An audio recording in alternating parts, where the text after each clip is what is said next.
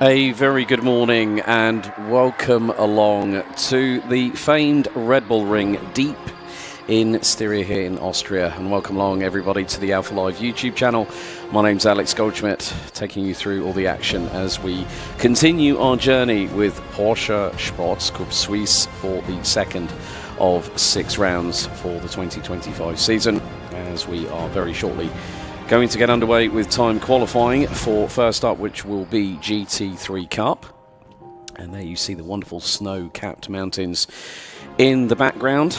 And Spielberg itself was declared a city back on the 1st of October 2009. The Red Bull Ring originally was opened back in July of 1969 as the Österreichsring, then became the A1 Ring a little bit later on in its lifetime, before the impetus and the heavy investment of the late great Dietrich Mateschitz meant that this circuit was reopened back just 14 years ago and is now the circuit that we see here.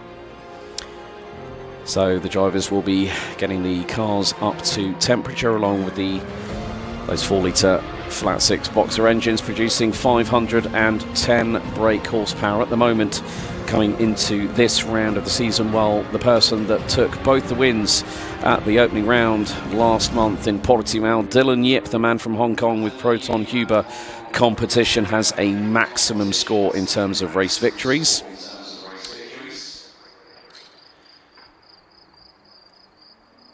So this particular circuit measures just over 4.3 kilometres in length and turns in total 10. Track limits have been also a talking point. Of course, there have been this was mentioned in the drivers' briefing yesterday. So there are drivers that are going to be on their outlap here at the circuit. Jeremy Siffert from Switzerland for Fach Autotech in the number 54 sets the initial benchmark, but we were running quite a lot quicker than that in the free practice sessions yesterday. We did actually have a big incident where the steel barriers on the outside of turn number 4 heading down the hill from turn 3 were actually repositioned onto the other side of the circuit and required significant repair. So the steel fencing was taken out of its ground post quite literally, and there was an extensive red flag, which meant that the Cayman Cup drivers in the GT4s and also Porsche Sports Cup Suisse Classic that joins us for their opening round out of 4 this season had to forego a session. So we will have qualifying for all 4 respective classes. And then we will, before the lunch break, have our opening race of GT3 Cup. Then the lunch break approximately due to take place at 12 noon local time before we go underway with GT4S Club Sport, aka the Cayman Cup. And then we have the Classics, which includes the wonderfully sounding 964, derivative of the 911. And then on your screens we have Andreas Marti and Albert Inderbitzen.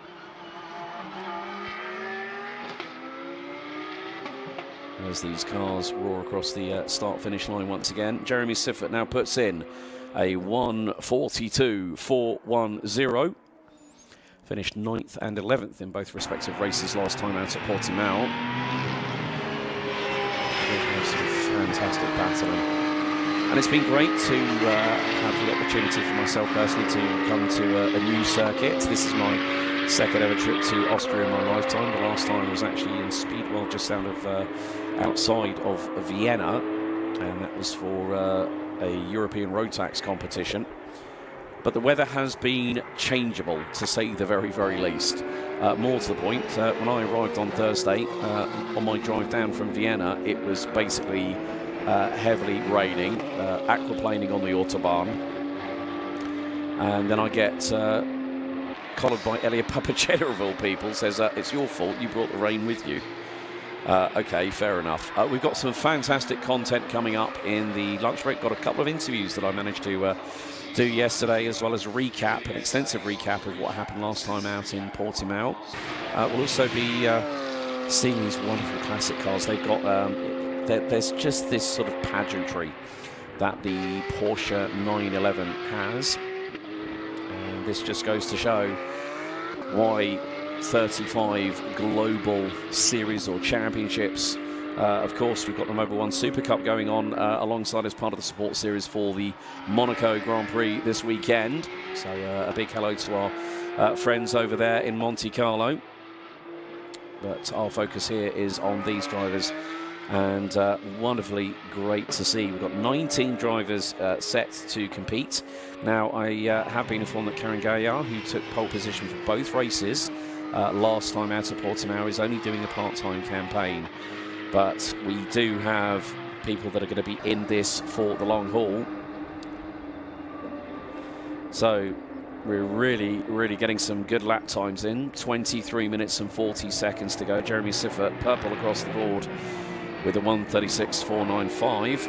Ernst Albert Inderbitzin in the number 9 and comes out of turn 10 and goes across the line, puts in a 1:36.658, so very close. 0.163 of a second separates Inderbitzin from Siffert. Andreas Marti improves, puts in a 1:41.2. So we are greeted with a lot more blue skies up above here at the Red Bull Ring. Some of the drivers making their way. Well, this is car number 9, Inderbitzin. And as you can see, as a tradition here in Porsche competition, you see the national flags of the drivers on the B pillars. There are a couple of drivers moving from side to side, so we are not even a tenth of the way, or not even 10 minutes through into this session. A lot of drivers deciding to wait until the tail end. Now, the format for qualifying is quite straightforward. The fastest lap designates your position on the grid for race 1. For race 2, it is the second fastest lap in the session that dictates it. However, we'll be focusing, or I'll mainly be focusing on what I can see from the fastest lap times overall. And there you see the Austrian flag on the entry to the pit lane. Now, drivers have been told in briefing that if they cross the white line, then it will be a deletion of the fastest lap time. If it goes into the race, it's going to be a stop and go penalty of 10 seconds. So a few more drivers coming out onto the circuit. We've got Thomas Winkler amongst them.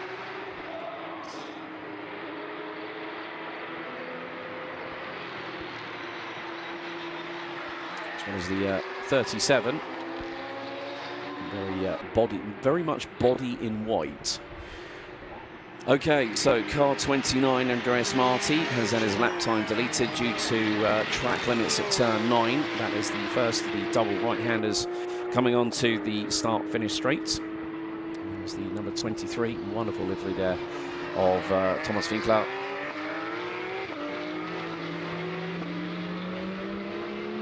But really good to have a few chats with some of the drivers this weekend, most notably Matteo Franco Segre. Originally used to compete in karting, but raced in the FX series, which he was in single-seaters. And he said, I wanted to get that first year in Formula 4 under my belt, just to get used to being in a car, you know, rather than having a kart. And I said, it's a bit of a different feeling, isn't it? You know, when in karting, your body is very much exposed to the elements, whereas, you know, you're cocooned in a car. Of course, he's got a little bit of he's got to try and mount a little bit of a comeback resurgence, has the youngster from Italy for DCV by the DCV by Ombra Racing Crew. Having that contact with Karen Gaillard in the opening race meant that he was out, and the team did a fantastic job of getting that car back onto the grid for race number 2, where he picks up his first podium of the season. So getting very close indeed. Ernst Albert Inderbitzin, 3/1000 slower than Jeremy Siffert. And now he's had his lap time deleted as well, just gone purple in sector 1. So Jeremy Siffert at the moment leading the way. Christian Karamuskia now up into P3 on a 1:37.053. So if you're watching live along with us. Please put your messages in the chat. We'd love to hear from you and give you a shout out and find out who you are supporting this weekend. There is Jeremy Siffert. Lovely to see that car in action as he's going to make his way down this very, very lengthy part of the circuit. You can just see this is going up into turn 2, then it's hard on the brakes into 3. You've got to be carrying the apex quite nicely through the corner. You're probably looking at first or second gear, as that is Gregor Burkhardt, I believe, the man behind Sports Tech Racing. And also good to catch up with Marcel Fessler yesterday.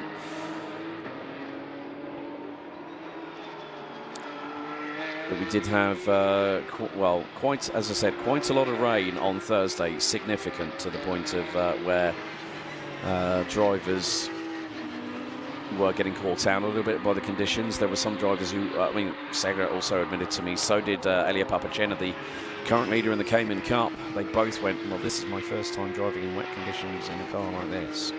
So you can understand there's that sign of trepidation, if you will. So Inderbitzin looks to be picking things up in terms of pace, and he has gone to within 91,000. So that just goes to show how quickly you can have a track limit, and then straight away you get your lap back. Dylan Yip yet to go out on the circuit. Neither has Peter Heglin. Matteo Beretta, who picked up 2 third place finishes in the DCV by Umbra Racing car. So Gregor Burkhardt now is out there. So is Daniel von Bolmus in the number 14. Peter Heglin is out. Emmanuel Quintieri is out. Ethan Ischer. Remember what weekend that youngster from Switzerland had in the number 21. 2 round the outside overtakes at Portimao. Car 54, Jeremy Siffert has just had his last lap deleted. So 1:32.898 is the lap time to beat so far. Joris Willems, yes, we are streaming we are doing the entire day, so we are streaming everything, qualifying, all the races. We will also have grid walks and post-race interviews as well.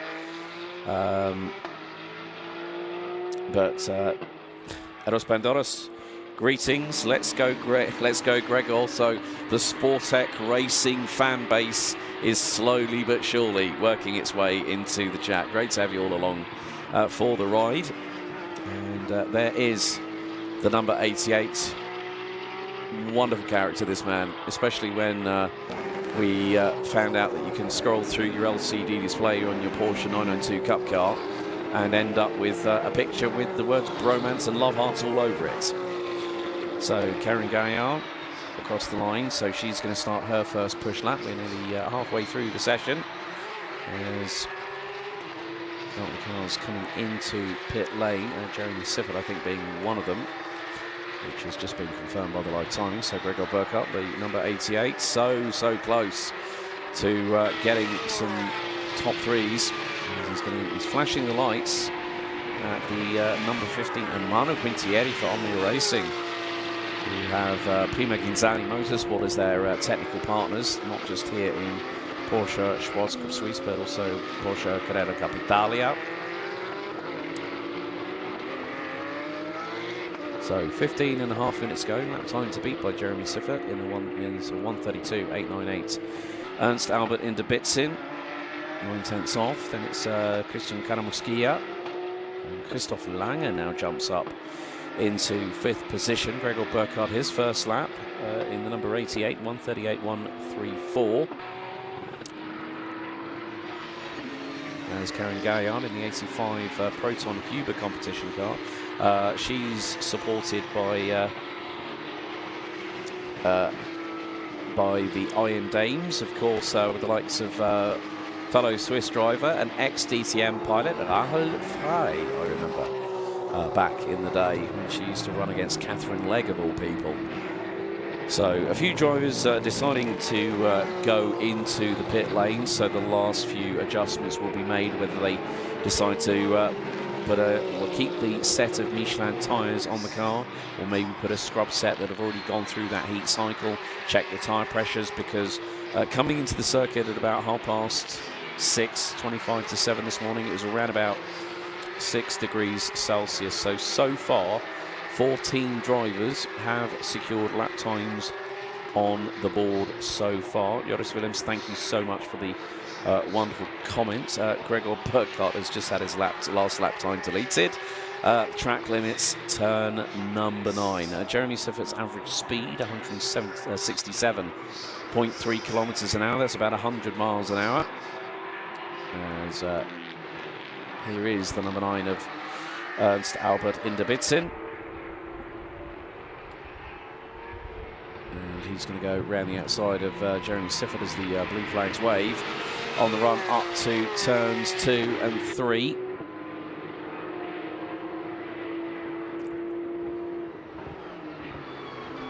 So Christoph Lange jumps up into 3rd place at 1:33.967, so puts him just under 1.1 seconds behind our pulses. And he's just gone purple, sector 1. So Christoph Lange, the number 7 from Germany, with Fach Autotech. Really, really good job. Sebastian Pidou, the number 20 from another of the Sportec Racing team, has just gone purple in sector number 1. So now is when we really see how things are going. And Gregor Burkhardt on that lap goes in provisional pole, 1:32.775. But is that another lap time deleted? It is, I'm afraid. Gregor Burkhardt is going to have that one expunged. So the person that hasn't really set a proper lap time yet is Matteo Franco Segre, who is out on the circuit. Goes 16th on his first attempt as the Italian.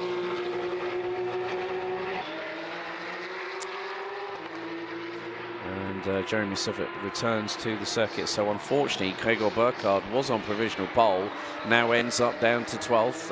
We have a change for second. Christoph Lange, 43 thousandths slower in the number 7 car than his teammate Jeremy Siffert. We've got a real good run on our hands here for time qualifying for GT3 Cup. So the first set of races will be 30 minutes plus an additional lap.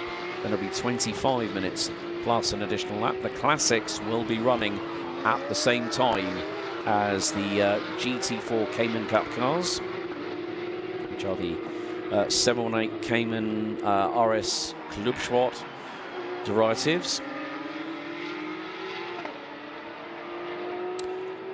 So the track is going to get a little bit busier here in Spielberg.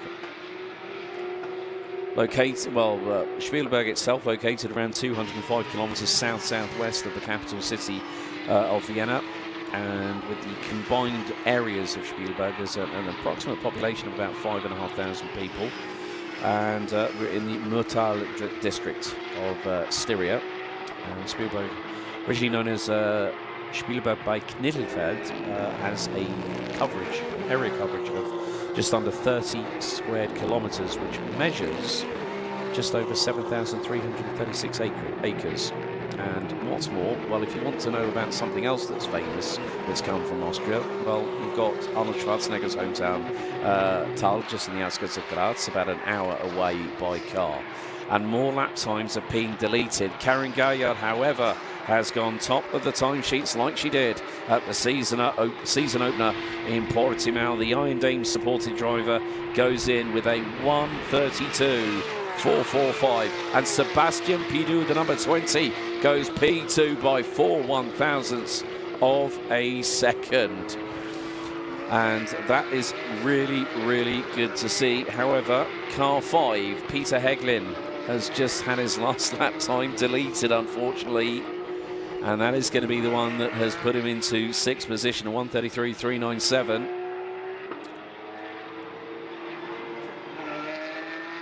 As they are absolutely flying down the start-finish straight here at Spielberg.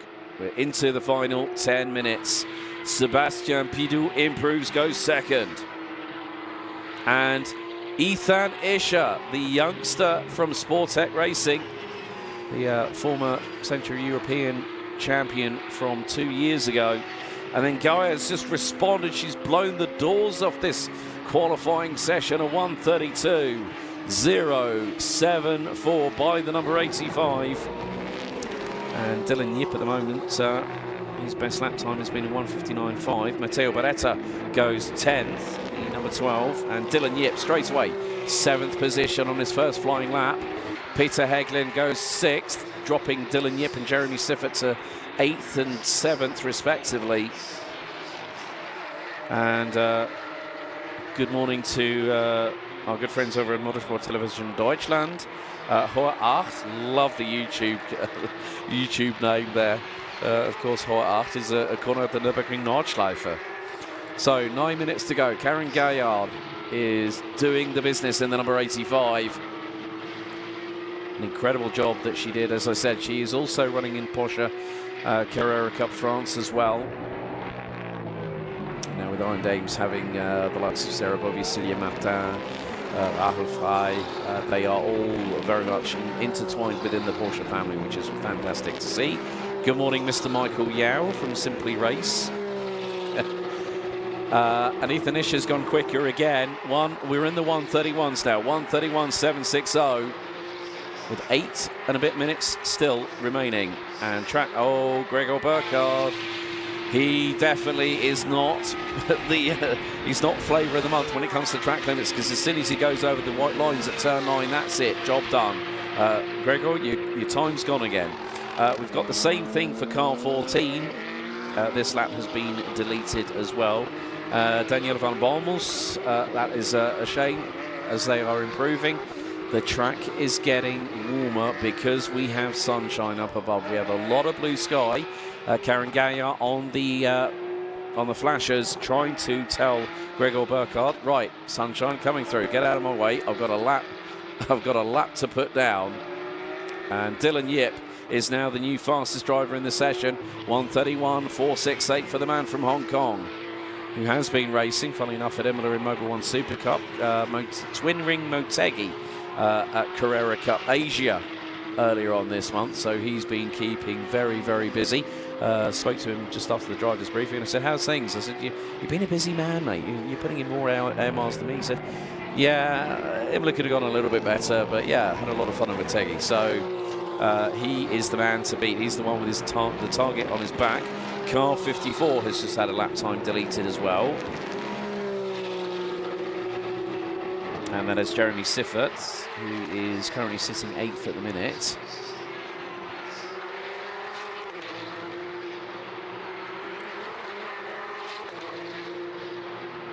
So Dylan Yip does a 1:31.468 on his previous lap. He's gone purple again in the opening sector. Can the man from Hong Kong take his first pole position of the championship season? Not an improvement in sector number 2. But he goes quicker again. Oh, big lock up. Left front by Gregor Burkhardt. That was into turn. That was, I think, going into turn 3 it was. And Gregor Burkhardt, he might have flat spotted that left front Michelin. It was a big, big lock up from Burkhardt, carrying a lot of speed at least 230 plus kilometers an hour. Just locks up the brakes. Yeah, that was uncharacteristic. So whether there's an issue, I mean, yes, unfortunately, that lap time has been deleted, but that was uncharacteristic for Gregor Burkhardt for Sportec Racing. But I think it's just when you realise you've gone past your marker point, that's it, game over. And if he's struggling with a little bit of understeer and maybe some vibration through that steering wheel, he's going to be better off bringing that car back into the pit lane. If they can change the tyres and he can get maybe one out lap and then get a couple of push laps under his belt. But Dylan Yip is doing what he can. Ethan Isher, Matteo Franco Segre, Karen Gaillard, Peter Heglin doing a sterling job in P5. Gaillard now goes P2, 0.233 of a second behind her Proton Huber competition teammates. But Gregor Burkhardt is going to tough this one out, and he's going to come across the line. And well, yeah, this lap was going to be deleted anyway because of the fact he was on. He went straight on, and the tyres, they were a smoking.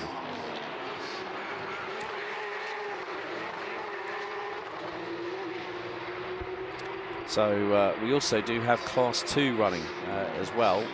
Josef Herbst in the number 37. And also we've got Mr. Günther as well. Not as in Günther Steiner, no. Don't get ahead of yourself, folks.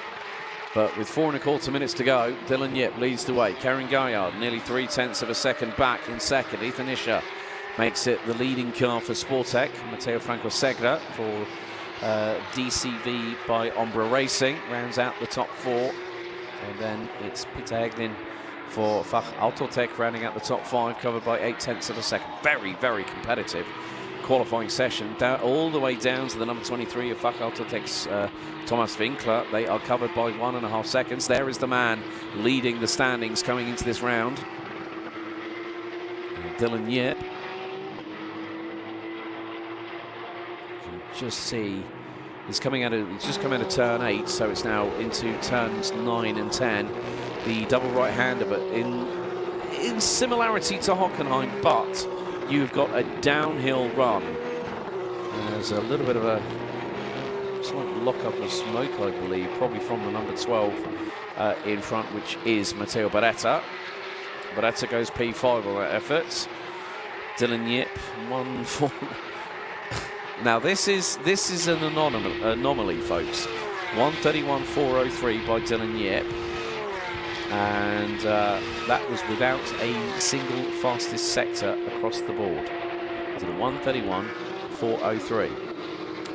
So, car 45, Matteo Franco Segre, lap time deleted. Reason, turn 9.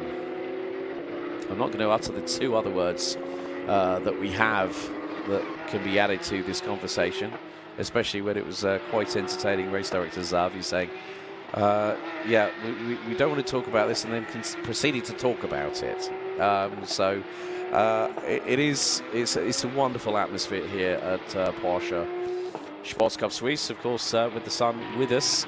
That is a lovely thing to see. 2.25 minutes left in this timed qualifying session. Dylan Yip is doing a stellar job at the moment.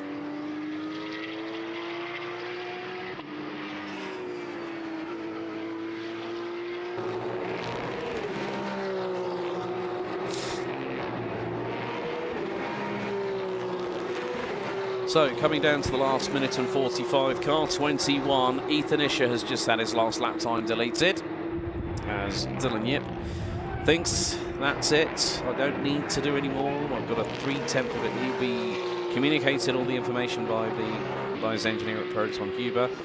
There is Karen Gaillard. Ethan Isher still out on track as well, so it's a case that there may be an opportunity of one more push lap. And when you think about it, when you think of tin tops, and I'm not just talking Porsche, but also other manufacturers, one of the biggest names that I remember back in the day, in the 70s and the 80s, a man by the name of Dieter Kvester, a real character, raced with the likes of Hans-Joachim Stuck back in the day when Central Europe went over to the Americans to, and this was during the fuel crisis way back when. You also look at a driver that also likes to be in a GT3 machinery, Lucas Auer, the nephew of one Gerhard Berger, along with Franz Tost, both at one point were the men in charge at Scuderia Toro Rosso, now known as Racing Bulls in Formula One. Karen Gaillard is now going to be up to speed at the moment. And on that lap, 1:34.542. She is now going to put everything on the line here in this final run in qualifying. She has got to be 0.3 to the decimal point quicker than Dylan Yip. So the first intermediate is going to be the telling point for the number 85. She goes through turn number 3, 23.127 for the Iron Dames backed driver. Ethan Isher goes slightly quicker. The checkered flag is out for the session, so 30 minutes of time qualifying for GT3 Cup has come to an end. Matteo Franco Segre goes ahead of Gaillard in the dying seconds of this qualifying session. And 2 personal best opening sectors in that one to go 15 thousandths quicker. Gaillard now has to see what she'll be able to do through into turn 7. Then it's the quick flick to the right-hand side through 8. 40.829. This is not going to be a lap time that's going to put her on pole position for race 1, but she is very much looking to be on the inside, and I think it might be the case she might have bought that lap on this particular occasion. Yep, dives right, and into pit lane goes the number 85, but Dylan Yip takes provisional overall pole position for race number 1. There's another lap time deleted. Last few drivers coming across the line. I think that was Ethan Isher. Oh no, Karen Gaillard's well, yeah, looks like yep, Segler's last lap time deleted.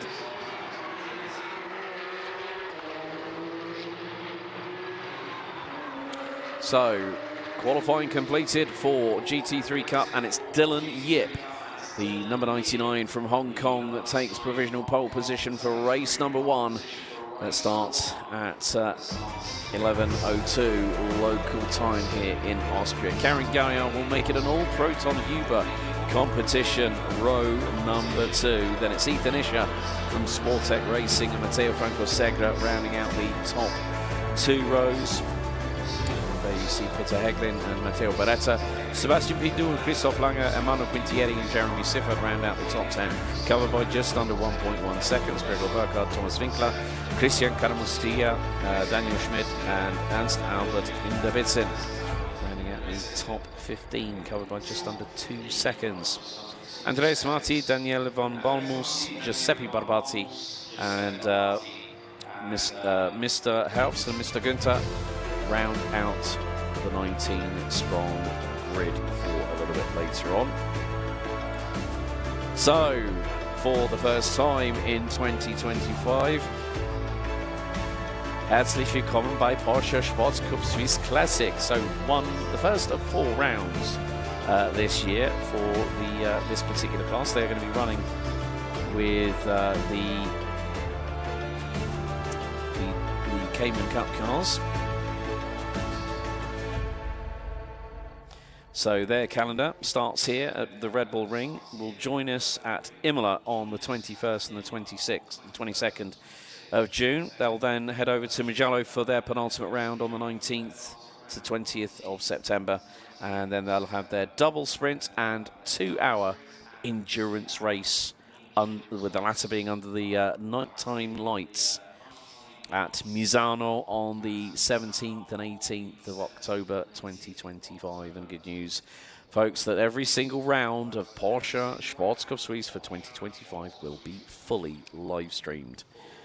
So we are just waiting until 9:05 local time here, as we have quite a few wonderful classics joining our Cayman GT4 drivers.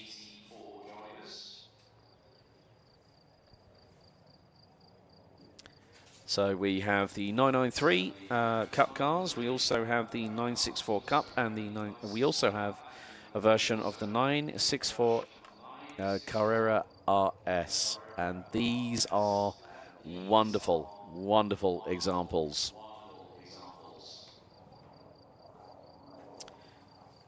So we'll have classes 10, 31 and 32. Class 31, it's the 964 RS from model year 1990 for the base model, the NGT, and the 964 Cup variant from model year 1990. Class 32, which will see the 993 cars in action. That will be the 993 RS from model year 1994. And then Class 39, which we don't have here this weekend, will be all modified variants of classes 31 and 32.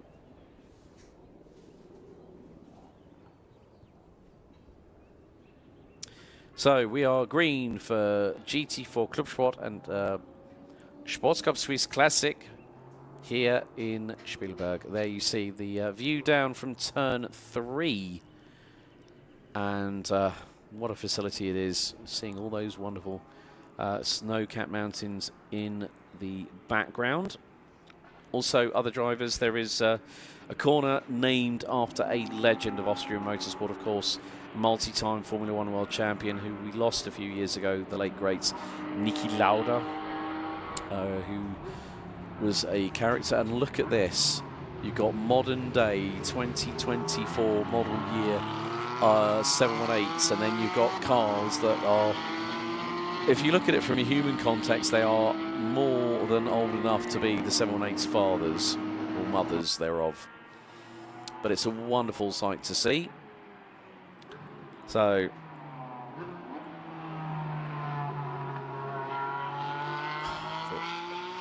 this just really brings, seeing the big old whale tails on the back of the cars, absolutely fantastic to see the classics as well.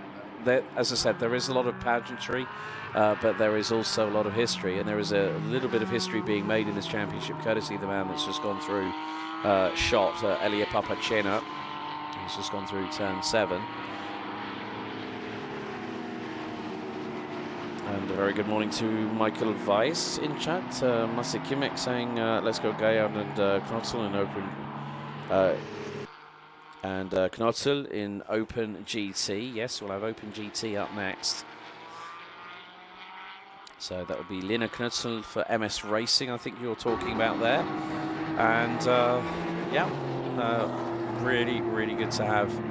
Now those are the ABS cars, and then you've got the 991.2 GT3Rs.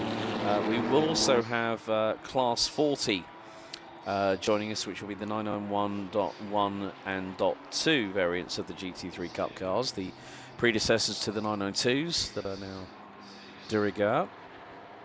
As the first few lap times coming in, Elia Papacena one in the 107 for Amag First Rennsport. There's the 344 cocking a wheel going into turn 3 or turn 1 on that particular occasion. And that is Good Schreiber for.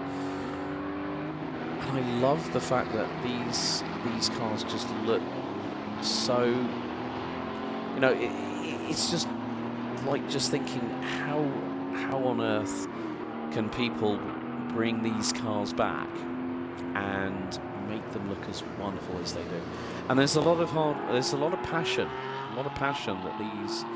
And it's not just the drivers behind the wheel who love this adrenaline buzz, but it's more the point of just going out there and enjoying what you're passionate about, what you love to do when you're away from the pitfalls of modern day life, and there are quite a few in many respects. But Elia Papacena has put in his first lap time, and he's about to cross the line now.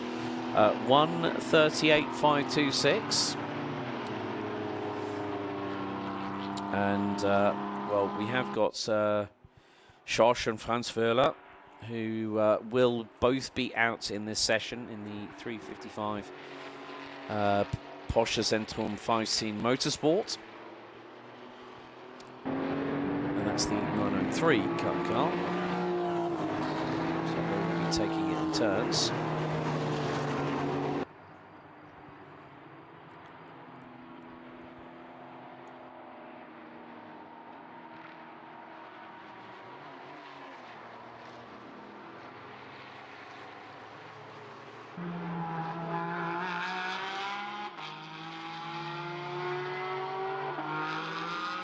So there is the current GT4 Club Sport leader in the standings, Elia Papacena.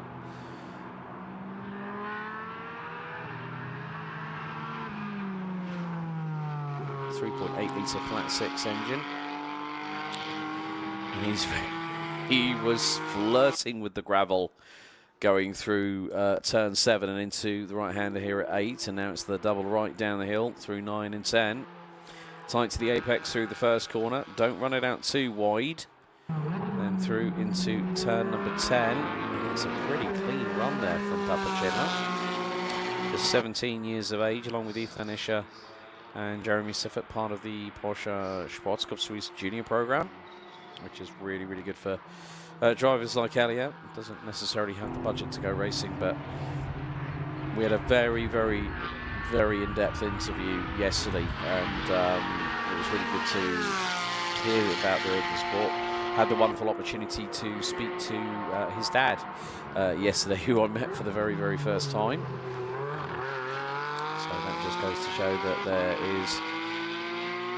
there's a lot of people behind the scenes. There's the unsung heroes, if you will, when it comes to these drivers.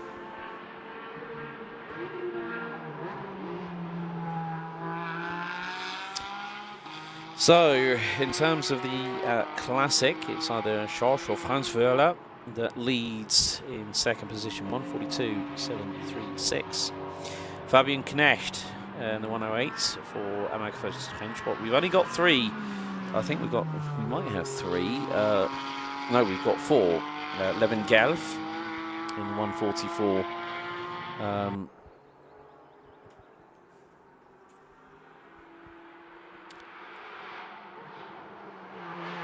So we do have also the returning Jovazek, who was with us at Portimao, had a difficult qualifying session. The car suffered damage to both front and rear ends, was trailered back in, and the car did not get out for race 1. Ended up coming out for race 2, but even that was no picnic. Oh dear, Elia Papacena, slap on the wrist. You've just had your lap time deleted on that particular occasion.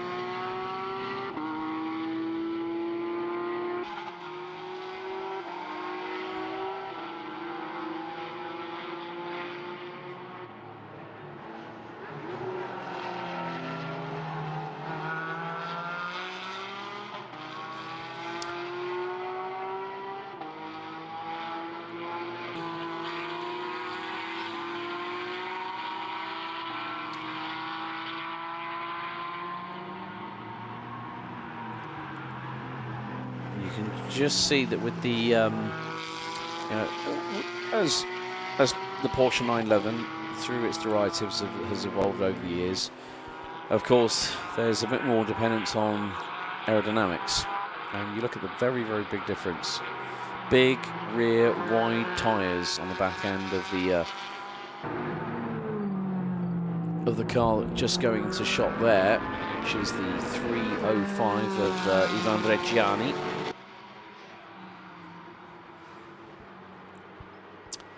And that is the 305 Redback Racing entry. And then you see the Amag First Rennsport car of Jovazek.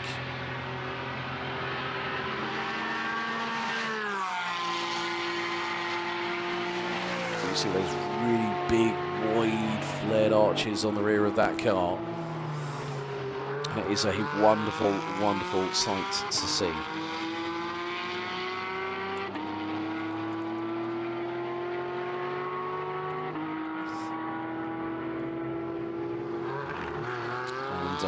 Funny enough, the 964, its last year in production was 1994. It was produced between 1989 and 1994. Of course, what Porsche have done over the years is that whatever the going model is, they will normally put that in as the car that will be utilised by drivers in the respective sports cups and Carrera Cups that take place across the globe.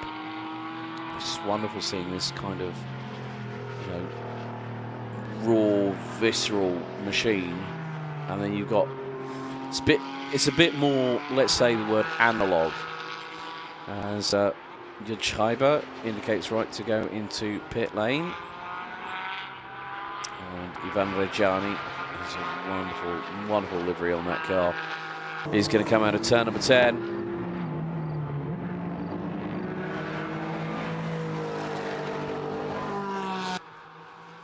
Now there is an offset with regards to the start line and the finish line. So Reggiani has been demoted to 7th as Elia Papagena fires it up the inside.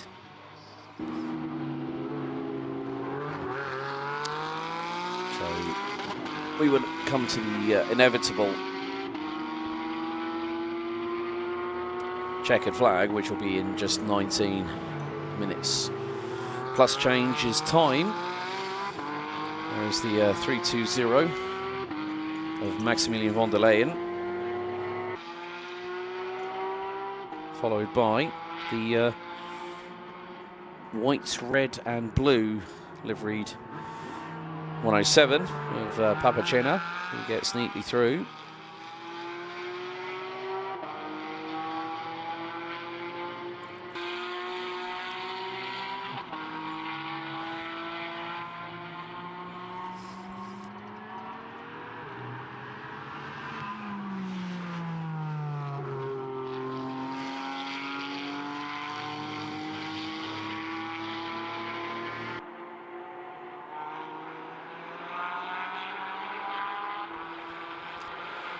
So everyone has set a respective lap time.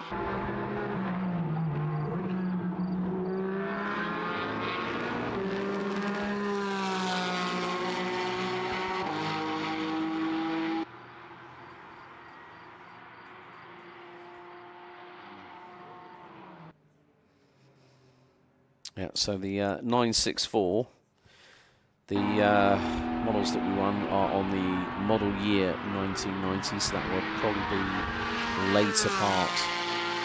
It depends on when, you know, manufacturers decide to call it. We're releasing it in 2020, late 2025, and we're calling it a model year 2026. That's what a lot of automotive manufacturers tend to do these days.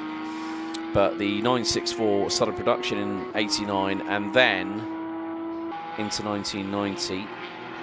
And then you would imagine that with the 993, it would be kind of the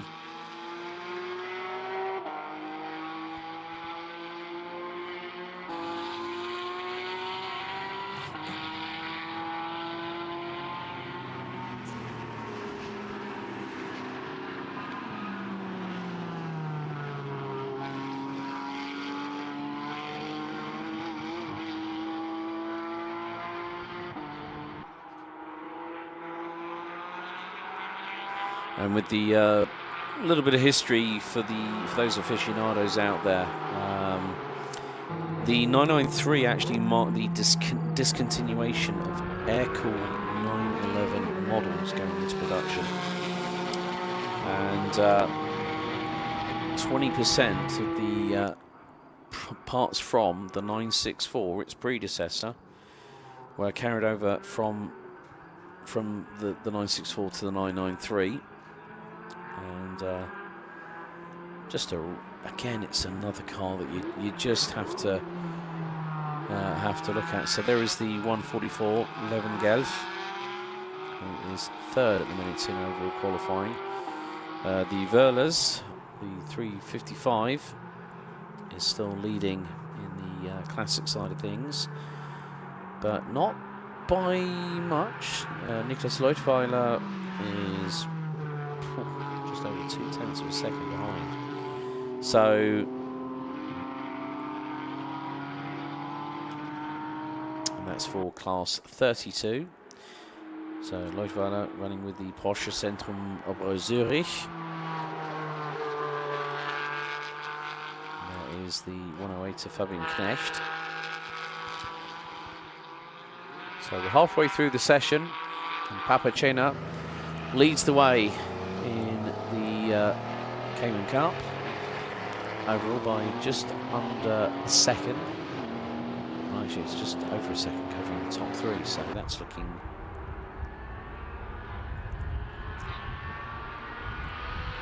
really, really close as things stand.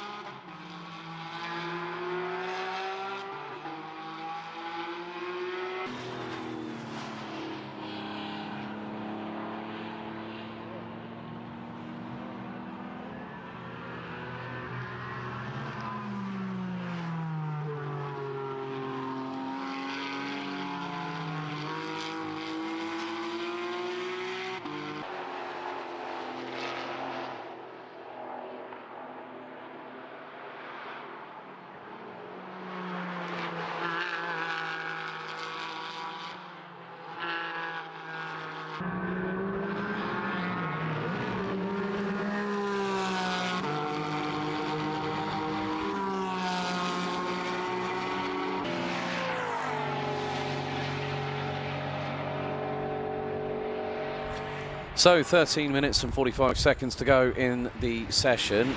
Oh dear. The lap time deleted scenario rears its ugly head again. This is for Levin Gelf, so his last lap, which was a 1:35.008. That has fallen by the wayside, unfortunately. As there is the 108 of Fabian Knecht keeping out of the way. Oh, that's a wonderful livery. Oh, that is the 327 car of Germany's Florian Schmidhuber. And that is for one of 3 cars, funny enough, with Kurt Ecker Motorsport. So at the minute, there is still plenty left in this session to run. But it's dependent on who is going to go for it, so who's going to give it a go and try and... Oh, well, I didn't know what to think with Levin Gelf's inputs there with the steering wheel, because I thought it was either... He was either going to snap the back axle around and end up somewhere he doesn't want to be, or it was just a case of, oh, bad night in the bad night in the office. That can sometimes get the better of you. So Levin Gelf crosses the line. There is an offset of around 120 metres, so the start line is ahead of the finish line. So when they come out of turn 10, it's going to be a shorter run to the finish line. You do see that at certain circuits. After this, we will have Open GT out for their qualifying session before we head down to our first grid walk of this weekend, as Schmidhuber pulls in the 327. That is currently running 10th overall in the session. So has come in Fabian Knecht. So there may be some final tweaks here or there and adjusting and seeing what they can do to help improve the situation. And sometimes when you get to a point in the qualifying session where you feel you can't extract that much more pace out of the vehicle, you either decide, well, what else can we do? What stone have we not looked under to try and get that, get the car, running as it should be? And sometimes that can be a difficult order for, it's not just the driver, it's also the team behind the scenes, the mechanics, the team managers. They also have an input, and especially if they're an ex-racer, there is nothing like having that kind of help in your corner. There's the body in white, 344 of Schreiber, making his way around the circuit once again. I just cannot believe how wonderful it is to have these cars on the grid.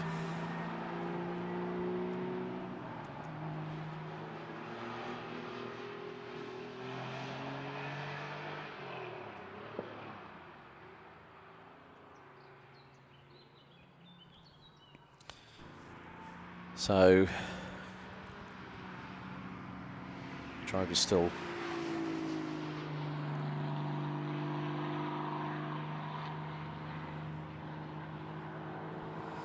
making their way around the circuit. A little bit more cloud cover starting to appear over the main start-finish straight. But at turn 1, there is bright, beautiful sunshine down there. One of the things that I'm quite impressed with is the scale of this location.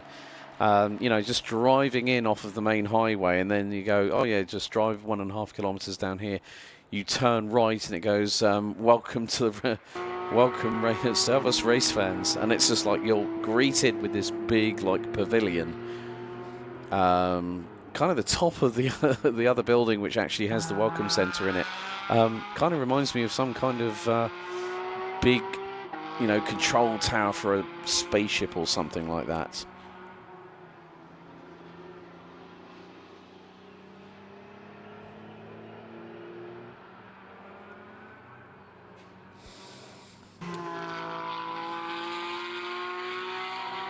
So we're coming down to the last 8 and 3/4 minutes of this session.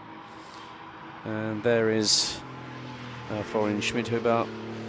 Elia Papacheno has had a lap time deleted. Levin Gelf has had a lap time deleted as well. So it just goes to show that you might push a little bit beyond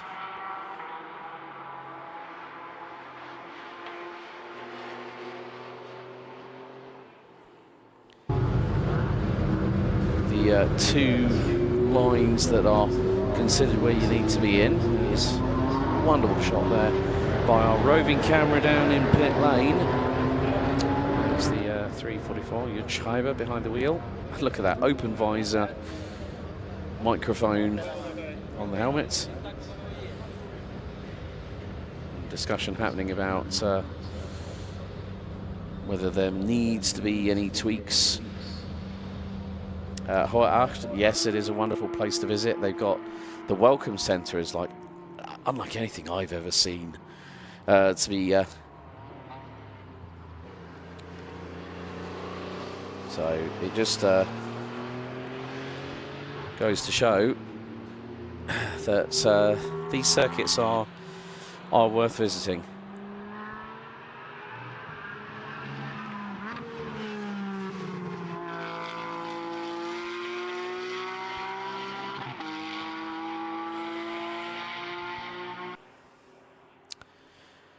And there is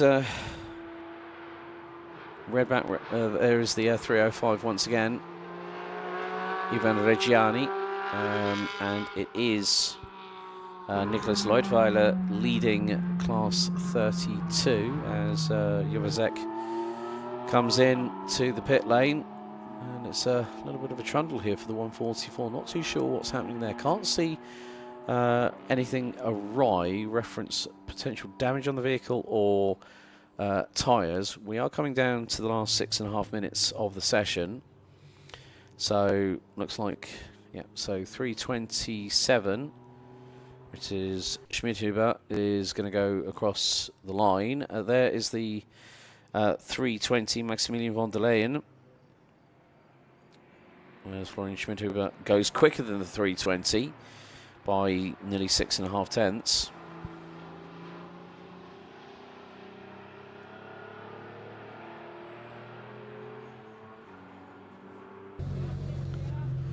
So tyre pressures being adjusted. And that's what you see normally in a pit lane when it comes to sports car racing. It's someone's got a digital tyre gauge in their hand. There's someone always with a clipboard, pieces of paper and a pen in their hand to go, okay, right, yeah, what's the tyre pressures? What was it last time? But it's great to see these classic 993s and 964s.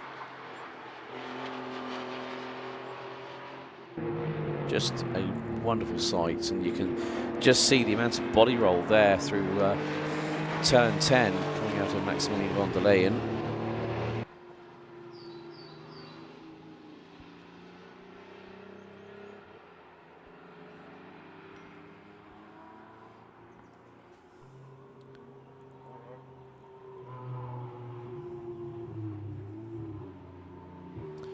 But Elia Papachena still leads the session on a 1:34.306. Jovazek, Levin Galf and Fabian Knecht. Those are your 4 drivers in the GT4 side of things. Nicholas Leutweiler leading in class 32, followed by Schorsch and Franz Wöhler. Then we go to class 31. At the moment, Kurt Ecker leading that one in the 311.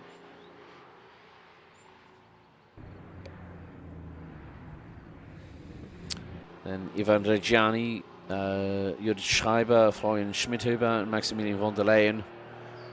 So We do have the 144.11 Gelf back out on the circuit, but some of the drivers might decide, well, we don't really need to put the car under even further mechanical duress. And at this point, you can kind of understand it, because we've literally got back-to-back races. 6 of them in a row. Well, 6 of them, 5 back-to-back. And it is going to be a very, very busy time within all the garages as well, because there's not just the fact that these cars are out on track does not mean that a team in this paddock stays still. There is always something to be done, and to be sorted out and rectified, whatever might be needed. And it's going to be down to the responsibility of somebody who says, yes, I'll take that on.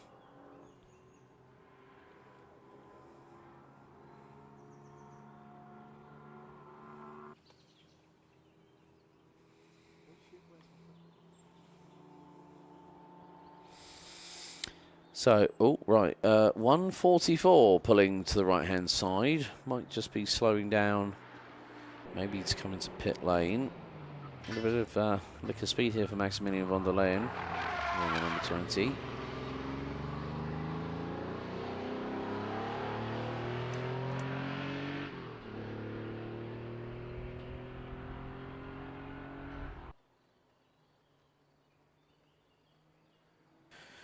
So, von der Leyen trying to improve from a 1 minute 49.935, and at the minute, with the opening sector not being something to completely write home about, there is still an opportunity to improve not just lap time but also position.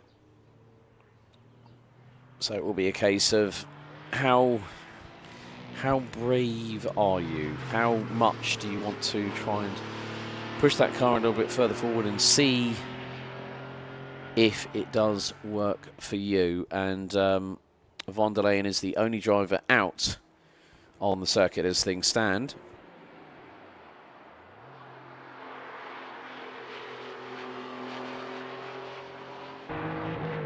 Looks a little bit racier. Look, you can see turning the car in, the right front wheel just goes completely off the circuit, and it's a bit like a horse rearing backwards, but will only use one hoof to attack.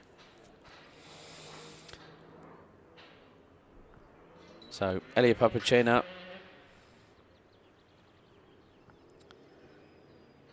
in that qualifying session nearly a second quicker ahead of Jovazek, who in turn was 53 thousandths quicker than Levin Gelf. Fabian Knecht rounds out the top 4, covered by 1.3, well 1.2-ish seconds. And Niklas Leutweiler rounding out the top 5 in the 322.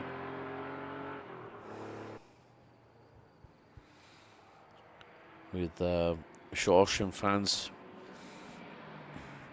Verler rounding out the remainder of the drivers.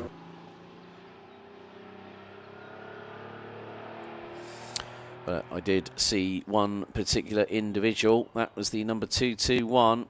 Eric Santos from Brazil is getting ready and geared up for their qualifying session, which will be happening just a couple of moments after this session for 964 Club Sport and Classic qualifying.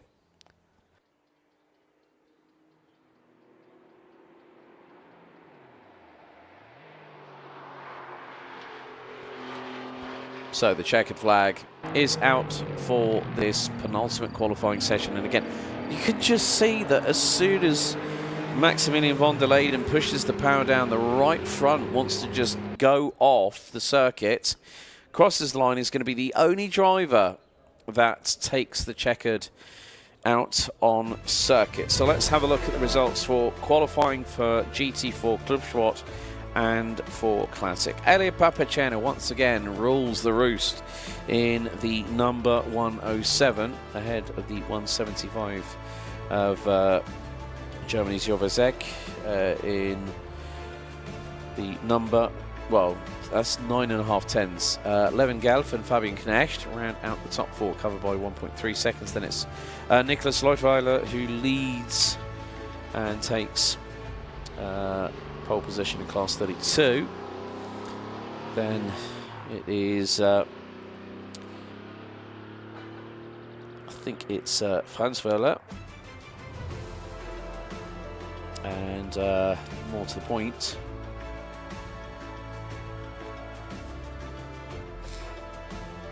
we have got Kurt Ecker, Ivan Reggiani, Jörg Schreiber, Florian Schmidhuber, and Maximilian von der Leyen rounding out the 11 strong. And very shortly, we're going to get underway with our last qualifying session here for round 2 of 6 of Porsche Sports Cup Suisse 2025 GT or Open GT. There are 33 combined vehicles that are now going to start to make their way to the end of the pit lane. And this is incredibly competitive. After the opening round at Portimao, Sebastian Schmidt for Porsche Zentrum 5 PZ 5 Scene Motorsport took both wins in category 21. It was wins apiece overall, but also they picked up the wins in their respective classes. Class 23, Stefan Heim for in that wonderful 991.29 GT3R, and Rod Christie in the Martini liveried 299 car leads class number 24. So this is going to be a very, very busy day. And there you see the 226 lined up and ready. That is going to be John Jastrzemski from the United States of America.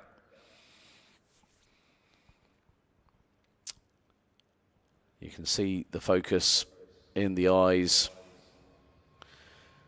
There is the 222 from the state of Qatar, Ahmad Al-Madi. So good to have Ahmad with us. In some respects, someone whose ASN is the Qatar Motoring and Motorcycle Federation. And this is, trying to catch the number, 225. Nicholas Kaiser, 223. Marcus Gratian from the United Kingdom. But with dual nationality, of course. And there is Max Mutschlechner's car, the 216.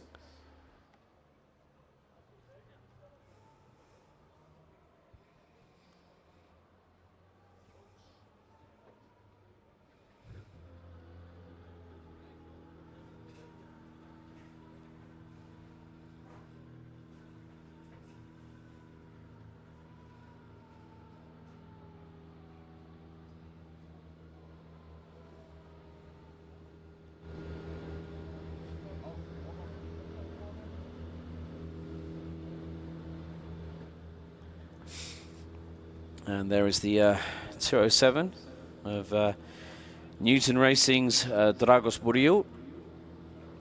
So we have, okay, 27 Class 21 cars. These are the 992 GT3 Cup cars with ABS. Then we have 2 Class 23s. This is going to be qualifying, ladies and gentlemen. So green flag is given. The lights are green at the end of the pit lane, and we are going to have a lot of activity here in this session. And there are a few drivers that are going to be waiting and chomping at the bit. We have got...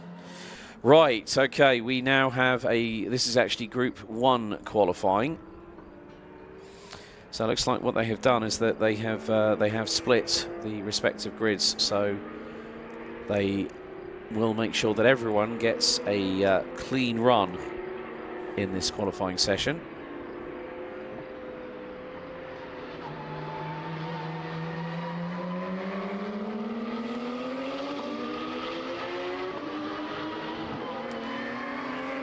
So in this opening session, we have the following representation reference nationalities: Austria, Germany, Italy, Romania, Brazil, Qatar, the United Kingdom, the Dominican Republic, and the USA in this session.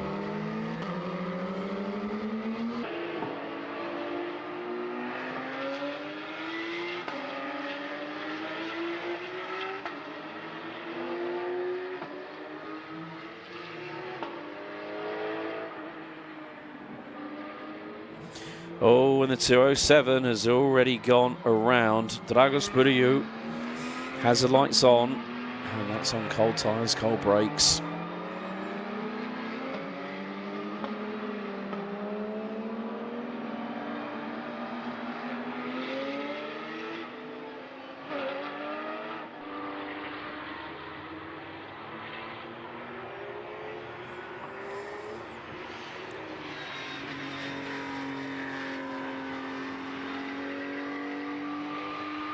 So, in these first crucial laps of qualifying,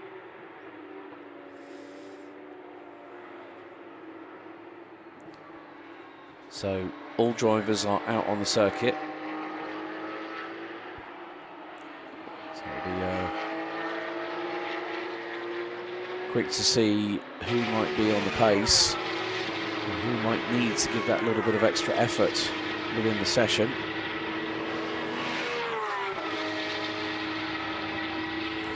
So the first few opening sectors are coming in now that drivers have been on their out lap, and that's going to be the first 8 drivers that ventured onto the circuit. About 9 cars. And sometimes in qualifying this will be the case of getting some track position. So maybe that little bit of slipstreaming might assist. So let's have a look at the replay coming down. Now this is going to be turn 4, and just swings the car in, and it just I think just maybe a bit too much of a swing on the steering wheel. And it just has that cantilever effect, whether if you throw the steering in a bit too hard and a bit too quickly, what can then transpire as a direct correlation is the back end is going to want to swap ends with the front.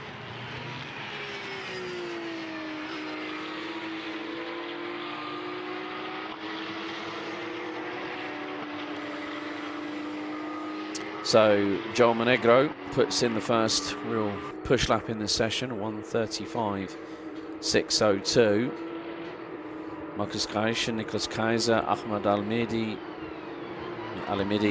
John Jastrzemski, they have set lap times so far. Monegro going quicker still. Vabishvili, that's the driver in the 218.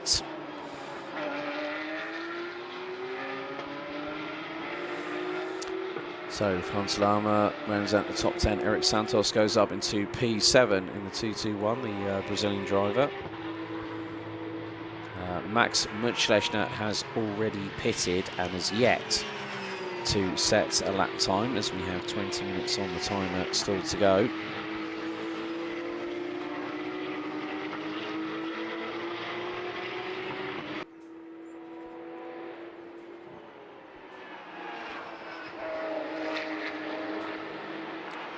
Sometimes you can get away with going to the inside curb into turn 9, but you don't want to take too much impact, especially when the contact patch has that little bit of vibration going through it, and all of a sudden that can then permeate through to the shock absorber, the spring, any seals that might be holding relevant and crucial fluids to that suspension, keeping it where it should be. The 217 has just had its lap time deleted. So has the 225. And It's Nicholas Kaiser.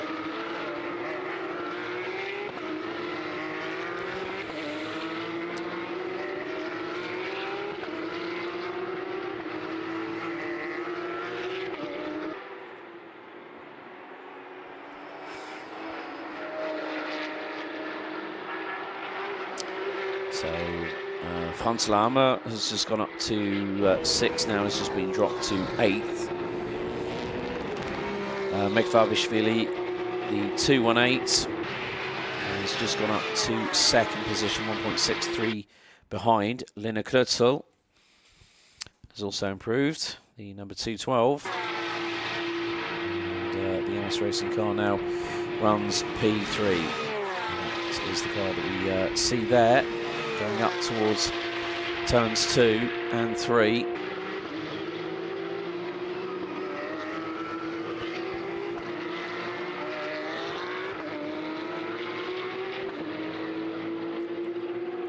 So, are there going to be any further improvements? Joel Monegro, 224, goes 1.1 seconds quicker. Ahmad Al-Mahdi from the state of Qatar, now 2nd, 1.1 seconds off, and then a further just under 2/10s back to Marcus Gratian.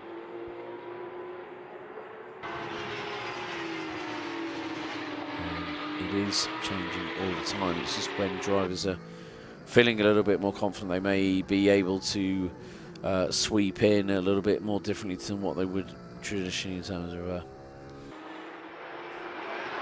of being on a racetrack. And that just goes to show how quickly things can change.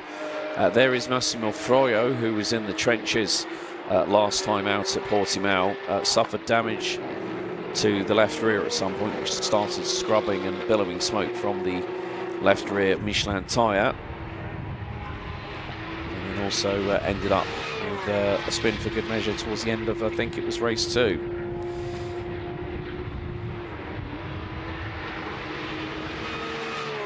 But Massimo Flora getting a little bit of a toe up the hill by the 2:16.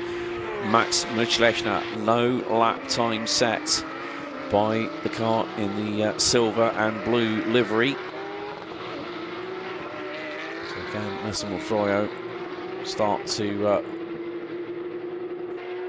be dragged along by the 2:16 as Zeljko Dirmic goes to the top of the timesheets, and by 75 thousandths of a second. Zeljko Dirmic for MS Racing, 1:32.314. It's a pretty good lap on that particular occasion. Massimo Froio, 1.7 seconds down, runs at the minute 9th.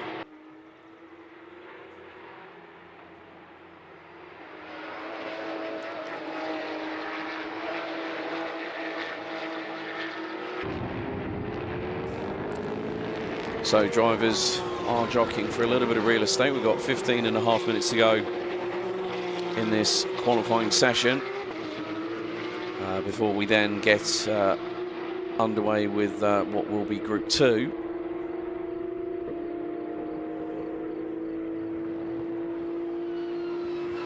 There's the 214 of Franz Lama, now making his way around the circuit for another tour.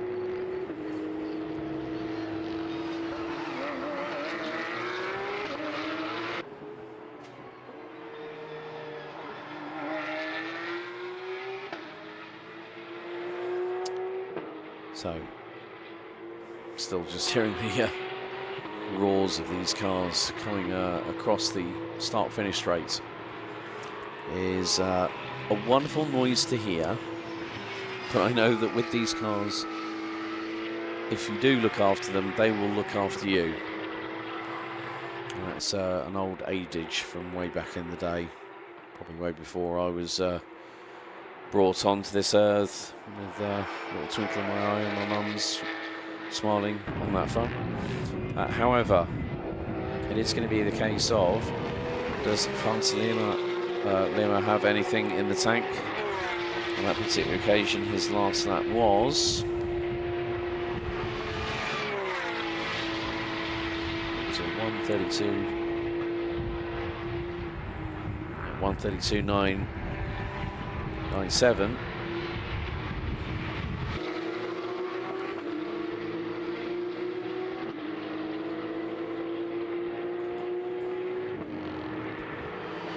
So Joel Monegro leading the session again. He's just put in a 1:32.117.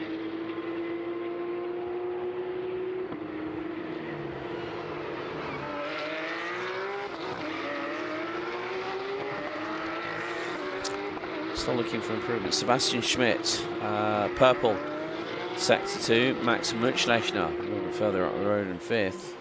He is not mucking about.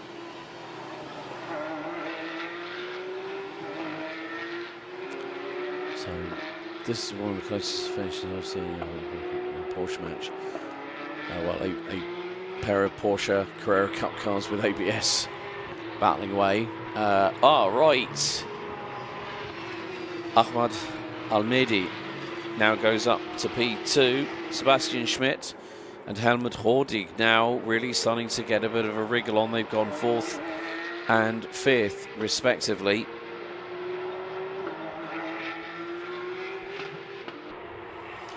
Down in pit lane, 207 is in there.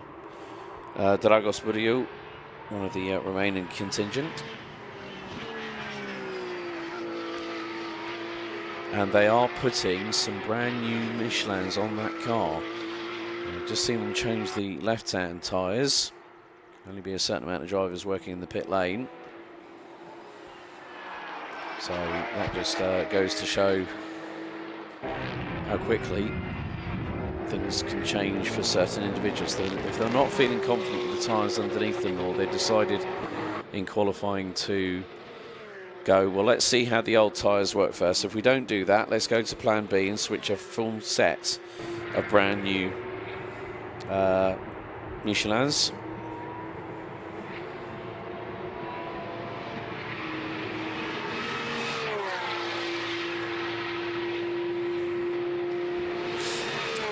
And it has changed again. Well,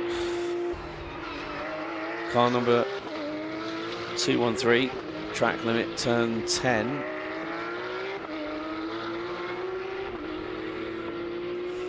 I think I'm going to lose the amount of times I see at the bottom of the timing tower, track limit slap, deleted, and be like, oh, okay. I can see where this is going. But every driver knows, through whatever bit of motorsport they've been into, whether they've started in, like, say, karting as a 5 to 6 year old, or maybe what you were able to play at that point.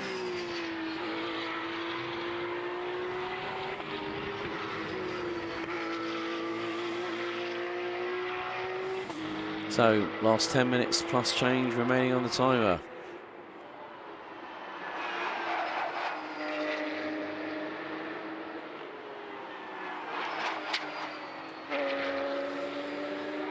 So here's the 222, I believe.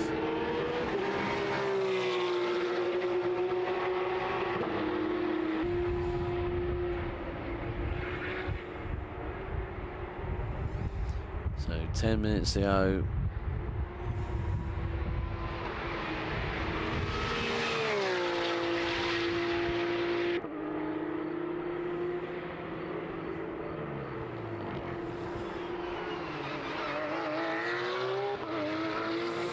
So more cars coming down pit lane. It was the 223, I think.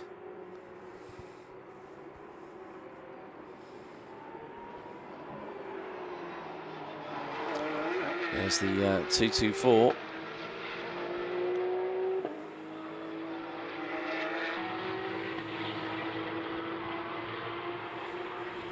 It's just a symphony of cars just roaring past the garbage. There's just nothing quite like it. But we are seeing some improvements from some drivers. It's not always that easy to get them to either share or read it along with you. Oh, who is that? 224.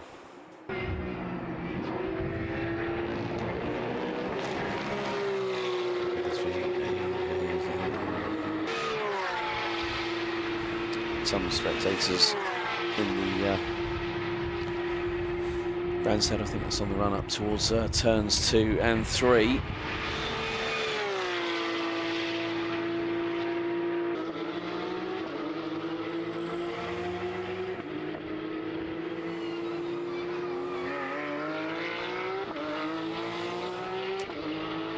So still some drivers making improvements, others making crack.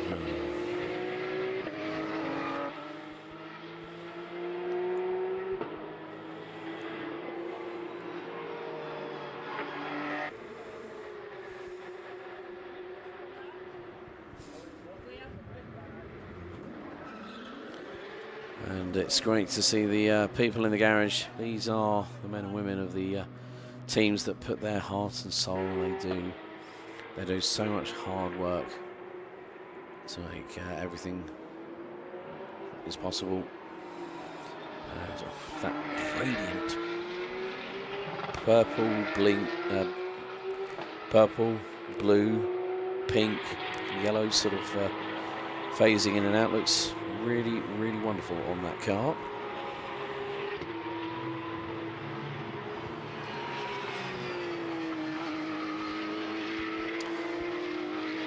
It was quite interesting seeing on the Open GTs how they actually access the flat 6-boxer engines. So when you look at the not the Cup cars, but the GT3, let's say the 901.2, the panel is actually movable to the point where it can actually clear that big old rear wing on it. So, but with regards to what we know about Porsche, there's something that some people say it's a bit of a muchness, or you're just too brand loyal. Yeah, there are people in life like that, but don't do anything untoward. So 6.5 minutes left to go in the.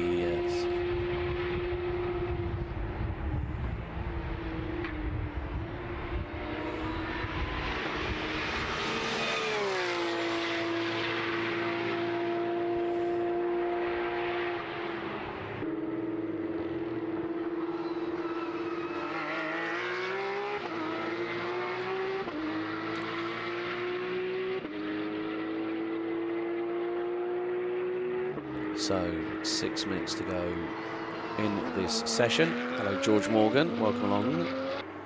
Managed to get a bit of time off, have you, my friend?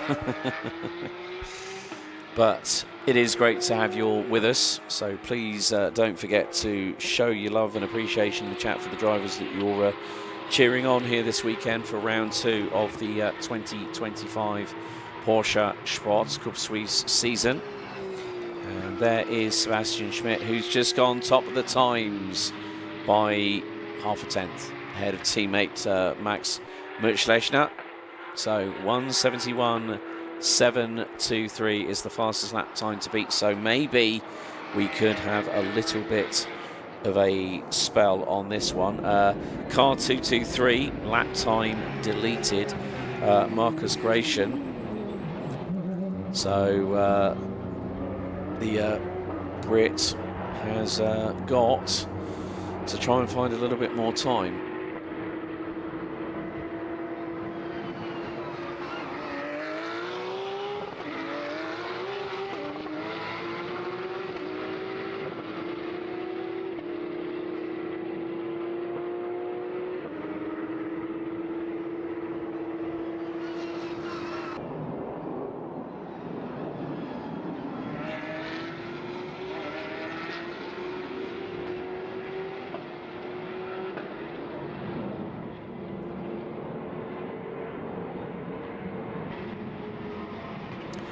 So 4 minutes and 20 seconds in this session to go. So there is a little bit of love in the chat for Lina Knurzel, the Austrian driver, in the 212. 217, the pairing of Perian and Dinescu, the Romanian pairing. They've just had their Lap time deleted. Massimo Froio has just gone across the line. His was an out lap. Franz Lama has just gone into pit lane.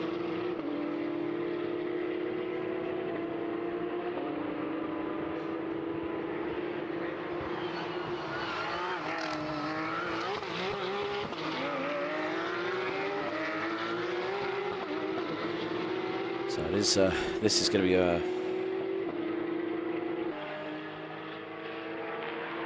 this is a very, very close qualifying session. The top 12 covered by just over a second.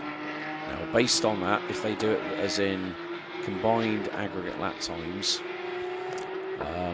well, Sebastian Schmidt is going to be the one with the target on the back, mainly because he's done a 1:31.723. And it's dependent on who does what. Now, the thing is that Open GT pole position is open season. It can be class 23, it can be class 24, it can be class 21. So you'll have Stefan Hahn, you'll have Rod Christie in there as well, more to the point.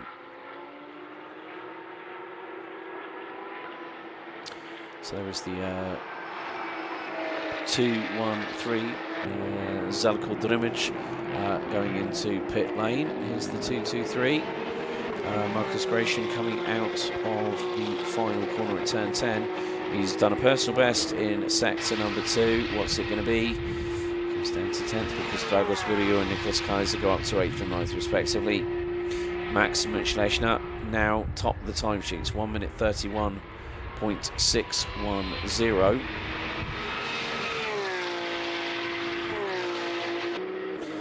In car 217. Oh dear, I don't know which noise to put. Family Fortunes, you know, like or that wow. As soon as I see turn 9 in the message, I'm just like, okay, I know exactly what's that for, or what that is for.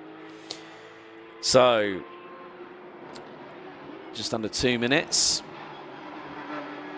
and we will be. I know exactly what will be happening. We'll have all the cars waiting at the end of the pre-grid. Sorry, at the end of end of the pit lane. I'm trying to get my words out right this morning. Then it's a steep there's a steep ascent to the inside of Niki Lauda corner at turn 1, and then you've got to be very, very careful, and they cannot cross the white line in the incorrect manner, let's say. Now, this being here going into the pits, as we see the 2-2-3, Marcus Gratian's not going to go out. I know he's going to call time on that. Massimo Froio still chomping at the bit in the number 205. And can he improve from just under 1.3 seconds down? Not too sure.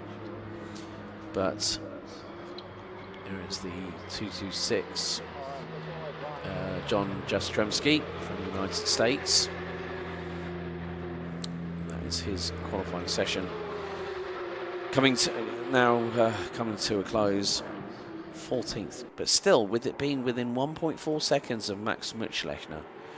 I don't think it's too bad, really, because what we do tend to find is within Porsche is that there's very much a parity where it's like, here's the equipment, sticker it how you want, bring whatever drivers you want, but leave that car as it should be. And this is why I like the performance models of Porsche. So, timer is counted down. We have hit 0 officially in this qualifying session. I'm just wondering whether there are going to be a couple of cars that might decide to either stay out or...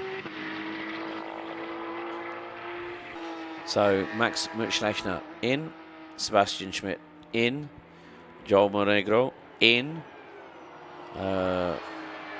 Helmut Rodig in, Zeljko Drmic in, Dragos Burio in. Here comes Massimo Froio as well.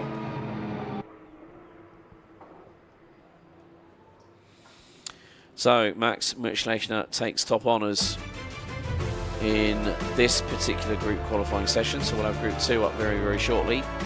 So Max Muchlechner, Sebastian Schmidt and João Monegro round out the top 3 in the session so far. Ahmad Alimadi and Lina Knutzel round out your top 5 in that session. Then we've got Dragos Burio, Niklas Kaiser, Marcus Gratian rounding out the top 10. Franz Lehmer, Marabi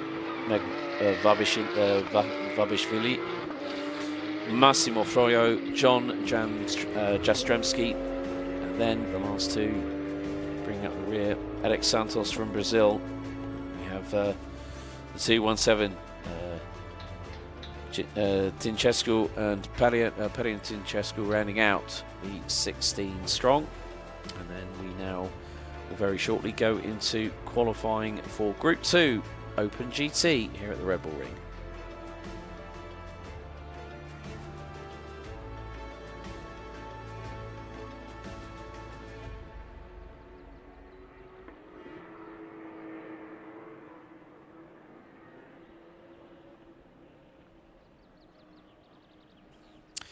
So there you see in the background the wonderful Styrian countryside here at this fantastic facility.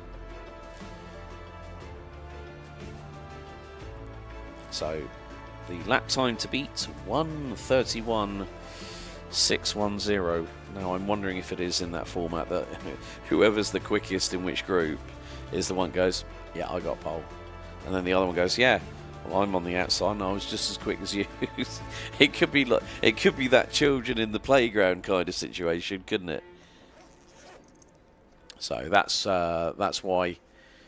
But it is just a wonderful expanse, and to see the sunshine beat down, you know, seeing the snow-capped mountains in the background, it is a wonderful thing. And there it is, the 299.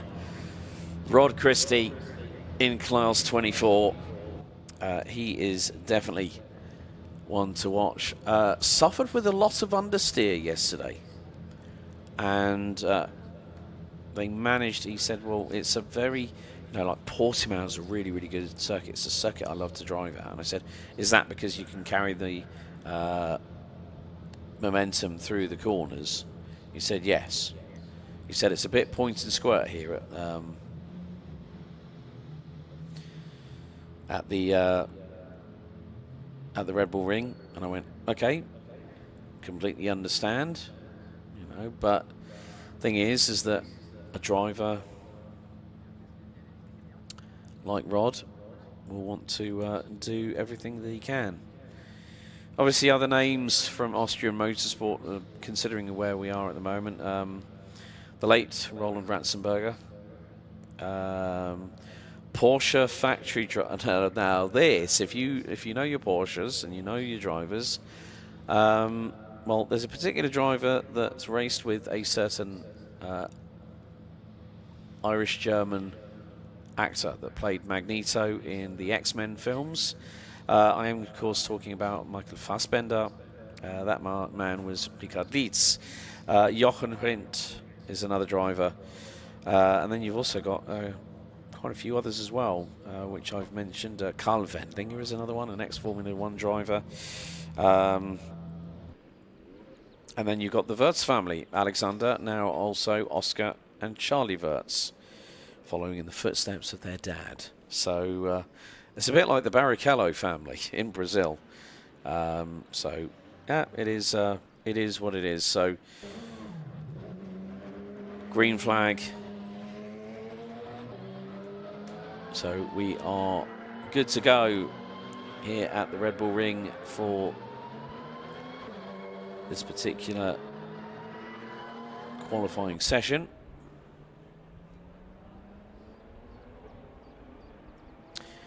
So 32 cars in total, 16 out in this session.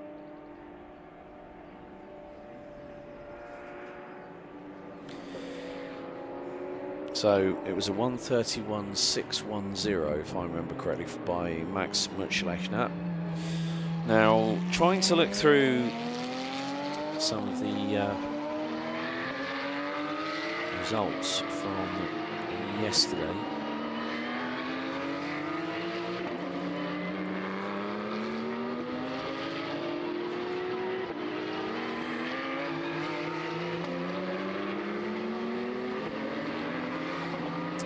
So everyone has, well, a lot of people, Pierre Arret in the 234 is not out. Now that is a car that I think did not join us at Portimao.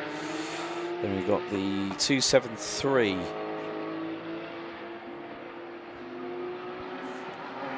And that is going to be the Sportec racing car run by Richard Distel, who will take part in race 1.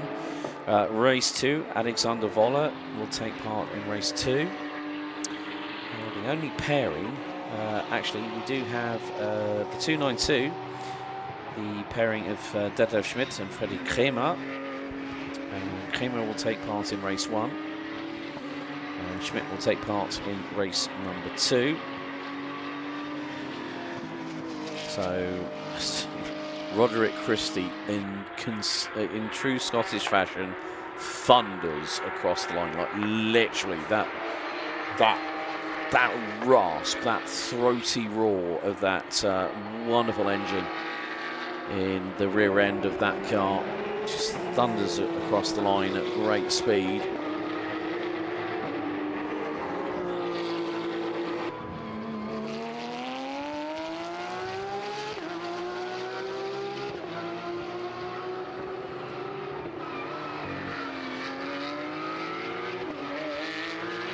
So, in order to accommodate the cars for GT Open, what they have had to do is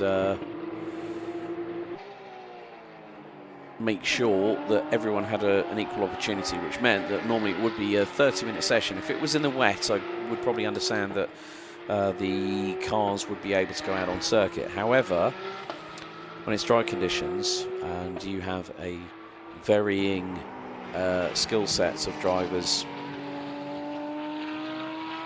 and it is always going to be quite difficult.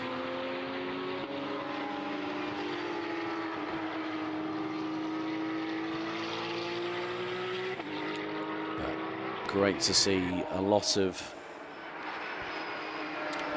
cars, so 32 in total. So just to let you all folks know that we've had to shorten the qualifying sessions for Group 1 and Group 2 for Open GT, just so that everyone could get in and have their opportunity at qualifying. I think at the end of the day, it's all the case of just assisting those people and saying, well, if you need a hand, here I am. Let's just, you know, work together. And look at that car. Look at that. Now, hopefully, along with the 299, I'm looking forward to seeing when Stefan Heim's number 291 Class 23 car comes out.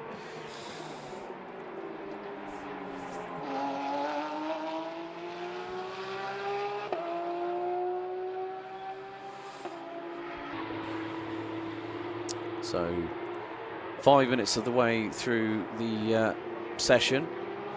Of course, there have been pictures teasing of a new GT3R in development, and Pierre Arret in the number 234.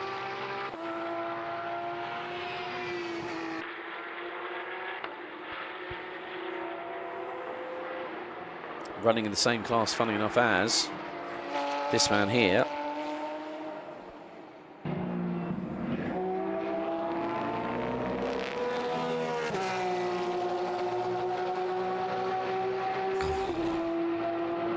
It's just one of those things, you hear a car like that,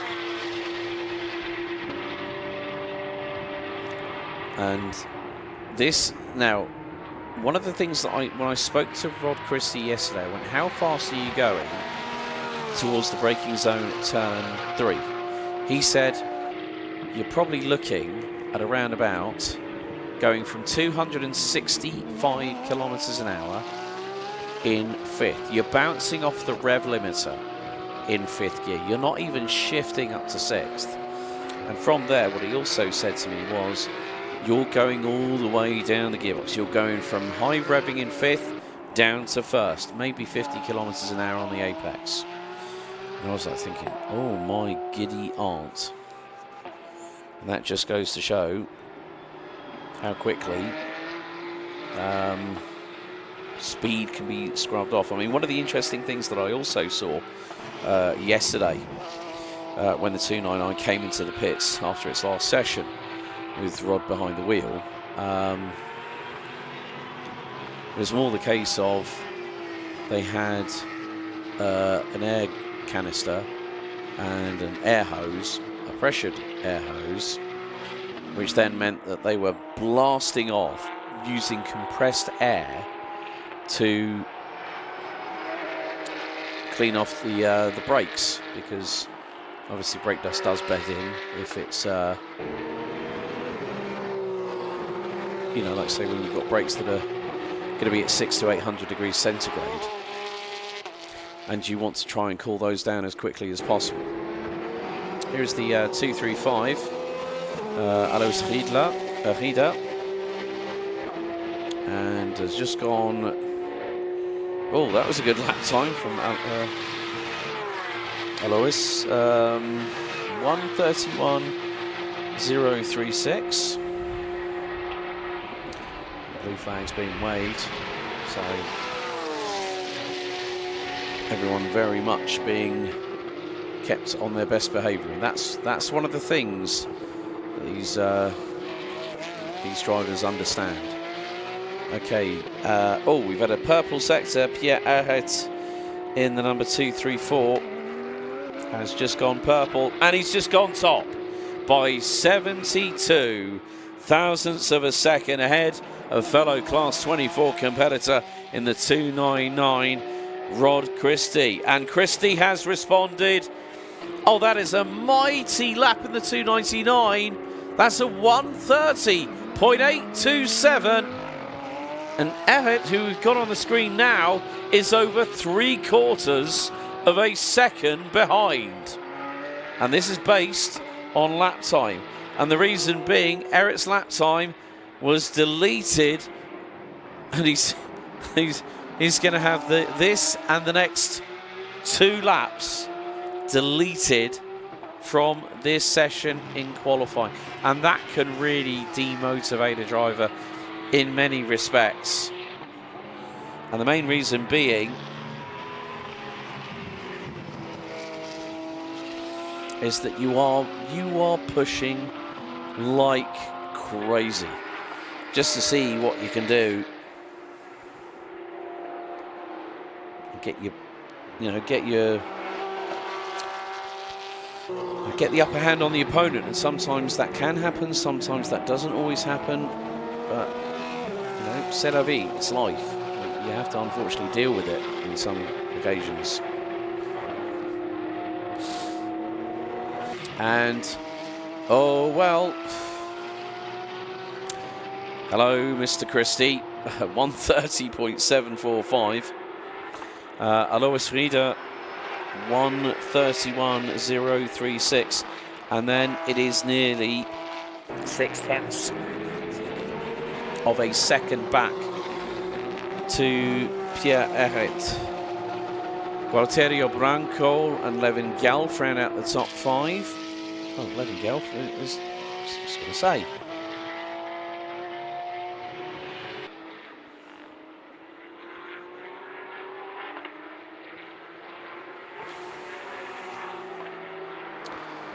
There is the 235 entry.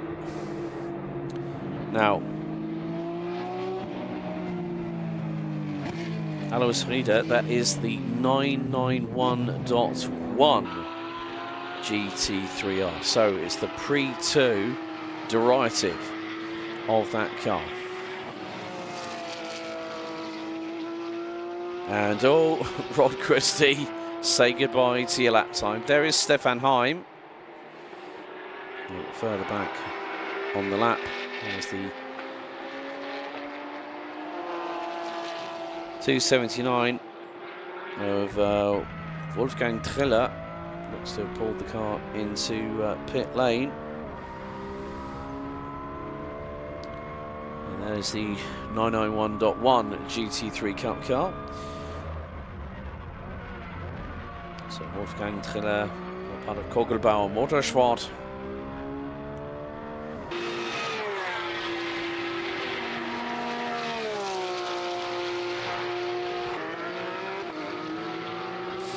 There is the 291 Stefan Heim. This car, thank you to Mr. Adam Weller for correcting me post-show. It is the car that took Ayashan Guven and Christian Engelhardt to the Vice Championship status in 2022 in the ADAC GT Masters.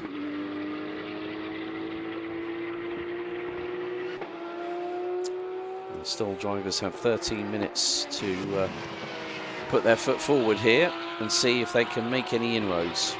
And that's what you've got to try and do in qualifying. You've got to try and do the best for yourself. We're on board with Stefan Heim. It's so incredible to see the amount of commitment from these drivers around the circuit. He's right with number 233, I think it was. Yeah, if that's the 233, that's Max Polsler.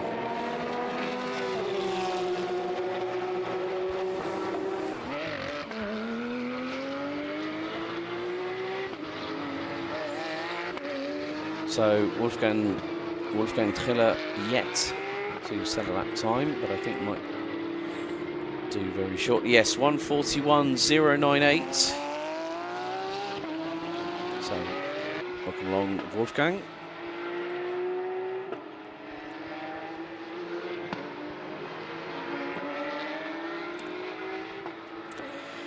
Right, one of the good things about being here in the commentary position is that there's a lot of activity going down in pit lane. 202, I think it's yeah, it's 292, the pairing of Kremer and Schmidt and Valerio Prezesi. The latter being 14th at the moment. So which means that Pierre Erret retains his time at the top of the timesheet. So he's done a 130.559. And Roderick Christie has to find about 2/10 to get the better of him in this particular session. That is, however, folks, easier said than done. Car 273, penalty track limit, turn 9, this lap has been deleted. So the 273, that is the pairing of Richard Distel and Alexander Voller.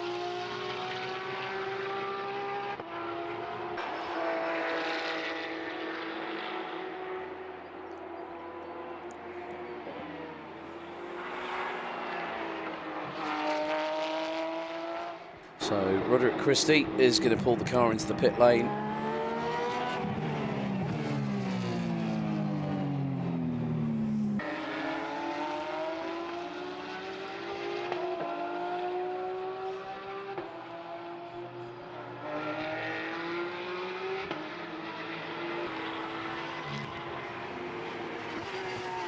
So Pierre Erhard in the 234. And Aldi Racing Porsche 992. And a GT3R. So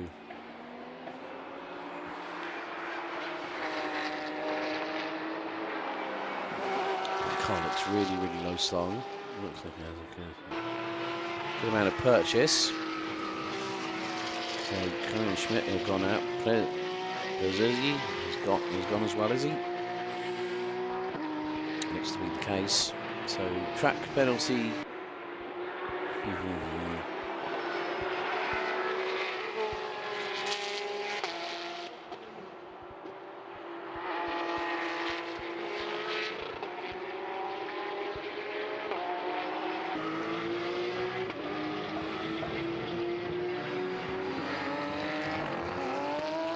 This is the last opportunity these drivers can get, because if they don't push, they go, well, it didn't quite happen as I planned. And then you say, what did you plan? Was it something that somebody else heard and thought, I don't know what to think of that? Or there's somebody else who thought, magic, I'll be with you all on that all the way. So, yeah, I heard to 130.214. That's going to be more than enough to put the Rinaldi Racing 992 GT3R on pole position for their opening race. After this, we will go into our first race of round number 2, which will be GT3 Cup 30 minutes plus an additional lap. And as I look out actually onto the start and finish straight, there is sunshine starting to flourish once again. So Roderick Christie, or Rod, as he's more commonly known, he came up to me straight away and he said, call me Rod. And I went, no, I accidentally called him Ron. And he went, no, Rod. And I went, oh, Rod, is it? He went, yes. So 244 Levin Gelf is now in the pit lane. So there might be some imbalance issues or something wrong with the car. Maybe it might be suspension compliance, steering, shock absorbers, damper rates. There's a lot that goes in to these particular cars, and they've been quite a good use out of them for quite a few years. So who knows what might happen in the not too distant future. 7.25 minutes to go, and all 16 drivers have set a lap time, but a spread from first down to 16th. Only 5.3 seconds the disadvantage in terms of lap time. But we know that times are for show, points are to go, which means that the racing, I'm pretty much certain of, will have a very, very fantastic meeting for us all to enjoy. And that's the main thing. Here comes Stefan through turn number 10, getting a little bit of a wobble. So yeah, it just goes to show that sometimes when you do have an episode, or you do have, like, you know, the wanting to consistently eat what I want, and not worry about what came up on my gums or got stuck between the teeth and having to use a floss. But yeah, this is what I like about the atmosphere here. Everyone knows what they've got to do. They get on with it, and when we're all sitting down, we have a laugh at the dinner table. So you look at it from that perspective, it's a good one. So improvements for Stefan Heim.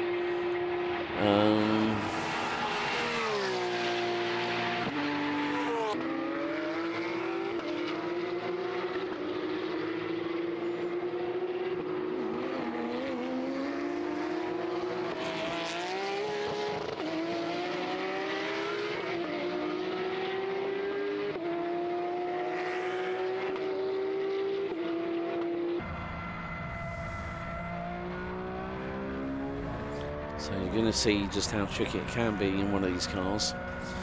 Even if it is a GT car, if it's got anti-lock brakes or traction, if you hit the brakes too hard, the front wheel starts juddering. You can actually lose the inside blocks that you normally put on for windows to distract thieves from getting in it.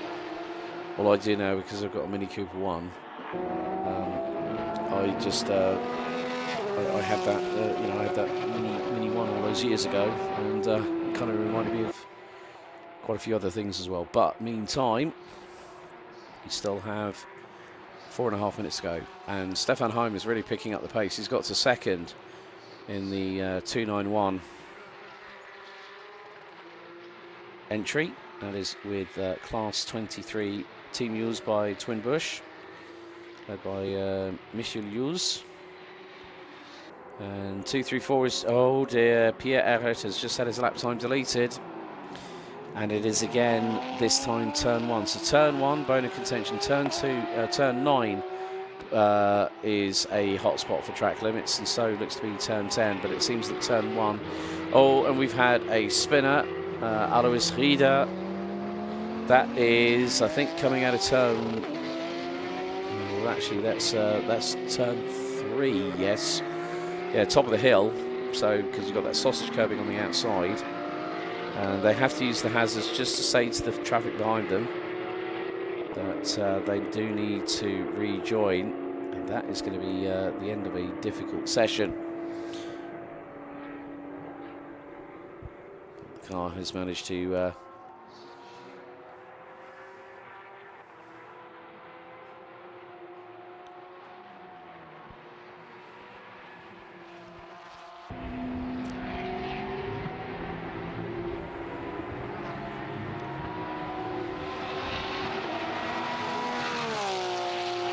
so with the entire field rounded up by Volodistel, covered by just over 5.3 seconds, we definitely have taken more than a minute out of the lap time for the second party involved in giving these times. It's just about seeing if you can really line up the car, get it through.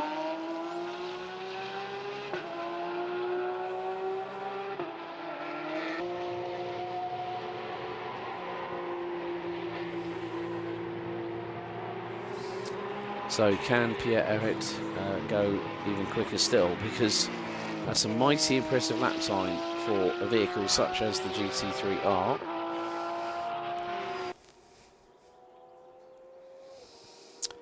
So this is where things get crucial. This double right-hander, you've got to nail pretty much perfectly. Don't take too much curb on the inside. Drift outside, so we're drifting. Go and do your drifting thing, but if you want to need some help with like psychological or whatever, we'll always help you out. But yeah, this is a classic Porsche shape anyway. With it being the 991.1, you can see the aggressive nature of the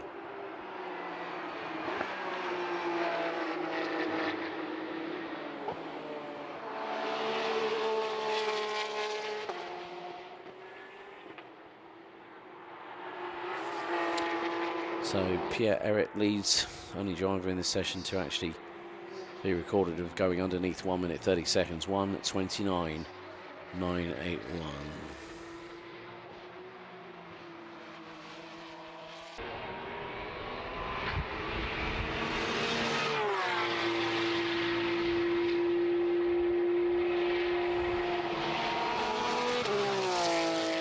So the whole howling noise of these wonderful engines just trying to get through this qualifying session and bring the cars back home in one piece. Yes, you can go full guns blazing in the latter stages, but sometimes that does not help your cause at all. Roderick Christie has decided to pit. The car's currently P4.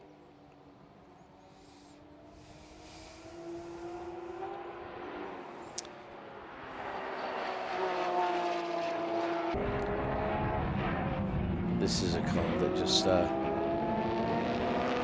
has a lot of history. It's not just about the person. It's not just about the car. It's between those individuals who've had those monetary, who've just gone, well.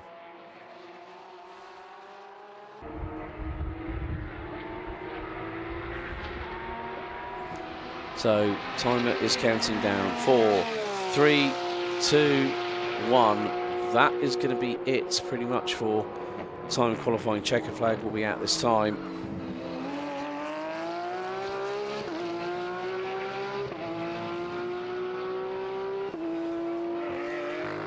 And Roderick Christie still made it up to 4th after that impromptu spin.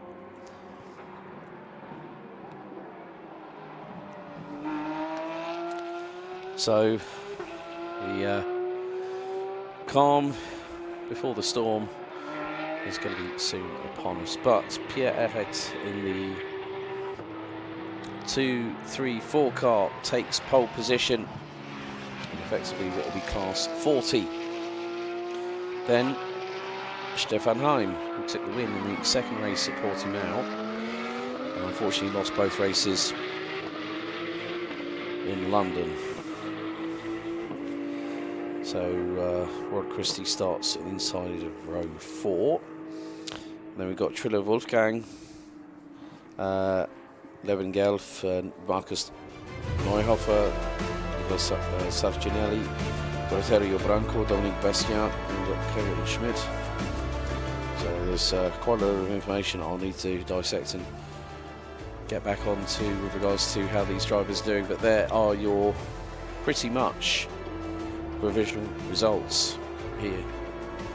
So Pierre-Eric takes pole position overall in Group 2 for Open GT, ahead of Stefan Heim, Alois Rieder, Roderick Christie, Wolfgang Triller, Levin Gelf, Marcus Neuhofer, Nicolas Sarcinelli, Guarterio Branco, Dominic Bastien, the pairing of Schmidt and Kremer with Manuel Zloff, Marco Galassi, Max Polsler, followed by Valerio Brezesi. Then we got the pairing of Dilstel and Voller. Oh, Stefan Heim has just had his. Oh, no, there's a two. Well, Stefan Heim crossed the line, but he is showing in second position. That wraps up qualifying, because, ladies and gentlemen, for the first time today, we're very soon going to go trackside, because in a few minutes' time, it's time to get ready to go lights out for race 1, round 2, GT3 Cup.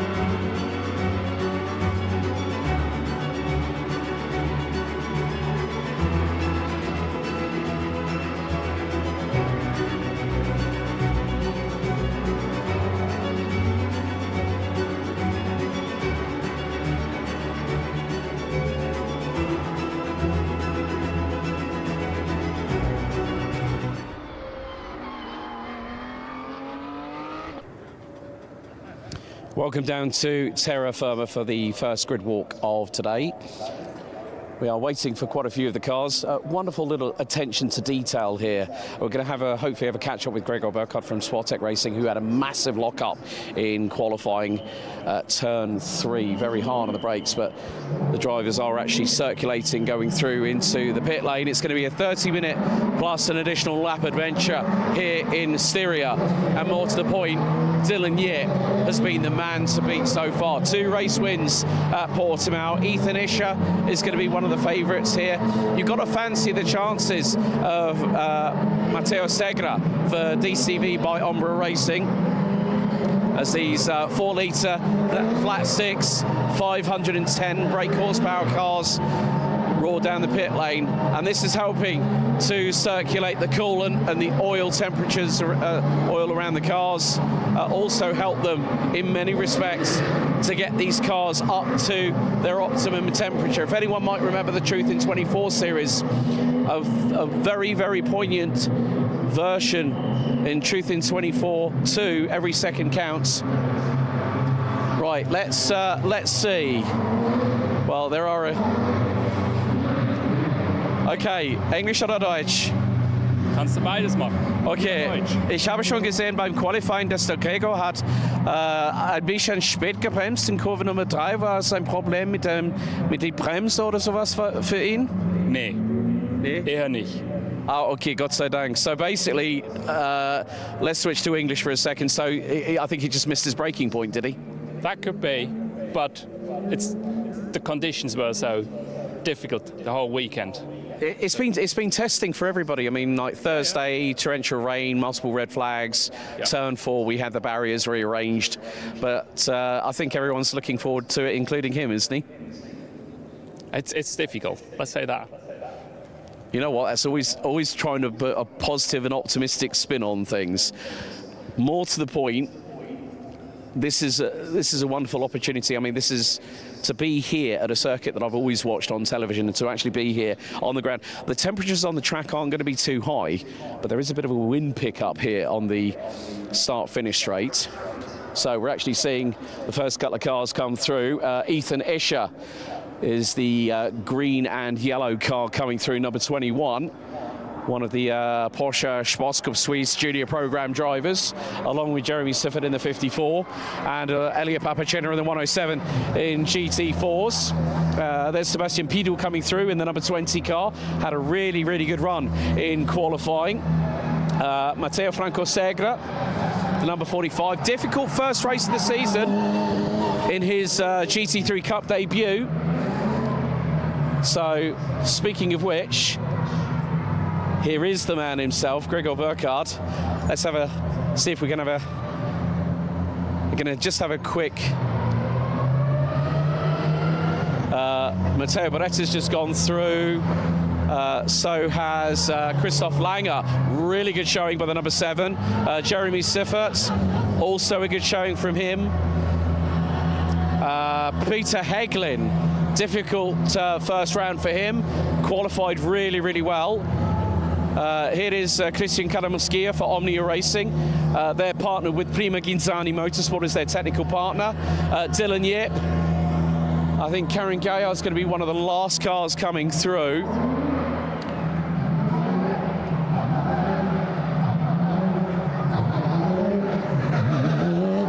So there's Gaillard going through on the brakes, on the accelerator. Amano Quintieri, another strong showing from him. So, let's see.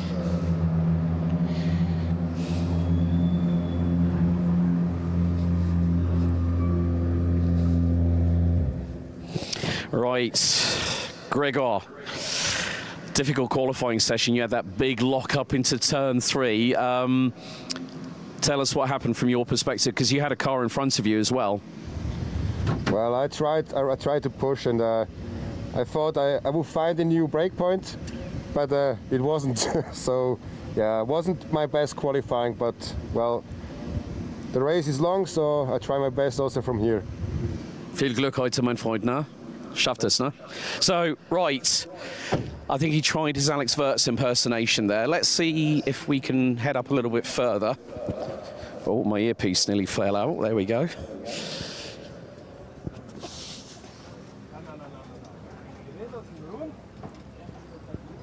Now we will have to clear off the grid here on with about 3 minutes remaining.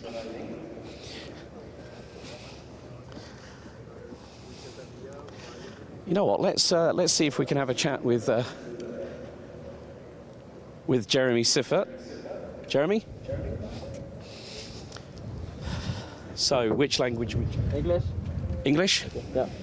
So, Jeremy, 2 top 11 finishes at Portimao. I know you've been running in the ADAC Prototype Cup Germany this year as well. How are you feeling coming into this weekend? Yeah, I feel much better in the car. I improved a lot on the braking, so even if I am starting P10, it's still not the result that I want, but I feel better and I'm improving. Yeah, I mean, it's great to have you on the grid with us here at Porsche Sports Cup Suisse, and obviously being part of the junior program that they're running along with Ethan and Elia. It must be quite nice to have that opportunity to progress in your career as well. Yeah, exactly. I'm very happy to have been selected by the junior program, and I will give my best for the whole season. Okay, bon chance et bon course.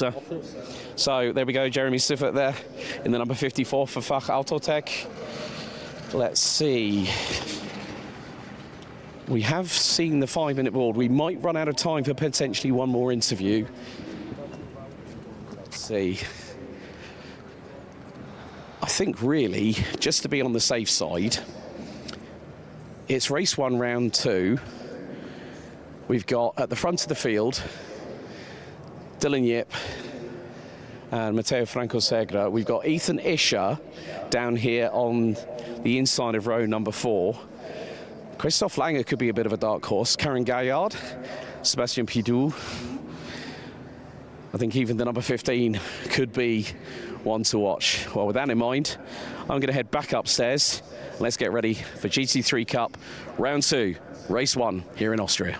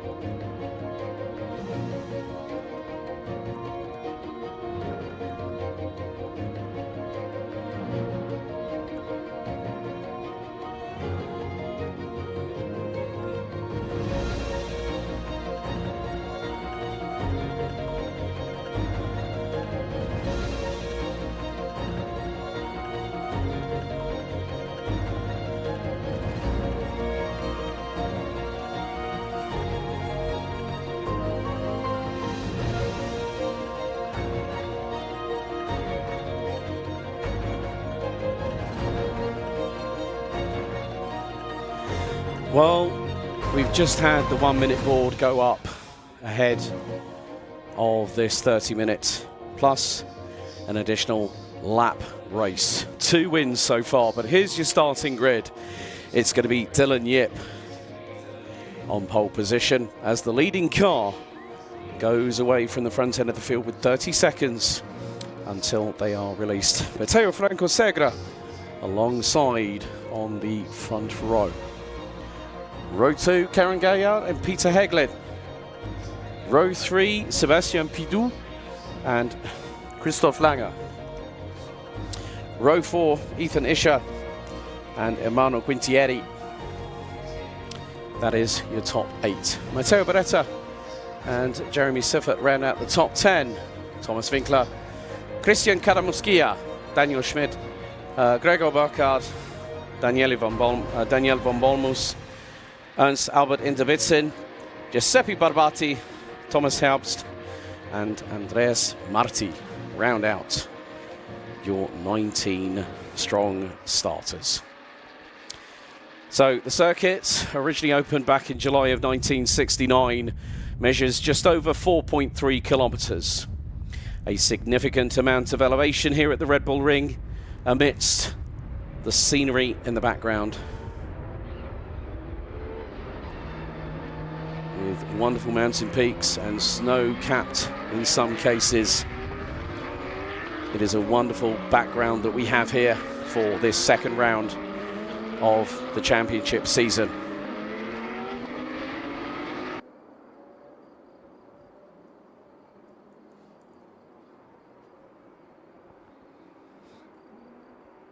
So the drivers weaving from side to side as things stand.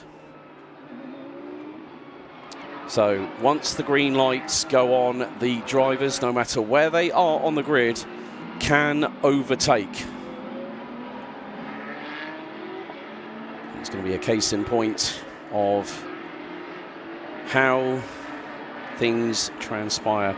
And at the moment, well, unfortunately for a certain Mr. Ethan Ischer, the number 21, he is going to find that trying to go around the outside of turn 1 at Niki Lauda is not that easy, especially when you're starting from the inside of row number 4.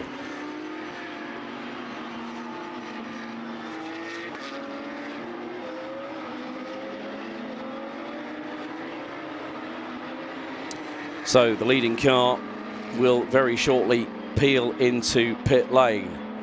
And then we will be under starters' orders. The drivers will have to be in side-by-side formation. There is the leading car. Also, the current modern day 911.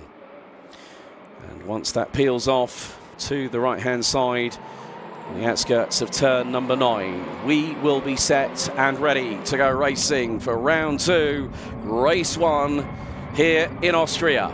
Gaillard waiting right up the rear of her Proton Huber competition teammate. 30 minutes plus an additional lap here in Styria as we get set and ready. It's down to the front row to control the pace, primarily by Dylan Yip. So, lights are red, lights are green, we're underway, and a slow start by Ethan Ischer, but it's side by side with Yip and Segra. Gaillard looking to the inside of Peter Heglin, and a lock up. And everyone got safely through so far. Couple of drivers running wide, going out of turn 1 as we go up the hill. And look at the slipstream that Karen Gaillard has got on teammate Dylan Yip. Matteo Segra leads the way. Ischer to the outside at turn 3. Inside, it was the number 5 of Peter Heglin. Couple more running wide, coming out of turn 3 as we head down the hill, over the undulation, into turn number 4. And a few drivers trying to make up some moves. Gregor Burkhardt being one of them. He's got Emmanuel Quintieri right in front of him. And to his immediate left, it's been a disaster for Christoph Langer. And Burkhardt gets through. We run aboard with the number 15 of Omnia Racing's Emmanuel Quintieri. And you can just see the amount of commitment. They're going down the dip into turn number 7. And there was a lot of smoke. With they are really starting to dust up with the kitty litter at the moment. And at the minute, well, Peter Heglin now ahead of Dylan Yip, who has now got Ethan Isher right on his rear. Matteo Franco Segre and Karen Gaillard into battle once again. And Isher right on the tail of Yip. That car in the hands of Dylan Yip does not look to be at full strength. And that was quite easy for Ethan Isher to get through. Whether Dylan Yip has sustained a little bit of damage to the rear end, that might have compromised him. Gap between Matteo Franco Segre and Karen Gaillard now 0.66 of a second as they go up the hill here on lap number 2. Warning to car number 29, Andreas Marti, for track limits at turn 9. There's the 23, Thomas Winkler up the inside of Gregor Burkhardt, who was fighting away with Manuel Quintieri. And Gaillard has got that gap down. She was over 0.2 of a second quicker. So the gap in the opening sector was 0.2. Winkler and Burkhardt nearly going side by side. And well, as Gregor Burkhardt admitted to me in the pre-start grid, the grid interview, I just tried to find a new braking point, which meant I think he lost his marker. However, Ethan Isher dives up the inside of Peter Heglin. That's P3 for the young man from Switzerland.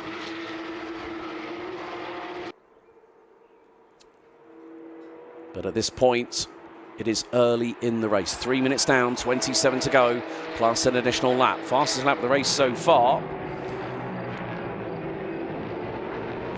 We will find out very shortly as we're about to complete lap number 2. Dylan Yip now starting to fight back a little bit here as he's got Peter Heglin right in his eyeballs. Karen Gaillard, 1:33.341. Average speed by, it's Ethan Isher, who's just gone in, 1:33.026. Average speed of 167 kilometers an hour.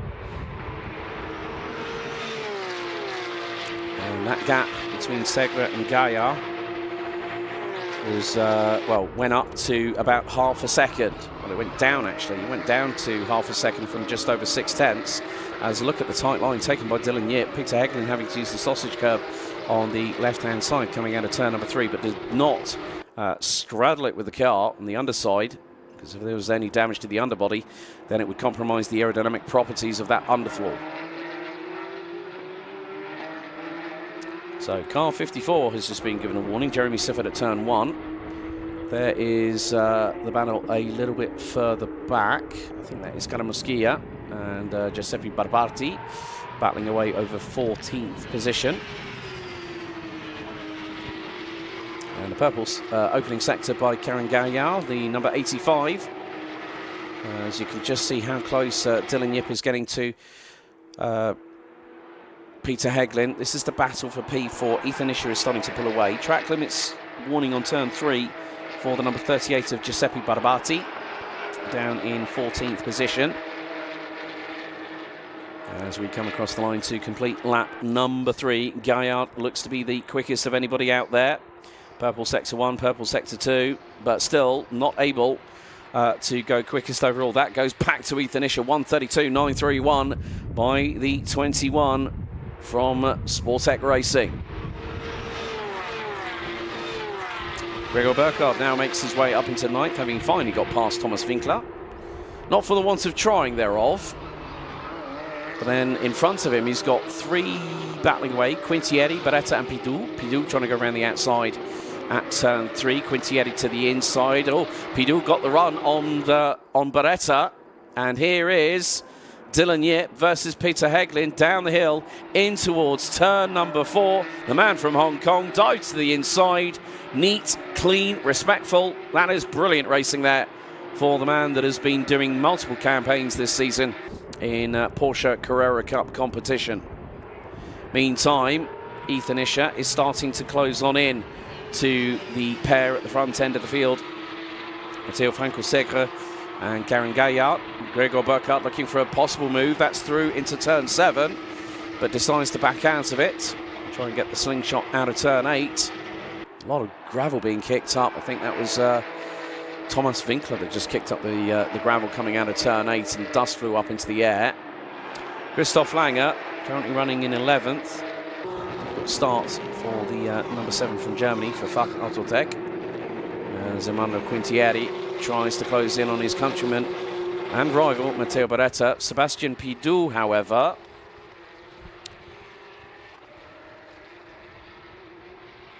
so number 95 has just had a 5-second time penalty. That's Christian Karamuskia for track limits, so has hit the limit on warnings. Now gets a 5-second time penalty for track limits at turn 3.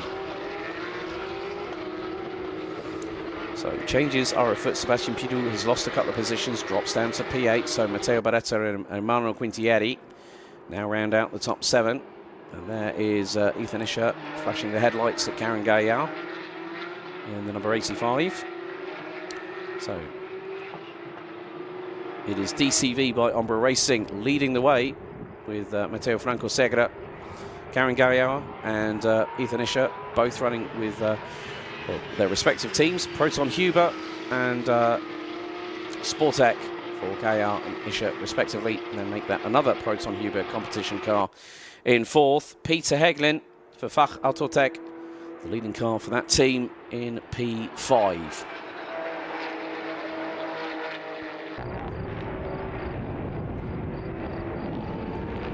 So Gaillard is being reeled in at the moment. She's lost a little bit of time to Matteo Franco Segre, and that gap was 0.8. It's now gone up to 1.4 seconds. Gaillard now starting to put on the defence. Through into Niki Lauda corner at turn 1. And then it's up to the top of the hill.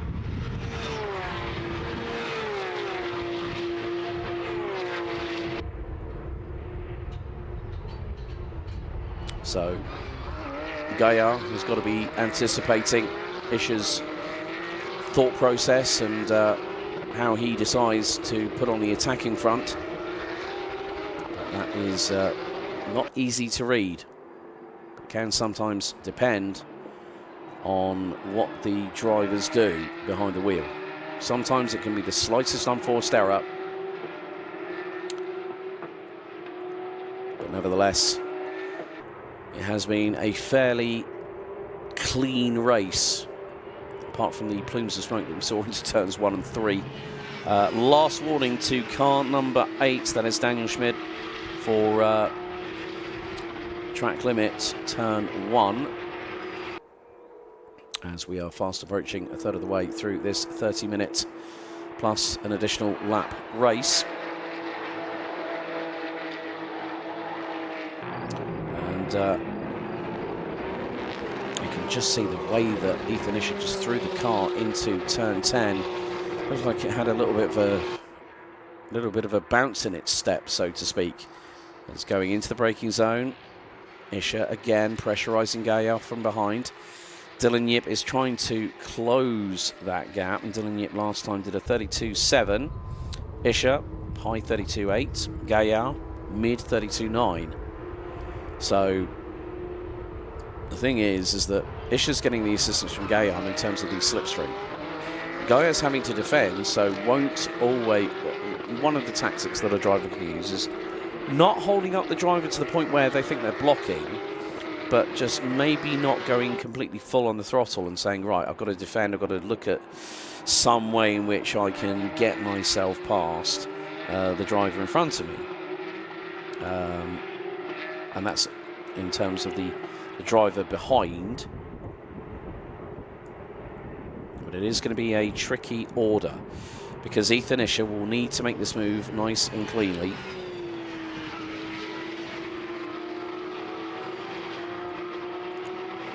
Last warning for car 23 for track limits at turn number 1, which is Thomas Winkler. But meantime, Matteo Franco Segre thriving in this position, being the race leader. He did also try and win race 2 at Portimao despite the dramas in race 1, and he's got bettered by Dylan Yip. So it looks like the penalty for Karamuskia has been cancelled, which was But the fastest lap of the race, new fastest lap by the race leader, Matteo Franco Segre, 1 minute 32.592 for the Italian.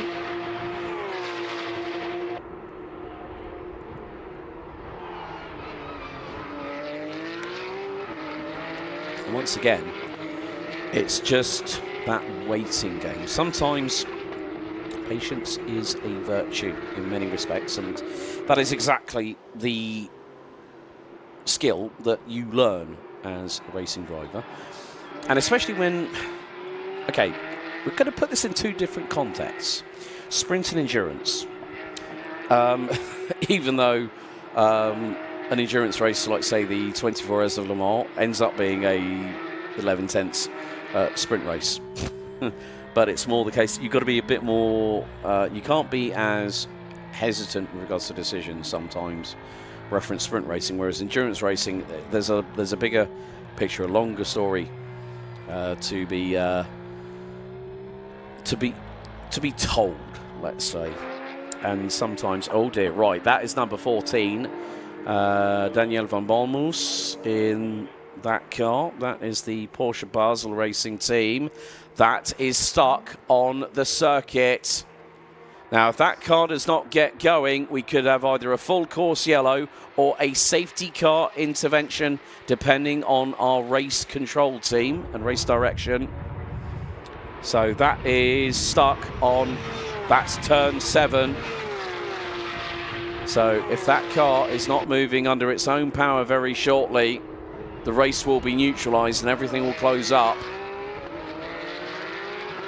So it sounds like the car is not shifting into gear. Daniel van Balmus cannot engage reverse. Engine is still running. And there we go. Right. So rather than trying to engage reverse, maybe it looked like it managed to finally select reverse gear. So that would have been waved yellows at turn 7. That's just where you go through the second intermediate. So there would have been, oh, right, okay. Car 54 has just had a penalty, 5 seconds for track limit at turn number 1. And now, well, Ethan Isher is closing in on Karen Gaillard for what is second position. Oh, now, this might be a nice little tactic by Dylan Yip. What he's doing is he is staying behind Daniel van Balmus, maybe to get a little bit of slipstream. Now, there's a gap of 1.6 seconds between him and Ethan Isher. So, if Dylan Yip, yep, there we go, gets through. So, Daniel van Balmus is a lap down. We're nearly at the halfway point of the race. Round up of the top 10 so far. Matteo Franco Segre leads the way. Karen Gaillard in second. Ethan Isher rounds out your top 3. Dylan Yip, the double race winner from Portimao, in 4th, ahead of Peter Heglin.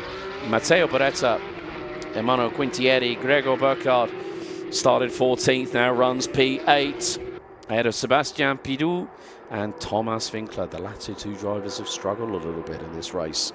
However, great job by Daniel van Balmus to be very, very matter of fact and say, you are going into reverse. I need you to go into reverse. I want to finish this race. And that is exactly what she hopes to achieve at this particular juncture. But Matteo Franco Segre has had a DNF, a second, and now he is 2 seconds ahead of Karen Gaillard.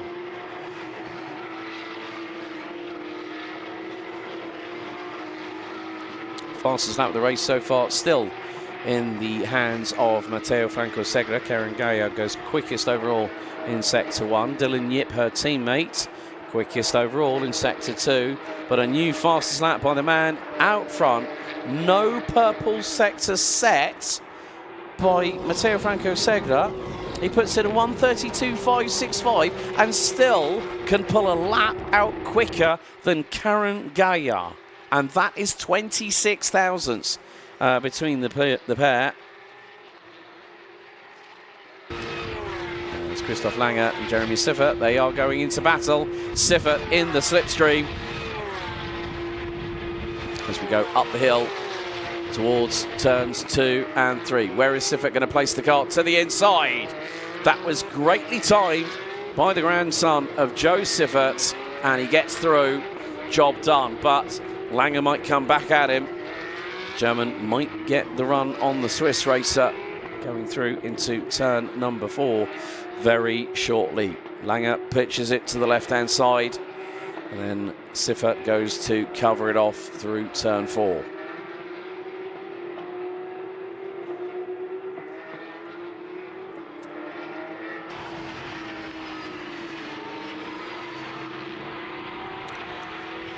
So, looks like Christian Kanamuskia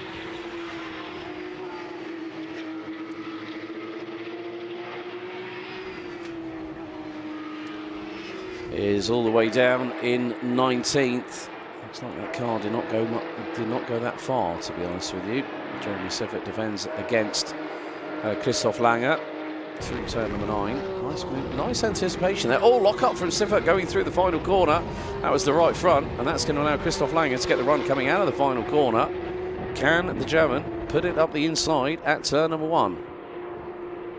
That is the big €64,000 question that we need to ask right about now. Matteo Franco Segre still leading the way. Gap between him and Karen Gaillard. Rounding out second, Ethan Ischer in third. Right, car 54 has just had Jeremy Siffert has just had a 5-second time penalty for that track limit excursion that he just had going through turn 10, and in some respects, yes, it was unfortunately his own fault because the car locked up under braking. Ethan Ischer still trying to close in on Karen Gaillard, number 85.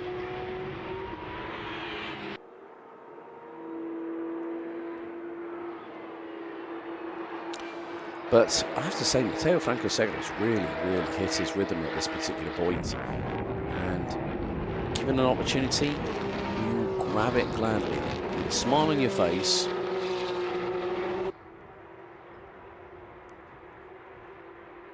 And that will be, with both hands as well. Dylan Yip has just gone purple in sector number 2. So could this be a quickest lap of anybody? Yes, it is. 1:32.524. We run on board with the number 15 of Omnia Racing's Emmanuel Quintieri, doing a stellar job as the Italian.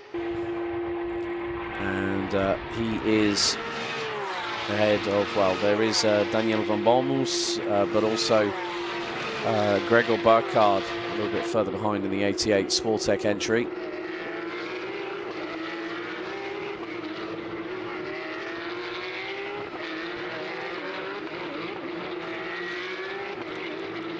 The way things are going at the moment, so Dylan Yip did not take that much time. Well, he took 2.5 tenths out of Ethan Ischer in that previous tour. It was a further 0.22 for. Yip took a further 10th out of Segre, and then a further 10th out of Gaillard. So there is ebbing and flowing in the gaps between drivers as we hit the final 10 minutes. A few dramas, a few bit of smoke billowing moments in this opening race of the weekend. And after this, we will be heading to the intermission, to the lunch break.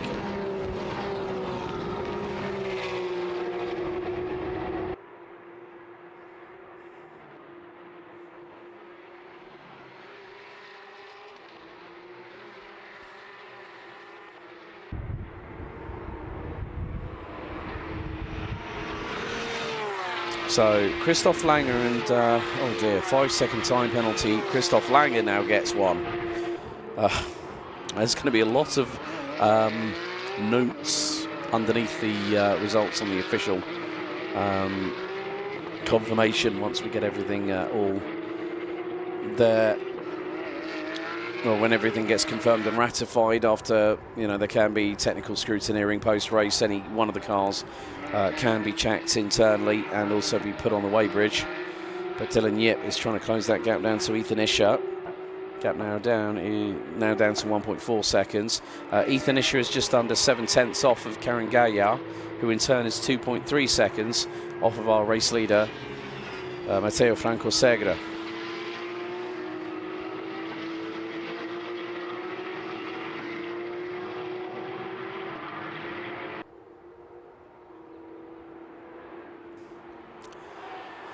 So the big question now is that how is the podium going to end up after 30 minutes plus one additional lap at the moment? Well, Matteo Franco Segre looks to be well on his way. So as I said, there is a 120-meter offset of where the finish line is and where the start line is.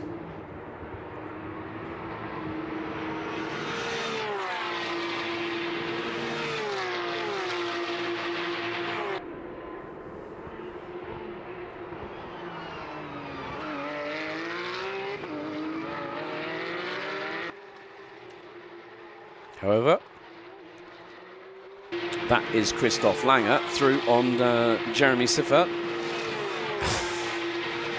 All I can say is they've got to be very, very careful. They're under the same stable here in Porsche Sports Cup Suisse.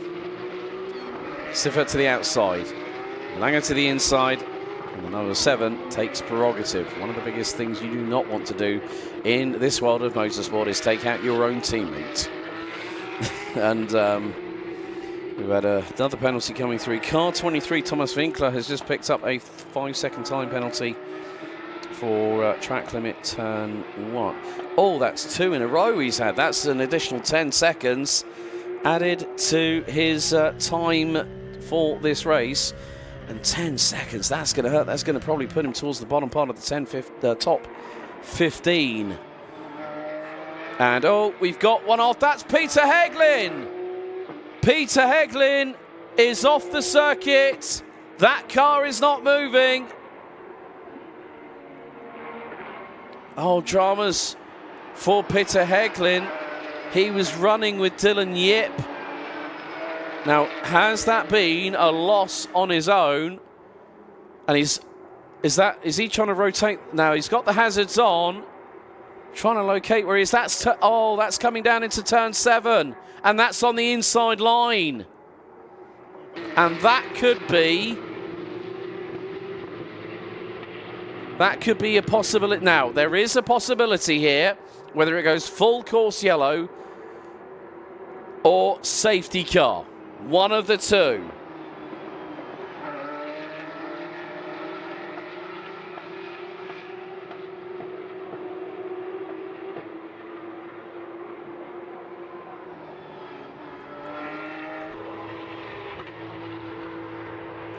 So Peter Heglin, that car is stationary off of turn number 7.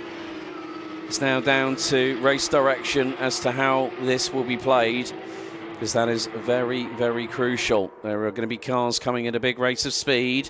They will be accelerating, shifting down the gears into a left-hander.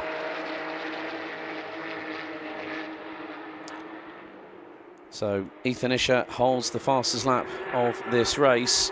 A 1:32.475. And, well, Matteo Franco Segre, now what has happened to him? He's lost a bit of time, and Karen Gaillard now leads. Gaillard, the Iron Dame supported driver, leads Ethan Isher. So, has there been a moment that Matteo Franco Segre has just made a mistake and it's cost him maybe not even just the race lead, not even just second, but maybe even he might not even make the podium at all, because he's got Dylan Yip right behind him. I'm trying to look through the I was trying to see with regards to lap times. Matteo Franco Segre, 1:32.565, but Karen Gaillard now leads with 4 minutes and 15 to go.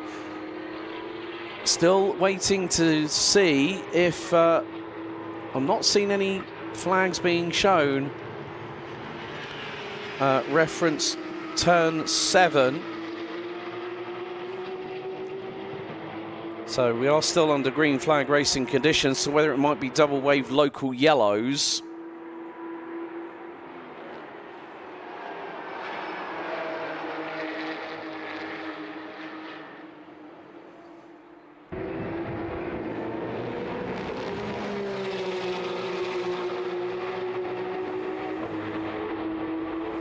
So let's see, Peter Hegelin has got the car going again. So I think we were very, very fortunate on that one. We had Daniel van Balmus. Now we've had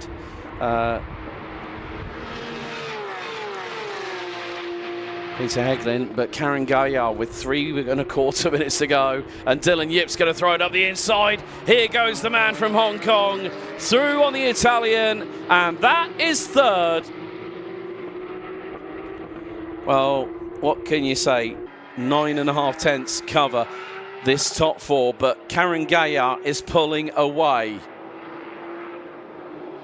Now, for a multitude of laps, Gaillard stayed defensive, and that, in some respects, you can call it what you will. I would say that was strategic from the number 85. And that just goes to show how quickly things can turn on its head on a sixpence.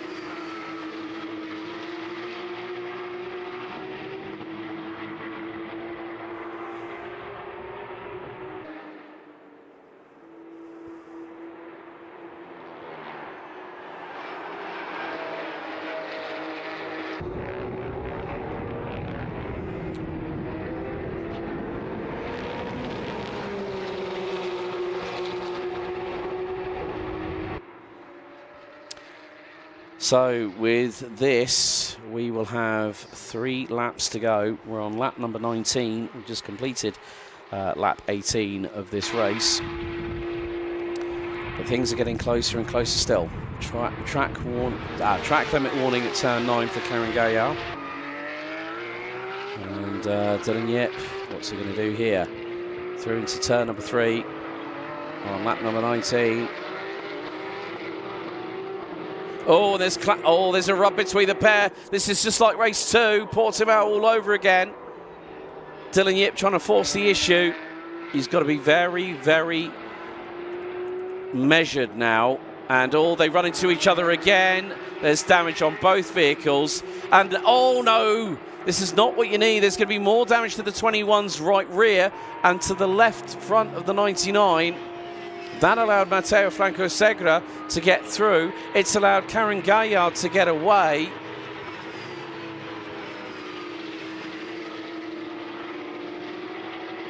So coming down to the last 45 seconds, Karen Gaillard has the lead now. Matteo Franco Segura off of the podium now, back onto it. You can see the damage on the left front of Dylan Yip's Porsche 911. And you're going to see some scuff marks and some indentation on that of Ethan Isher. 2 laps to go. And we have the opportunity of seeing a wonderful moment here in Porsche Sports Cup Suisse in the opening race of the second round of the season. Ethan Isher trying to close in as the timer counts down. And, well, Dylan Yip is going to be off the podium. He's just been given a 5-second time penalty for track limits at turn number 9, which is going to put Ethan Isher into the final step of the rostrum. Timer hit 0. Next time around will be the final lap of this race. And Karen Gaillard has done a really, really good job. No surprise incident under investigation for cars 21 and 99, Isher and Yip.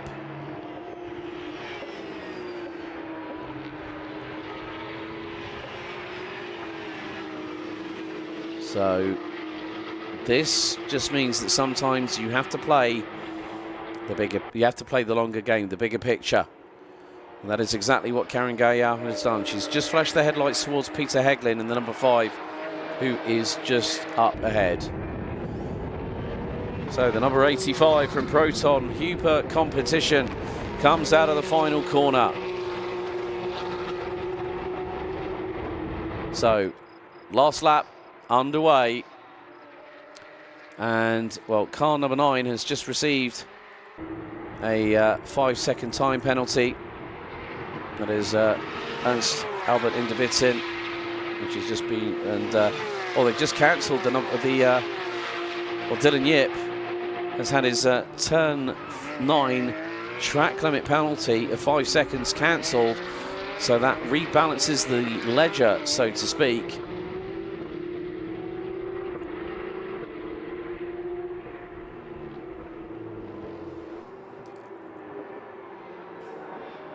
But our leader now making her way through into turn number 4. Oh, Dylan Yip tried to go through.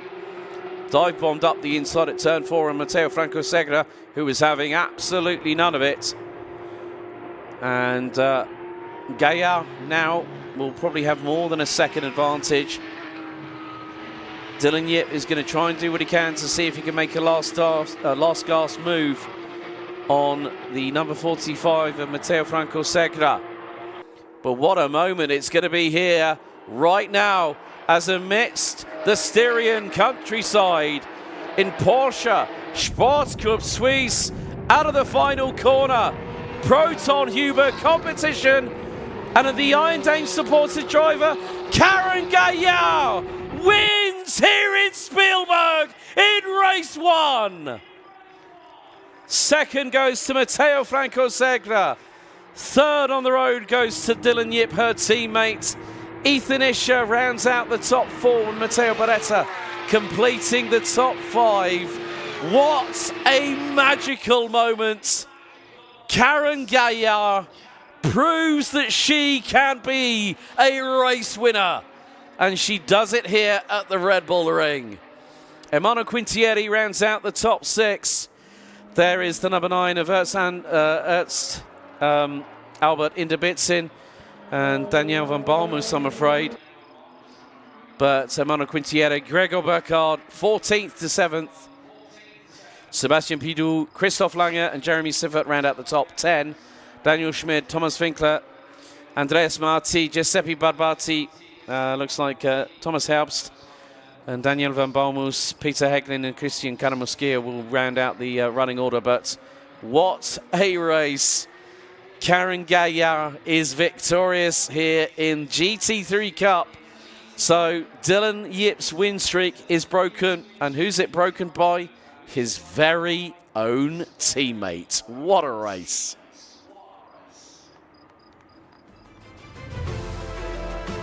So there are your provisional results. Karen Gaillard takes the victory after 21 laps by 1.1 seconds ahead of Matteo Franco Segre, who had the opportunity to go for the win. Dylan Yip rounds out P3 ahead of Ethan Isher, Matteo Beretta, Emmanuel Quintieri, Gregor Burkhardt, Sebastian Pidou, Christoph Lange, Daniel Schmidt, Thomas Winkler, Jeremy Siffert, Andreas Marti. And I've just been informed, 5-second time penalty for unsporting behaviour drops Dylan Yip off the podium. That is breaking news. I've just seen that on the live timing. Ethan Isher will round out the top 3. There are the remainder of your results. We're going to head downstairs to get some interviews with our drivers.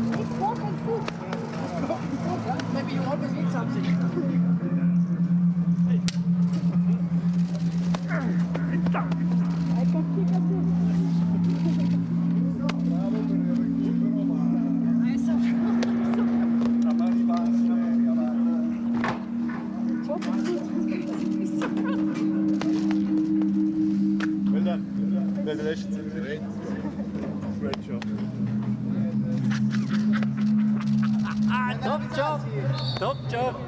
Super, super.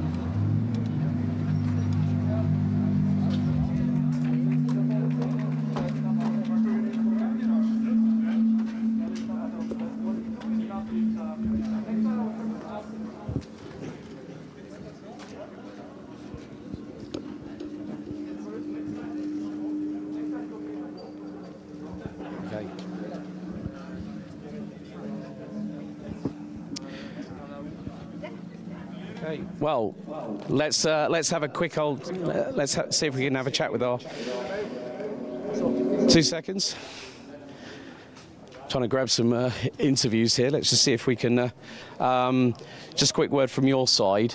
It got a bit aggressive out there in the latter stages, I think, between you and Ethan. Yeah, I have no comments on that. I have no comments on that.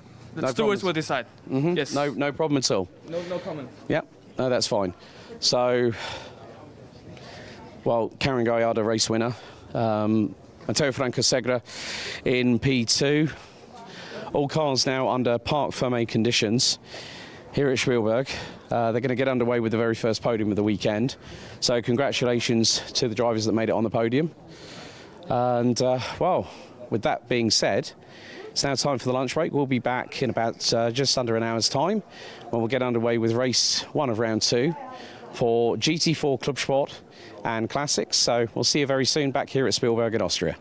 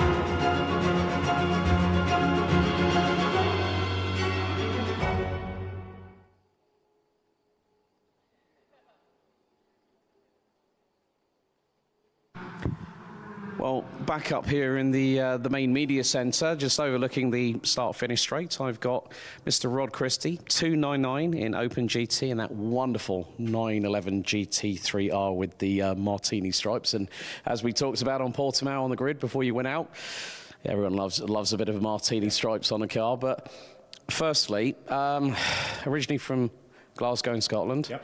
now living in Prague in the Czech Republic. That's correct, yeah. Before we get onto your motorsport history, how did that transpire? Was that work-related or change of circumstances? No, it was purely work. I got moved out, or I got asked to move out there and start a new division for the business, and it was a great opportunity. So I went out there, and it's been a phenomenal place to work and to live. Yeah, I mean, I visited Prague actually back in the day when Skoda started producing, they got rid of the Favorit and they started producing the Felicia. Oh, yeah. Back in the day, and we're talking like mid-1990s, when Staropramen was about €1.50 a pint, and we're talking a big, proper, like the traditional German Stein. But Rod, everyone has a starting point in motorsport competitively. Where's yours stand in this sort of pantheon? So competitively, it really started. I'd done quite a bit of track days, backwards and forwards. I was in a fortunate situation where I was just in the process of selling a GT3, 911 GT3, and thought, this could be quite fun. So I spoke to actually Manthey at the time and said, hey, I was thinking about getting this car done for more track focused. And they said, well, what's your aspiration sort of longer term? And I said, well, I quite fancy maybe racing. And they said, well, sell the GT3 and get a cup car. And they said, you'll get a cup car second hand for less than the price of your GT3. You'll get some track days out of it, or you get some testing out of it, and it'll be safer and faster. And that was probably the single best piece of advice I had. And it really kick-started from there. And like you say, there's always that competitive nature. We're all competitive individuals. They do say sometimes the same about commentators as well, if I'm completely honest. But being in that 911 GT3R, obviously you've got a very, very good friend in the form of Mr. Heim in that lovely 2022 ADAC GT Masters car that picked up the Vice Championship with Christian Engelhardt and Ai-Chan Guven. But to see the battle between the pair of you when you had that big Code Brown moment going through turn 9 at Portimao, it's really good that even though this is not a Carrera Cup, it's a Sports Cup, there's still that camaraderie and everyone gets on with everybody behind the scenes. Yeah. No, that's the case. And there's the thing I love about it is there's actually a huge amount of respect on the track. So the bumping and banging is a lot less than some of the pure, Carrera Cup type racing. So there's a bit more gentlemanly behaviour. Not always, but generally. And then once it's done, everyone gets on really well with everybody else and helps each other out. There's a really, and also I think with this particular championship, it's got a great reputation. Richard and the team have done a phenomenal job over the years of really cementing that foundation. When it's got a little bit too competitive or a little bit too aggressive, not so much competitive because everyone's, as you said, competitive, but aggressive, they've snubbed it very, very quickly and very effectively in a very nice, polite way, and people got back in line, and it's been really good.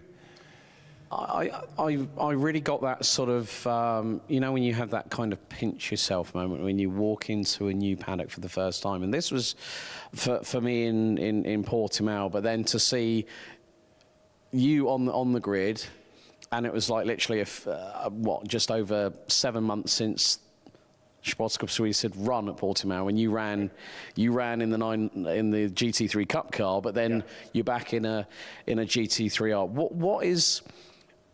What does the 911 GT3R mean to you? Not as a competitive vehicle, but as an entity.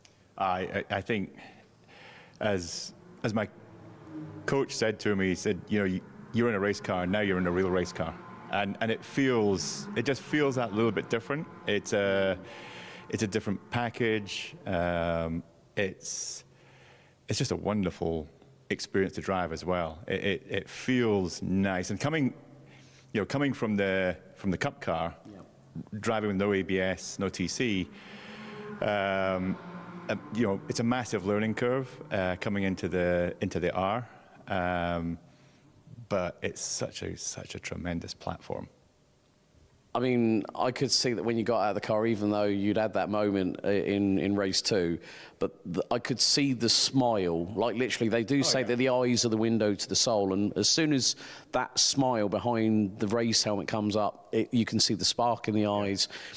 I mean, what's the biggest challenge in the GT3R around here at the Red Bull Ring? I'd say the big difference for me between the Red Bull Ring and Portimao plays to the strengths of the R. It's got a lot of aero, hence it's got a lot of drag, but Portimao has a lot of high-speed corners, and not so many big braking zones, and clearly the R works well in big braking zones, but it works really well when it's got a lot of downforce and it's high speed. There's not that many high-speed corners here, so it brings the R and the Cup much closer together. So for me, I think turn 9, turn 10 are good. The two left-handers, you can really sort of carry a little bit more speed into there, but then you're coming out from a slow corner. You think, I've got this car, I'll get this, and then the Cup just partway down starts to pull away from you because obviously it's less aero, and just starts to just eke out. So it's an interesting place from the turn 3 by the official map is you're approaching in 5th, close to the rev limiter, and then you're from that down to 1st, and you're hitting the brakes in the R at about, I'm hitting just on the 100-meter mark. So you must be scrubbing off probably the best part of about 190, 200 kilometers an hour of speed going into that? Yeah, because you come, your apex, your sort of lowest speed in the apex of the corner is probably 50-ish. So you're taking, as you say, that much off. Yeah, exactly. A big lick of speed. But I think that's why, when I first met Florian, I first met Richard, and I just got this, when you have like the butterflies in your stomach, but it's the good butterflies. Yeah. And it was just like, I still remember the first driver's briefing, and I was just like thinking, okay. And like a lot of people talk about this, imposter syndrome, that I felt, how's it going to play out tomorrow? And this is from someone who's been a commentator for probably the best part of a decade, but my first ever opportunity to be in this championship and actually be the voice of one of the 35 global championships that Porsche organise. I mean, I know Glenn Van Parijs, who's a driver coach, raced in Carrera Cup Benelux. Luca Costa, I've known for years. He works with the logistics and the technical side. It's quite funny seeing people that I've known from the Rotax world, and then here we are stuck in a Porsche paddock, which is really, really nice. And I think that is one of the things that where people who want to be competitive can actually come to a series like this and feel welcome and don't feel ostracized. I think that's how a lot of paddocks should be, but we both know that there are some top tier series that it's like sort the wheat out from the chaff, isn't it? Yeah, and I'd say a lot more aggressive driving. So I remember I hadn't raced Imola, and I'd said to the team, hey, before I get onto Imola and race it, I wouldn't mind having a run through. So I had a run out on the pre-season test day for the Italian Carrera Cup. Launching onto Imola, which is a fairly demanding track, with a load of Italian pros who are trying to get themselves going for the season, was intimidating. And here I'd say I've never felt that intimidation. I certainly have always felt welcome, and the whole fraternity here, whether it's the organisers or the competitors or the teams, have been great. And then on track, clearly you go through learning phases. How do I drive the car? How do I drive the car fast? How do I live around other people? How do I drive closer to other people? Yes. How do I compete with other people? And then how do I start thinking about, optimizing and getting past? And you find those stages come through, but none of them have really felt daunting because the series is so nice. And then I'll give you, I don't know how much feedback you've had from your first session from Portimao, but I sent the link out to a lot of friends, people I've chatted to in the pit. They loved it. They thought you did a phenomenal job. They really enjoyed the commentary. They really enjoyed the coverage. I was hounded for the link for Red Bull Ring. So there'll be people watching live when we're running, tomorrow. So it's superb. And I really have to say a big thank you for saying that. I mean, and this comes from actually in here, that a lot of people say, oh, you commentators have egos. Well, there are some people who I do know that have egos, but I think it's more the case of when you hear a wonderful compliment like that, and I have to say a big thank you to everyone that tuned in at Portimao, because it was like I'd been in karting for so many years, and then you get the call up and you're like, is this really happening?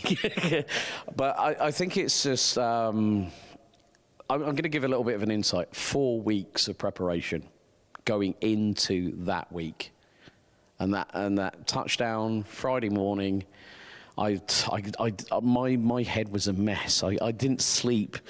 I didn't sleep the night before. Drove to Stansted. I was like thinking, I'm going to sleep well tonight. I got about 6 hours, which was about the most I got. But yeah, I think it's really nice that we, we're able to help bring this championship a bit more of a wider outreach, and it's really nice to hear that kind of thing. But I do have one final question to ask you. Now, of course, last time at Portimao, you were running in class 24. It's really good to see all the battling happening behind with, like, say, Philip Vils, Max Mutschlechner, Sebastian Schmidt, all those guys. They really do go hammer and tongs, don't they? Yeah. They absolutely do. And I think it was, a number of people said, it was a phenomenal battle. Yeah. And actually there was quite a lot, you got some really nice coverage all the way through the field, because there were some really nice battles through the field. The battles for the R are probably the next series in endurance racing. This is a wonderful opportunity to kind of get to learn the car in a good environment that I know, with a lot of people I know. I think tomorrow you'll find there's a little bit closer in the R. There's 3 of us that around here compresses everything anyway. Yes. This isn't my best circuit. This is, everyone has, and it's also the thing I find interesting is, some people drive really well in some circuits and others. Portimao I love. Yeah. Here, I find this a tough, that stop-start play. Here in Monza, for me, are the ones that are tough. Mugello, Misano, Imola, usually, and Portimao, for me, suit my style of driving. Okay. Here will be tough for me tomorrow. So okay, let's put it this way. So your driving style is more of the momentum carrying style, where you can take that additional 5 to 8 kilometers an hour through a corner, and you've got the confidence and the ability in yourself and the machinery underneath you to go, right, yeah, I can probably maybe brake another 10 meters, 15 meters later. Or if you find that the tires are going off the cliff, okay, right, let's bring it back a little bit. Whereas here, as you said, it's stop-start, but Rod, thank you so much for your time, buddy. And catch this guy, Martini livery, Dynamic Motorsport 299. He should have a good qualifying tomorrow, but thank you very much for your time, Rod. Appreciate it. Good luck tomorrow. Thanks, Elaine. This has been tremendous.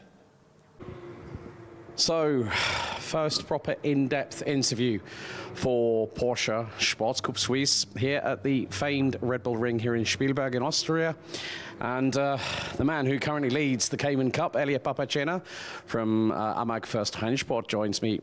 Elia, firstly, let's look back at what was a fantastic GT4 debut.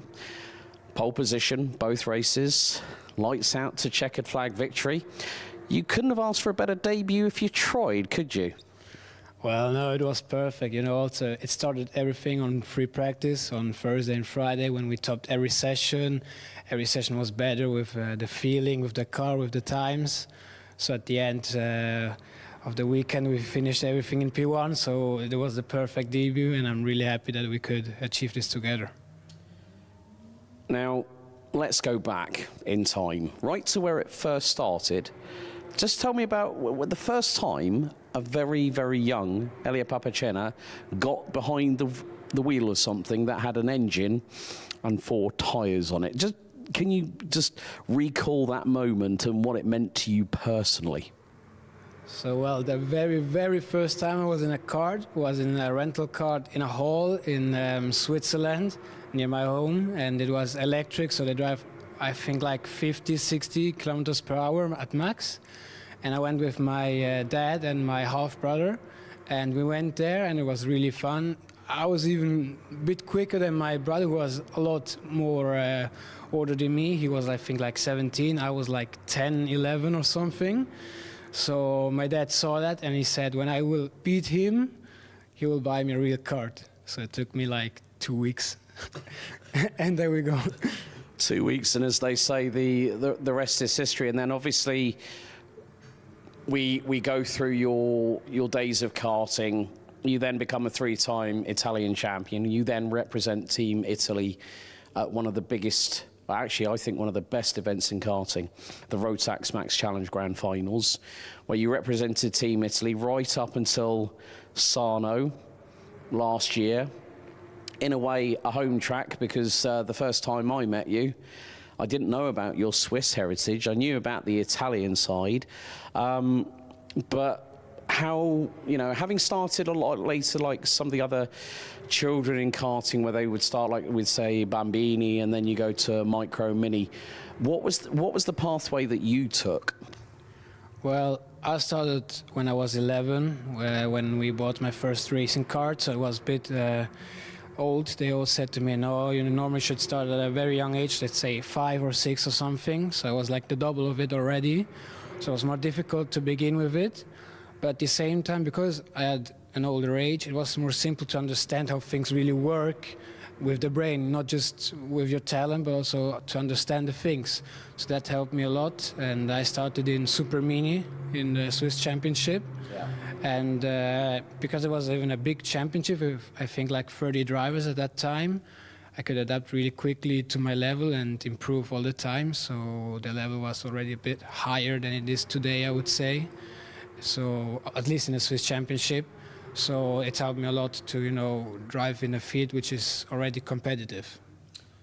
I think obviously starting at age 11, you've got a very, very steep learning curve. But like you said, having that little bit more of a maturity when it came to understanding what you needed, talking to the mechanic, talking to the team and saying, look, the back end's a bit too loose. When I turn right, you know, I go to accelerate and it tries to spin me around whilst going through mid-apex corner speed. How did that parlay into the next step going into juniors, then moving into seniors? Because you're 17 years of age now, so we're looking at a 6-year turnaround that you've gone from karting into cars. What was the big motivational spur that really kept you sort of like thinking, I can do this, I can be just as good as anybody else? And you went and proved it, becoming a 3-time Italian champion. Well, I think my results from 2019, so from my first season, because I immediately went to win the Swiss champion, and that really said to me, okay, look, I have talent, maybe I can go to the next class and maybe I can do something there too, you know. So when I jumped from Mini to OK Junior at that time, it is a big step because you have way more speed everywhere. Also, the G-forces in the corner are way more higher. And as a 12-year-old boy, it's not easy to always have the muscles for that already. But what kept me motivated was really my results from the first season, where I said, I cannot be that I just made my first season so good and then I have a flop or something. So I said, no, come on, I can do this. And from then on, I improved a lot. I mean, you're saying about, obviously with the G-forces going into OKJ and, you're still developing into puberty, into, your teens. So, yes, there's always going to be that painful growth that we all experience in life. But how did everything come about to move into GT4s this year? Because, like I said, 6 years.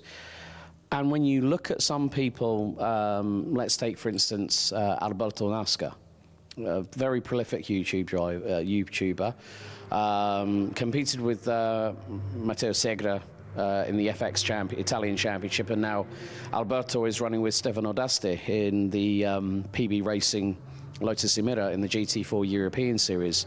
That guy's taken 19 years, and you've done it in a third of the time.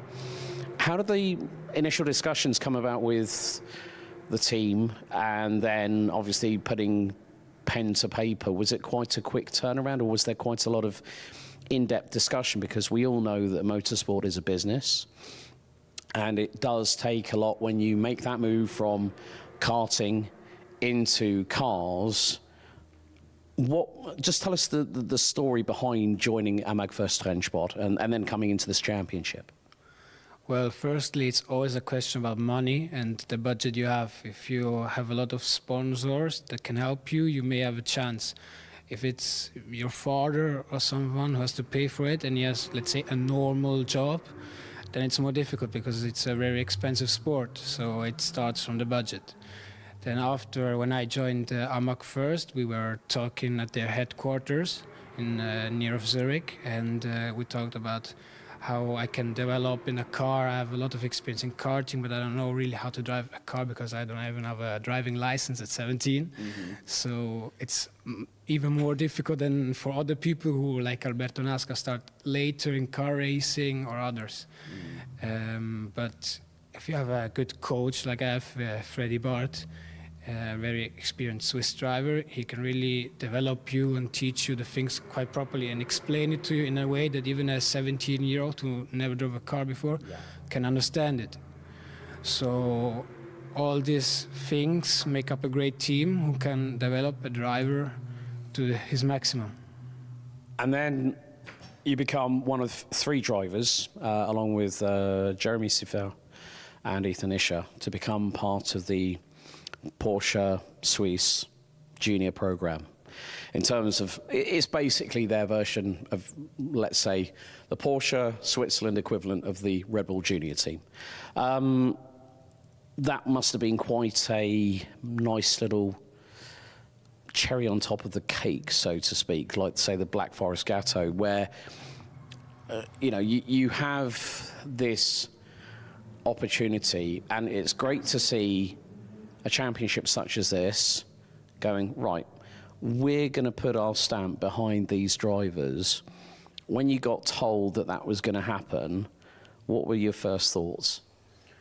Well, I was really happy, I have to say, because it's a big help, even from a big name like Porsche, that they develop and help young drivers with their program. And that makes it also attractive for other people from karting when they hear about this. It makes them very attractive to Porsche, because mostly the people, they jump to Formula 4 because they want to arrive to Formula 1, obviously. Yeah. But many people who don't have a budget for Formula maybe think, I don't know, Porsche, BMW, something like that, in this kind of racing. So when Porsche made this junior program in Switzerland, it's very attractive for young people like me and the 2 other drivers to join here and be in the junior program. Now, this is your only campaign this season. Obviously, we're now getting to what will be, come the end of this weekend, a third of the way through the season. And as I said, we've known each other for years.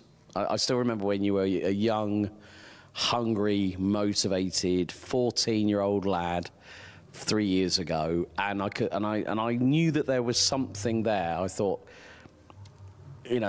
because when you think about it, yes, we are all passionate, we're all emotional. And the funny thing is that when we met up in Portimao, and you said my German's better than my Italian, because his parents are originally from Italy. And that was actually quite funny to me, because what I love about having seen drivers like you move up the ladder is that to finally, after so many years, meet your dad here this weekend, which was fantastic. I think it also shows the nature that a lot of drivers have to be a bit more, let's say, realistic, like you have had to be, in saying, well, actually, maybe I don't want to go into single-seaters. Maybe I see my potential as going for a works drive with a major manufacturer, and having this, in a way, an endorsement by Porsche, just to say, look, we believe in this young man. I think that's a lot more of an optimistic and for you a realistic probability that we could see you in, who's not to say, moving up from GT4s, you go into Carrera Cup, for instance, then into GT3s, and then who knows if Porsche at that point still have a program in the hypercar class or the GTP class in WEC and IMSA. That, I think, is a more, I would say, a more attainable goal, wouldn't you agree? Yeah, of course. At the end, every young driver wants to make it pro, so they want to make money out of this. They want to make it their job. At the end, in my eyes, it's not important if I finish in Formula or in cars, as long as I make it pro and I'm happy with what I'm doing. Now we decided to join here in Porsche Switzerland to start, because I think when you start in GT, you understand the car or how the car works better than in Formula, because you have way more different ways to progress in your career in this kind of cars, GT4, GT3, than Formula, because Formula is just one way from Formula 4 to Formula 1. Here in GT you have so many options, even to go to hypercar or other categories. So it's like a big tree where you can move up, and there's so many ways.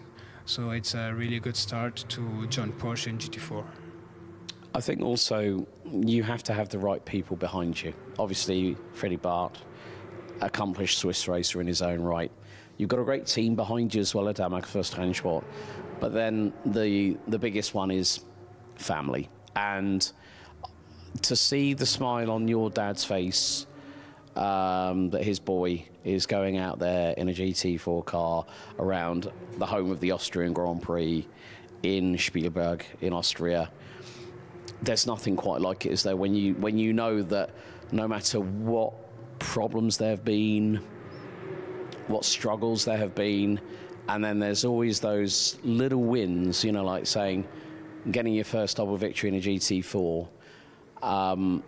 It's always nice when you have that family backing. What does that mean to you personally, and how much advice, not about the motorsport, but more about the day-to-day facets of life, do your mum and dad help you with? Well, they help me a lot. Also at home, they always say to me, do something for your sport. I don't know, let's say, go to the gym or look at this onboard video from this driver, watch this race with us. So they're also very interested in this sport, and that helps a lot, because if you have parents or your whole family who's interested, they will support you. Way more than just parents who say, yeah, do it, I pay, and that's it. Mm-hmm. So when you have a backup of your family, it helps you a lot, not just when you're on the track, but also emotionally and in your head, because you always know my family's there backing me up, and they're always here to cheer me up, cheer me on the track. So it's a big help as well. Now let's get on to this. Let's get on to the nitty-gritty, the real hard-talking questions, Elia. Now, we've had a few weeks after Portimao at the season opener. Of course, yes, there are 3 GT4 cars, but you guys are going to be running alongside the classics, so we're going to have you alongside the good old 964 Cup cars, which are absolutely mega to listen to. What's been the biggest challenge for you here at Spielberg? Because obviously these are completely new tracks. So this is a man who's been running around the globe, from Bahrain to Sarno to Wackersdorf to wherever in karting, and now we're on these big high-profile circuits. What's been the biggest challenge for you to acclimatise to get out of the full karting way of thinking, but still have a little bit of those tips and tricks that you learnt over the years to help you? What's been the biggest challenge for you here at the Red Bull Ring? Well, it's not even to learn the tracks, because you learn a lot of different tracks in karting, so you bring that with you, because every time you hit a new track, I don't know, in the European series, in the Italian ones, you have to adapt really quickly because you don't have a lot of free practice sessions like here. So I think the biggest difficulty I had was maybe the weather changes and also the red flags, because yesterday, the first day here, we started on a dry track, and then from the second session on, it rained. And we even had to skip a session because of a red flag. So it was really difficult to adapt to every weather changes, especially for me, since it's my first season. So I never drove under the rain with this Porsche. But to adapt to that is the biggest stone in the middle of the way. And but if you have to adapt to the tracks, you bring that from karting. You know, the school, they teach you there. The karting school brings you so many advantages in this world that you can't forget them. You just have them in your blood. I did like the way that we were WhatsApping, and I like literally you said you brought the bad rain with you, and I said no, it was already there when I landed in Vienna. Yeah, it was actually the guys from Alpha Live that were here before me. But no, I think like you say, first it is difficult, because what we did have on Friday was there was a big incident involving one of the other sessions, which meant that some of the steel barrier off of turn number 4 was quite literally ripped from its grounding points. So an extensive red flag. But that's the thing in karting, a red flag can be normally sorted out within 20 minutes, but now we're here at somewhere like the Red Bull Ring, whereas if the steel fencing is brought out of its ground posts, you're talking a major delay. But how have you been feeling coming into this weekend? Are you feeling fully prepped and fully ready to give it all? I'm coming very motivated, of course, after Portimao, and I'm leading a championship. I'm very motivated, and I want to continue in that way, of course. I think I'm ready now with all the sessions we had. We prepared the car really good. We prepared myself really good for the races. So I think we can do a good job. Let's see what we can achieve. At the end, we're just 5 drivers, but still 5 good drivers. Yeah. So it will be tough, but I think every race in the world has its own difficulties, and we have to do our best all the time. Well, I know you're definitely up for the challenge, and we're looking forward to seeing how you get on. So there you go, an in-depth interview with the 107 from AMAG First Rennsport, Elia Papacena, leading the series coming into today's second round of the championship.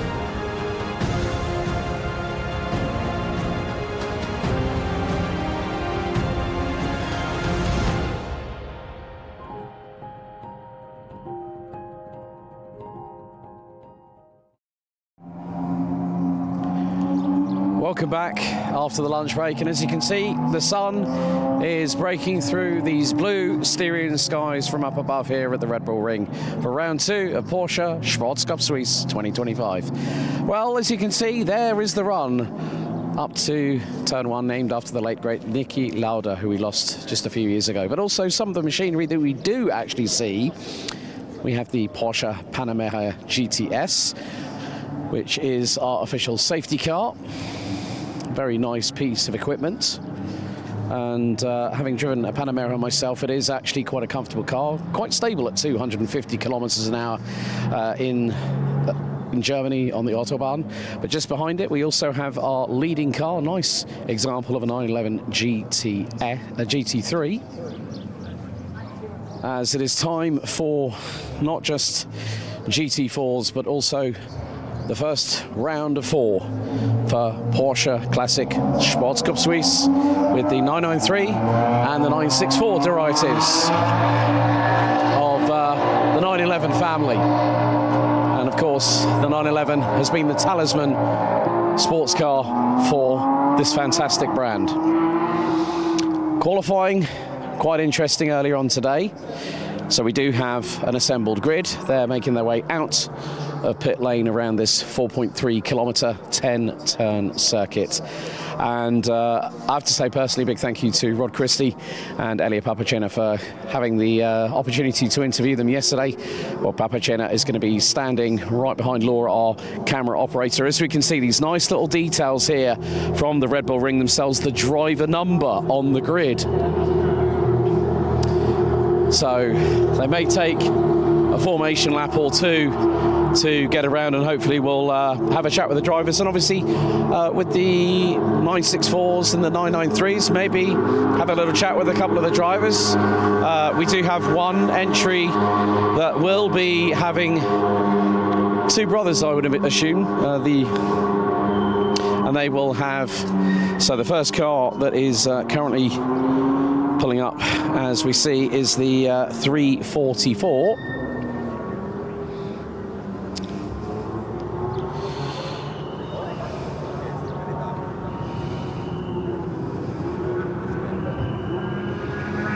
It's great to hear these different tones of these flat 6-boxer engines that these cars do have.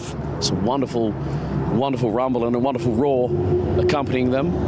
Got some of the GT4s. We've also got the 355 coming down pit lane. So it's a very long run up the hill. And once again, for this race, and also we'll have 32 cars out for Open GT for their first of 2 races, and that is going to be a free-for-all.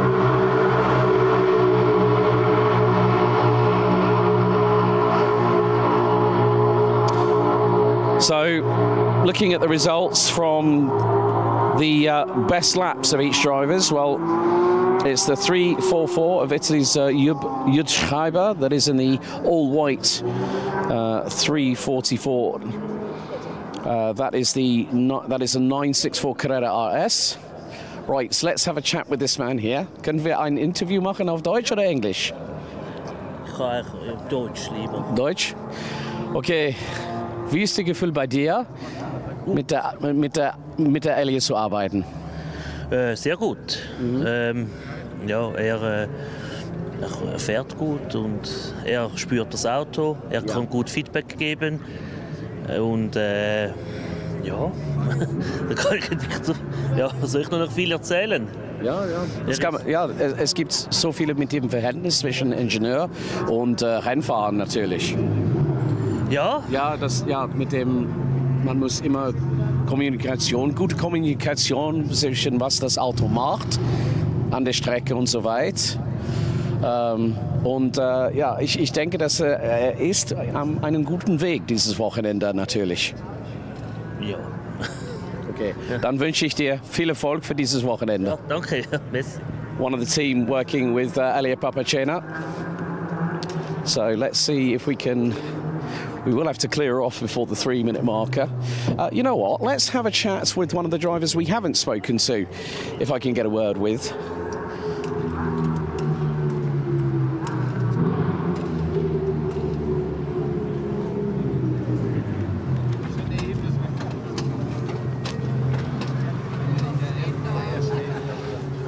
So this is Jovazek in the 175. Let's see if I can grab him for a quick word or two. There is a lot going on. Obviously, they're checking the tyre pressures, making sure the lug nuts on the wheels are tightened. As Elliot Papacena pulls up onto his grid position. He's also the one that leads the race. Englisch oder Deutsch? Beide? Okay, wir werden das auf Deutsch machen. Alles klar. Ja, okay. So. Jova, willkommen zurück bei dem Sprint Challenge Suisse bei GT4.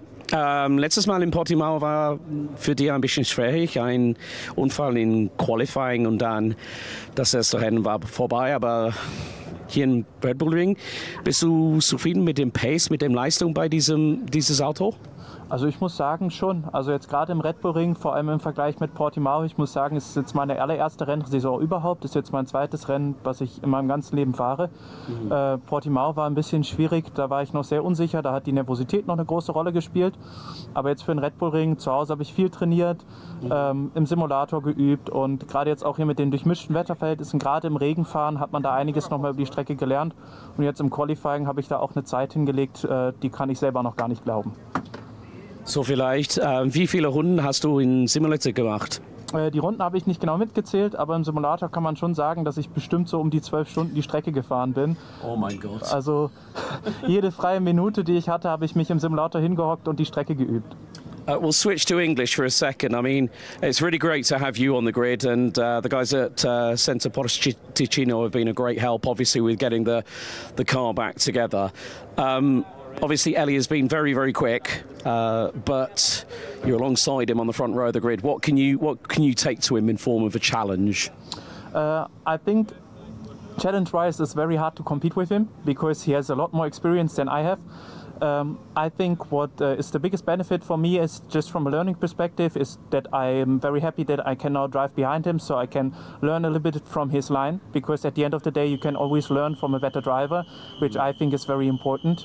And I'm happy to be together with him here. And he is, of course, a tremendous driver, and I will need some time to catch up, I would think. Brilliant. Jova, all the very best of luck for race 1 here today at Spielberg. Thank you very much. Okay, 5-minute board has just gone up, so it is really about that time that very shortly things will be getting underway. There's going to be 30 minutes on the timer. Now, this is the first round out of 4 for our friends in Porsche Sports Cup Suisse Classic, where we have the 964. And we also have the, with that as well, the 993 derivatives. Obviously, 2 cars that have been very much in the foreground of Porsche Carrera Cup competition, and especially with this being one of the 35 Global Series endorsed and backed by the legendary Stuttgart brand, with also its motorsport arm being in Weissach. And with this amount of colour around the grid, let's get ready for race 1 for GT4 Cayman Cup and for Porsche Sports Cup Suisse Classic here at Spielberg.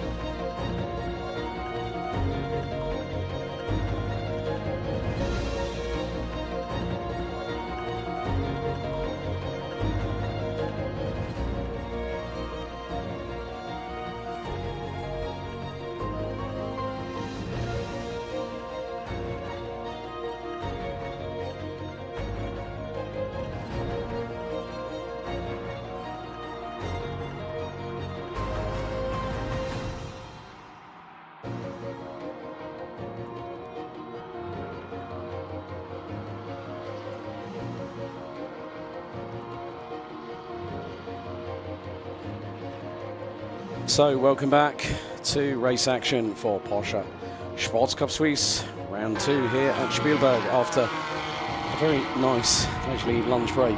Here is your starting grid for race 1 for GT4 and for Classic. Classic joins us for the first of their 4 rounds of this championship season.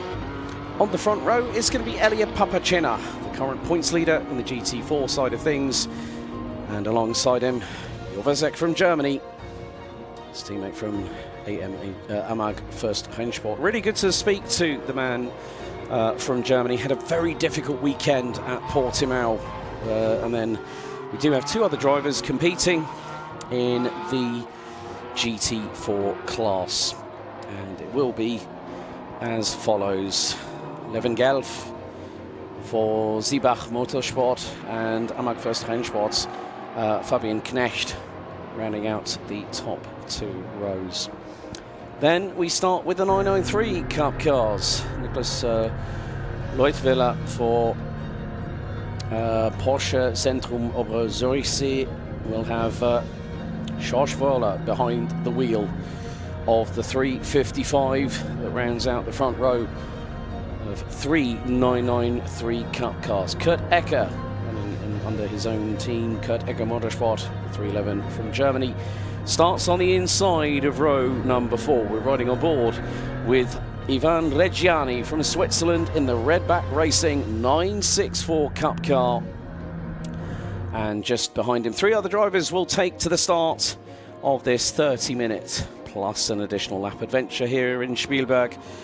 Jud Schreiber in the 344 964 Carrera RS with Florian Schmidhuber and Maximilian von der Leyen, the last 2 drivers representing Germany, as the field will make its way through the final corner. It's Papacena versus Zek on the front row of the grid. And Jovazek said to me on that dual language grid interview, yeah, I want to learn from him. And that's a good tactic to have for his own progressing in this series. Red lights on the gantry, 30 minutes plus an additional lap. The revs rise, we go green here after the lunch break, and a lightning bolt start from Elia Papacena. But look in Levin Gelf, he's looking up the inside into turn 1 on Jovazek, who holds on to 3rd at the minute, but it's tooth and nail for the top 2 positions in 993. And leading that at the moment will be Schorschwörler, who got past Nicholas Leutwiller in the early stages. As we head up the hill for the first time, as it's going to be nearly side by side with Kurt Ecker and Jud Schreiber. Ecker dives up the inside in that wonderfully liveried split personality car there in the 993 Cup division. So everyone just taking those initial steps quite tentatively. And of course, the temperature has risen. We have had a bit more sunshine here at the circuit. There is some cloud cover coming across the track, but it is blowing the wind across, blowing the cloud cover across. So in some respects, that might help a little bit. But if there is a crosswind down a straightaway, you want to make sure that your car is fully planted. And Papacena doing a very, very good job at the front end of the field. He took, he made an indent early doors. He comes down to the final corner, nice and tidy from the 107 as he comes across the line to complete the opening lap with a 1:39.080. His lead advantage over Levin Gelf is now 2.388 seconds. Jovazek holds on to P3 with Fabian Knecht holding on to 4th position. That is your running order at the moment. And then it's Schorschwörler in the 355. Oh, what a start there for the Porsche Zentrum the PZ5 Scene Motorsport car, as that is now up into 5th position, having started 6th. So the 108 of Fabian Knecht getting a final track warning limit, a final warning for track limits at turn number 10.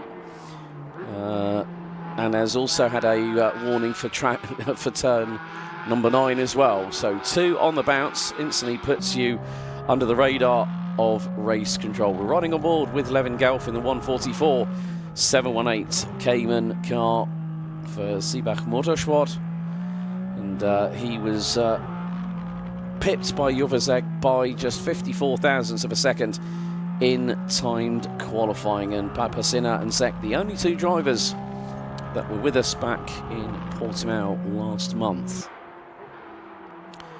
So Gelf makes his way down into turn number 9 and into 10. On the brakes, so at least he rotates the car enough to not cause a problem regarding track limits. As the cars thunder across the line, we are now onto lap 3, and Fabian Knecht is closing in on Jovazek. Fastest lap of the race so far, 1:36.014 by Elia Papacena. George Verla leading in the 993 Cup Car division. Puts in 1:42.665. 3/10 quicker than Nicholas Leutwiler, who is 1.2 seconds adrift. There's Fabian Knecht trying to get the rotation of the car going through out of turn number 3. So at the moment, Maximilian von der Leyen has got through on Florian Schmidhuber, both running in the 964 division. So we are nearly we are nearly 5 minutes of the way through this opening race. So the calendar for, obviously with GT4s, the calendar is the entire calendar for Porsche Sports Cup Suisse in 2025. However, for the classics, this is the opening round out of 4. So we have the double sprint here at Spielberg. They will then also join us at Imola at the Autodromo Internazionale Enzo Edino Ferrari, 21st to the 22nd of June, and then Autodromo Internazionale del Mugello for the double sprint race, 19th and 20th of September, and then they have the double sprint and the 2-hour endurance at the Misano World Circuit Marco Simoncelli on the 17th to the 18th of October, and then the 2-hour endurance race will be under nightfall. And I'm sure that will be a wonderful sight. Papacena is pulling away. Meantime, Kurt Ecker has got through on Ivan Reggiani. That is for 7th on the road. So Reggiani was ahead of Ecker. Ecker has now returned the favour and got back through. The exhaust notes, they are absolutely awesome. I still remember the days of the 964 Cup car roaring around the streets by the Dutzenteich at the famed Norris Ring Street Circuit. And then you see how the Cup cars have developed into the 4-litre flat 6, 510 brake horsepowers powered cars that we see now, whereas back then we didn't have Porsches that had 4-litre displacement in terms of the capacity for the engines. We would have 3.2, 3.4, 3.6, quite a few other displacements as well to boot. But this is great to see these 2 cars from their respective periods. The 964s from the from 89 and 90, and then with the 993s taking over the mantle in 1994. And Papacena, just like he did in the opening 2 rounds, the opening 2 races of the season, this is another new track for the Italian to learn. But for those that watched the interview with him in the lunch break, he said that I'm able to use my skills. Petro Varanches, Kurt Ecker! Exclamation point. Yes, there you go. Kurt Ecker is in the building. Really, really good to see these wonderful cars in action, where you have the wonders of what we had in the past to what we have now. I'm not going to say the Porsche brand has such a fantastic history. It really, really does. So back on board with the 107. Elia Papacena going, turning it left. So there you see this is coming through out of turn 6 into 7. Goes tight on the apex. Trying to let the car do a little bit of the work. Don't force the steering too much and open it up a little bit. Out of turn 8.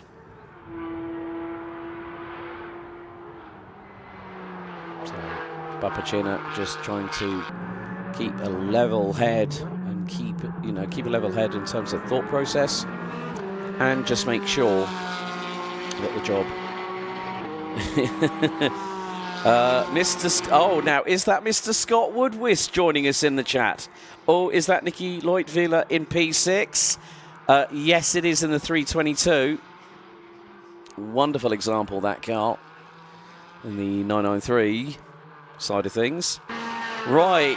Oh, well, Elia Papacena's given himself a little bit of a favour. He's cantered away into the distance, but he has just been given by race direction a 3-second time penalty for a jump start. So at the moment, he has a 4.3 second advantage. The gap between Josh Wöhler and Nicholas Leutviller is currently 1.5 seconds. That is the battle for 993 Cup. And then for 964, it is currently the 305 of Redback Racing's Ivan Reggiani from Switzerland. And Reggiani has a lead. I think it's going to be a comfortable one here over Judge Schreiber in the 344, which I think is just thundered across the line. Yes, the lead is 11.7 seconds. So at the moment, Elia Papacena has a 4.3 second advantage over Levin Gelf. Now that goes down to 1.3 seconds based on the 3-second time penalty for the jump start that Elia Papacena has been given by race direction. And it is always down to the leading row, and if the leader bolts a little bit early, then they can actually call that as a jump start. So 20 minutes to go, and didn't notice. I was noticing that Fabian Knecht, not too sure if the back end of the 718 Cayman was probably a little bit skittish under braking. As we have we have here Maximilian von der Leyen and Florian Schmidhuber, and you could not get two more color contrasts on a car like a Porsche 911 964, like the black and the pink that the 327 has on it at the moment.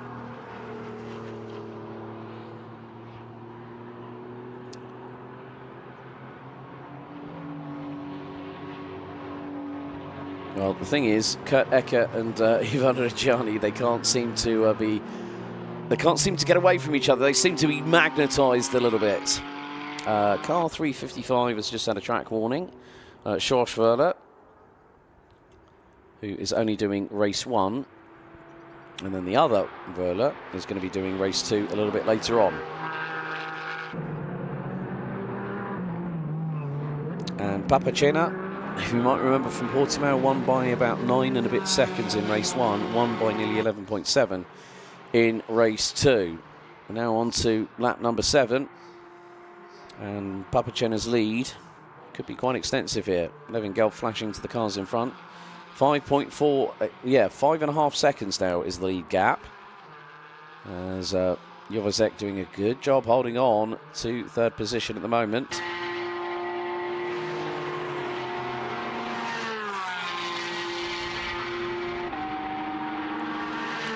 As the drivers thunder their way up the hill through turn 2, and hard on the brakes down to second, maybe even first gear, try and get the traction down through 3.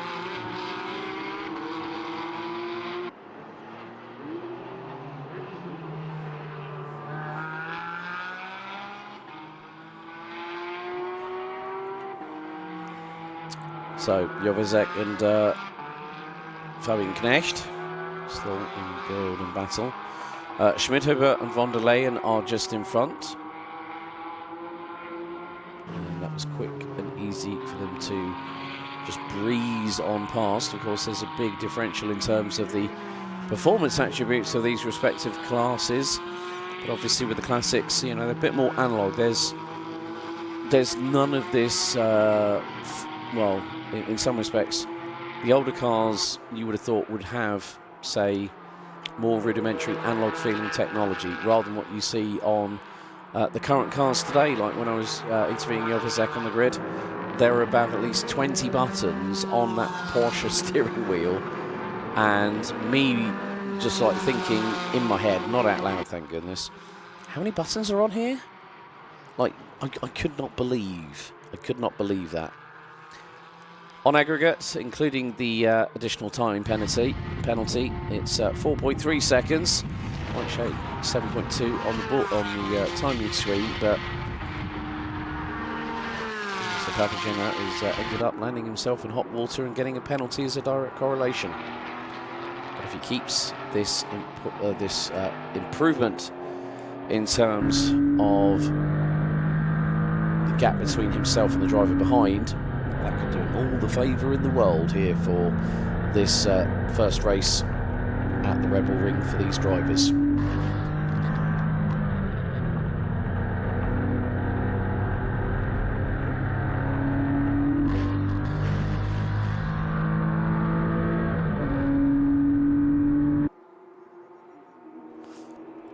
And there in the background you see the famed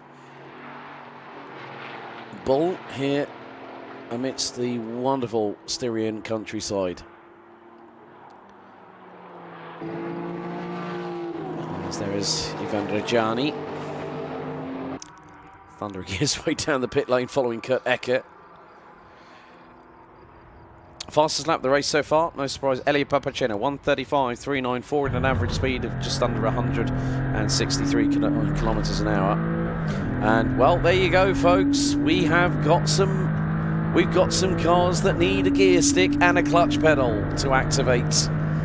Oh, this is wonderful. And just seeing, you know, you look at the DNA that the Porsche 911 has, and you see these cars here, especially the 964s, they were no frills, no fuss, just get in there and get the job done. And seeing that wonderful oval style binnacle that has the speedometer in the center, the rev counter to the right hand side, and then all the ancillary gauges such as fuel, water, fuel, water, temperature, oil temp. Just wonderful to see.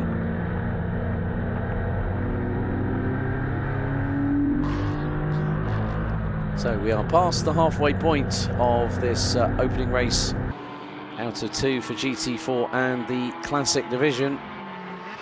Jovazek still holding on to that place at the moment, which is currently P3. And whilst Jovazek has been trying to keep away from Knecht, seems like Gelf has managed to scupper away into the distance and go, right, I'm off, see you later.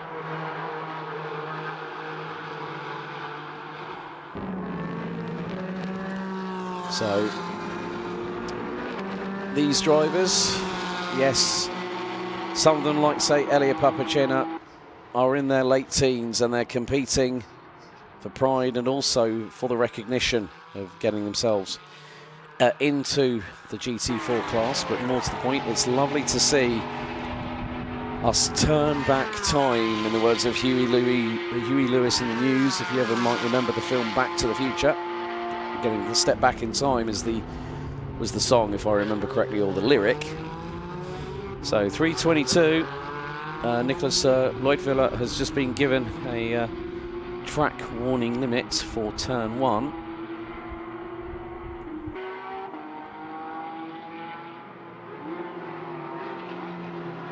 And Elia Papacena's 3-second penalty, I think, is going to be rather insignificant when he crosses the line, because at the moment his lead is nearly 9.7 seconds after 10 laps of racing. And Schwarzwälder and Nicholas Leutwiler still are leading the way in terms of the 993 Cup division. But then we also do have these wonderful 964 Cup cars as well. So still the battle rages on between Maximilian von der Leyen and Florian Schmidhuber. Just great that these drivers are giving, you know, they're giving it as much as they can. Obviously, when you have the 964s and the 993s, we are getting blue flags on the start-finish straights as the GT4s start to lap the other cars. So Kurt Ecker's going to have to give way to Jovazek. And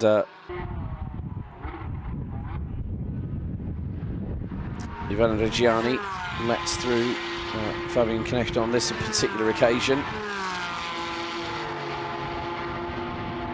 Oh dear, right, 5-second time penalty for Fabian Knecht for exceeding track limits at turn number 9. So he's used up all his lives and now he's been told to insert more credits. A bit like the 1980s arcade games. As soon as it was saying game over, do you want to continue?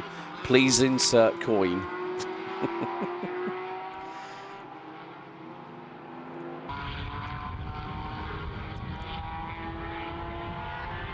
So we are coming down towards the final third of this first race of the weekend for GT4 and 964 and 993 Classic.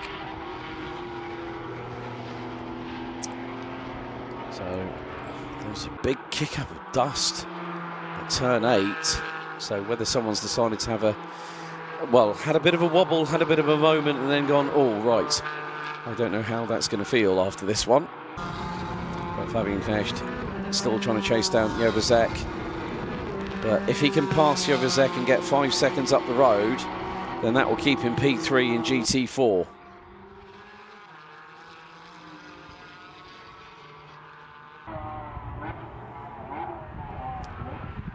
So there is Levin Gelf, 144 now heading up towards turn 3, 11.2 seconds behind the race leader, Elia Papacena.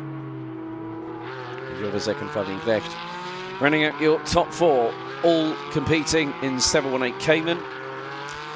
Then the battle for 5th place at the moment, currently contested by Schorsch Wöhler and Nicholas Leutwiller. That's the 355 versus the 322. We've got Kurt Ecker rounding out 7th in the 311. That is at the moment the lowest placed of the 903 Cup cars. So look at that, we've got a nice little bit of variety. 718 Caymans, 964 Cup, 964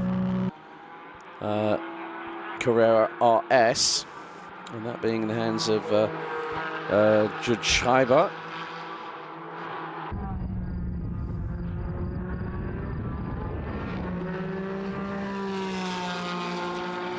But Papacena just carrying on with the business at hand. Gelf crosses the line. Oh, Papacena is ripping up the rule book on this one. He's 12.1 seconds up the road, and we're not even into the final 5 minutes. Papacena has just been putting on a masterclass. As I said, Jovazek and Elia Papacena, the only returning drivers from Portimao last month.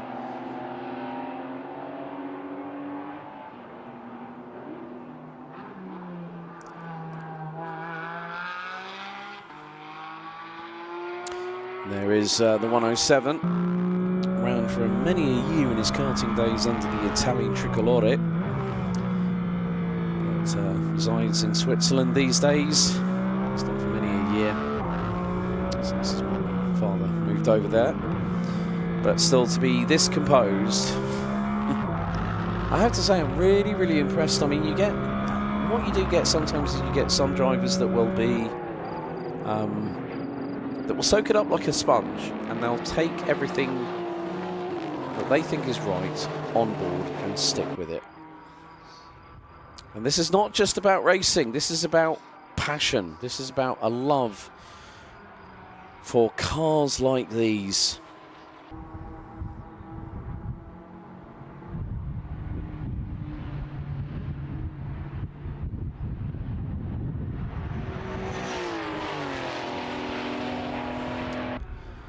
So this is going to be very, very close. Wöhler versus Leutwiler. And Leutwiler doing a really good job just trying to reel that car in front. So coming up to the final 7 minutes plus one additional lap here at the Red Bull Ring. This is a great little scrap here. This is for the lead in 993.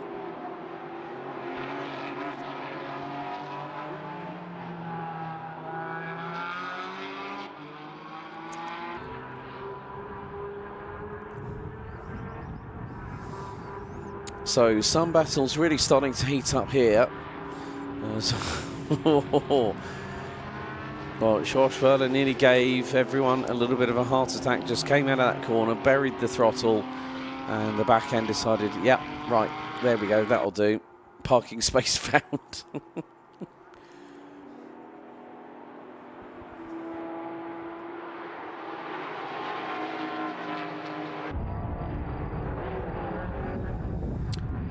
So here is Leutwiler versus Wöhler. 335 versus the 312. Blue flag still being waved on the start-finish straight, telling the slower drivers that there is a car coming up close in terms of their proximity to your rear diffuser or your rear bumper or rear wing. Just want to make sure that everything that you take part in is you're just going to be careful with who you decide to do one thing or the other. But when is the 322 of Leutwiler trying to get through on Wöhler for position, and more importantly, he will end up becoming one of the team. Still, with these cars, with the older generation of cars, what are cars meant to be here for? They are meant to be driven.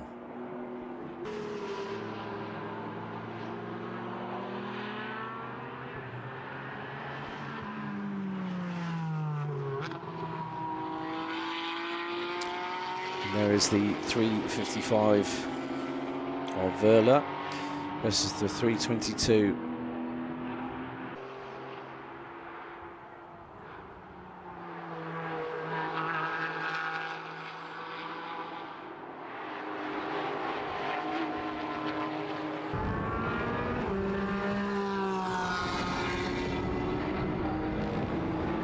These two, I think, are probably going to be battling right up until the checkered flag.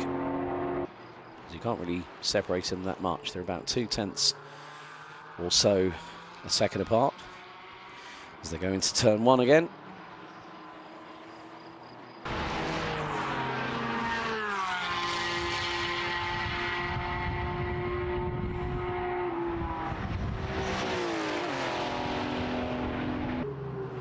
So these drivers making their way at very close proximity.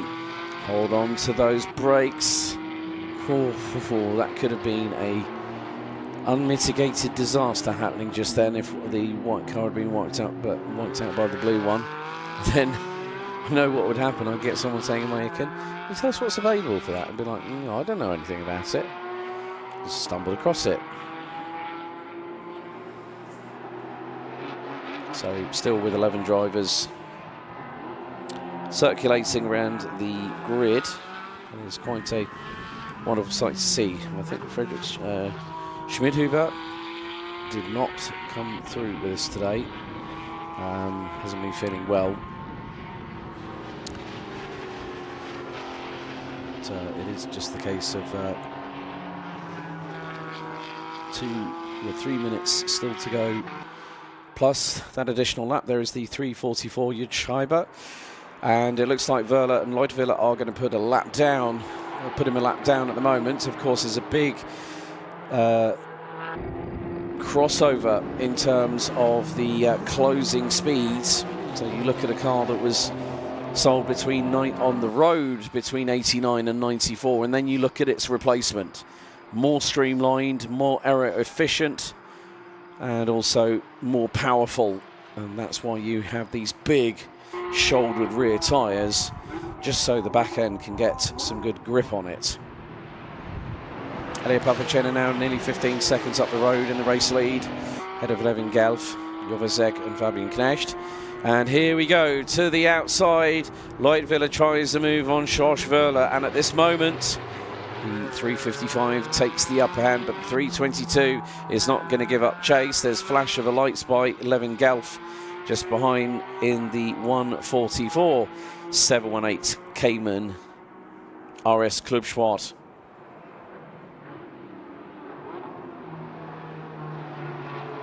He's just got to negotiate his way through this traffic here.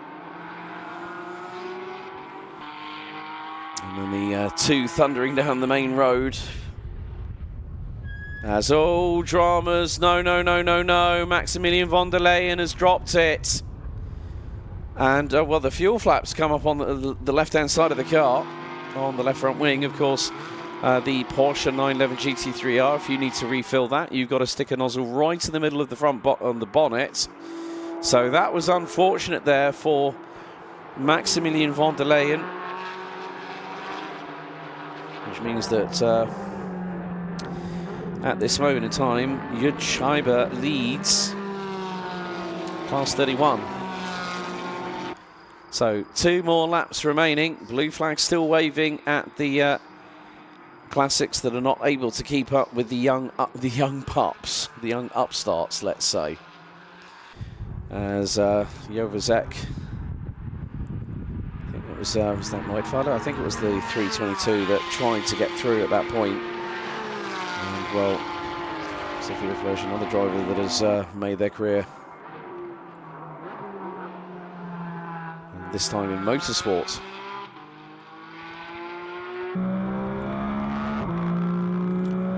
But we are counting down to the final few moments of this race. You can see the amount of bug splats on Elia Papacena's windscreen. It's a lot of surface area when you think about it. But Papacena has been unflappable.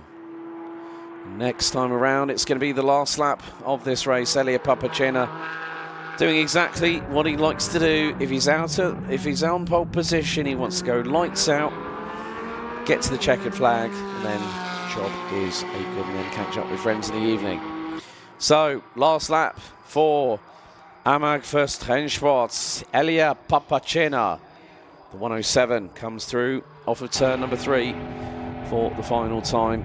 So, probably in about 3 or so kilometres. I've known this man for a very, very long time, and to see the character that he has now become, a bona fide GT4 Cup class winner, but he's going to do it in style in many respects, because this kind of accolade only comes around once a lifetime. But Papacena has done everything right, even though with the slight tarnish on the brush, courtesy of his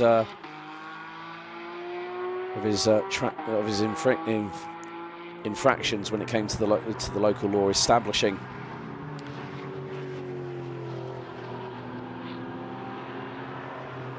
So there is going to be a further discussion between, well, its driver and team manager have been asked to report to race control after the podium. So that is Elia Papacena and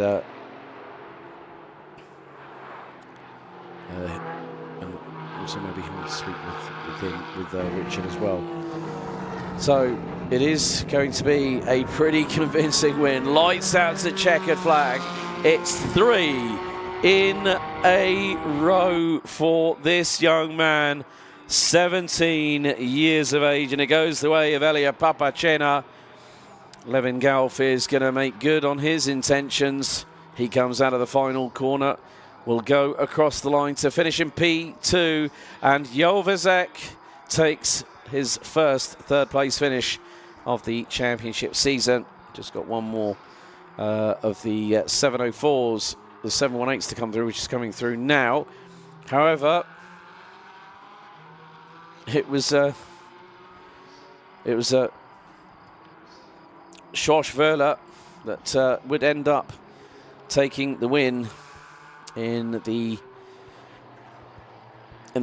classics division, and that would be class number 32, finishing ahead of Niklas Leutwiller, Kurt Ecke, Ivan Reggiani, Jürgen Schreiber, Florian Schmidhuber and Maximilian von der Leyen. But once again, GT4s, okay, yes, not the greatest number of pilots on the course, but when we found out that people were interested in doing a GP race with us, okay, right, well, let's go with it. So I've not really followed it. Yeah, it's just one of those things that you see these drivers really starting to go hammer and tongs. And look at this for a run out of the final corner. Can Ivan Reggiani pull alongside Kurt Ecke? No, 993 outdrags 964. And Ecke does the business there. That is going to round out the top 8. But Elia Papacena, victorious for a third race win in a row. 2 at Portimao. Now add Red Bull Ring Race 1 to that tally. Levin Gelf, Jovazek, Fabian Knecht ran out your top 4 ahead of Schorsch-Wöhler. Niklas Leutwiller and Kurt Ecke rounding out the top 3 in the 993 Cup division. Ivan Reggiani takes the win in the 964 division, class 31, ahead of Jürgen Schreiber in the wonderful 344 bright, brilliant white 964 Carrera RS, with Florian Schmidhuber rounding out the top 3, and then all of that Maximilian von der Leyen completing your finishing order. Next up, it's going to be Open GT, but before we do that, it's time to go and chat with some winners.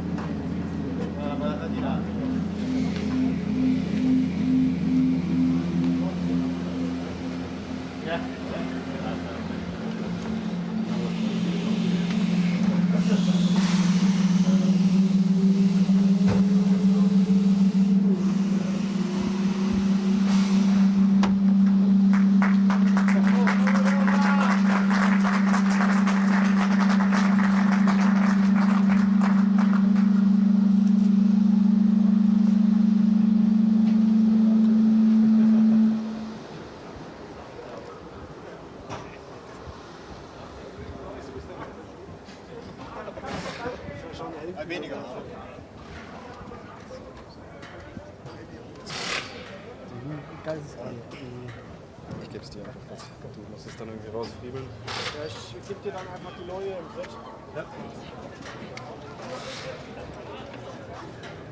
Aber mega. Das ist so schön gerade. Spannend, er war mehr am Rutschen. Ja, ich war natürlich auch. Right, okay, time to try and get some chats with some drivers. First of all, let's speak to the man who's got a clean sweep. Herr Papacena, dreimal auf Pole Position gestartet, jetzt dreimal Sieger bei GT4. Wie ist das für ein Gefühl? Ja, es ist schön natürlich, sein Debüt oder seine erste Saison so zu starten. Klar, es hätte nicht besser laufen können bis jetzt und wir hoffen mal, dass es auch so weitergeht.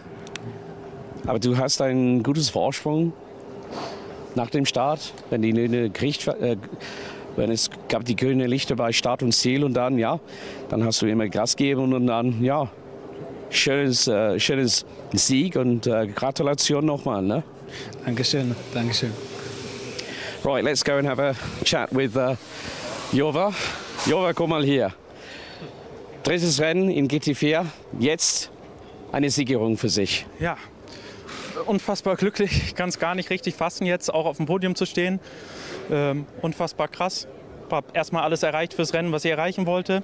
Ich glaube, da vom ersten Platz oder sonst wie zu träumen, ist erstmal noch ein bisschen verwegen oder zu übertrieben. Aber ich wollte ein sicheres Rennen fahren, keine Strafen kassieren. Das hat alles funktioniert. Sicher das Auto nach Hause bringen. Und bin super happy, dass das geklappt hat. Gratulation mit dem dritten Platz heute. Dankeschön. Und viel Glück für das zweite Rennen. Vielen Dank. Very, very happy, Jovazek there. Team's going to be very, very happy as well. Let's see if we can have a chat. Herr Gelf, zweiter Platz. Das war eine gute Rennen für sich. We can talk. Oh, thank God for that. No, I try and do as much German as I can, but a really, really good start. You know, keep it nice and calm. I think, are you doing double duty this weekend? Yeah. I do both as well as GT3. You're a crazy man. You're a crazy man, but that's the thing. I get the experience. Drive. The more laps, the better. Yep. But it's always great when you go and just go, you know what? The more driving time I can get, the more I can learn, whether it's in a GT4 or a GT3. But to start with the podium, not a bad feeling, huh? Not a bad start, no. I'm quite happy with it. Obviously, he was pretty quick. Had a good start into turn 1, the overtake. Very happy with that.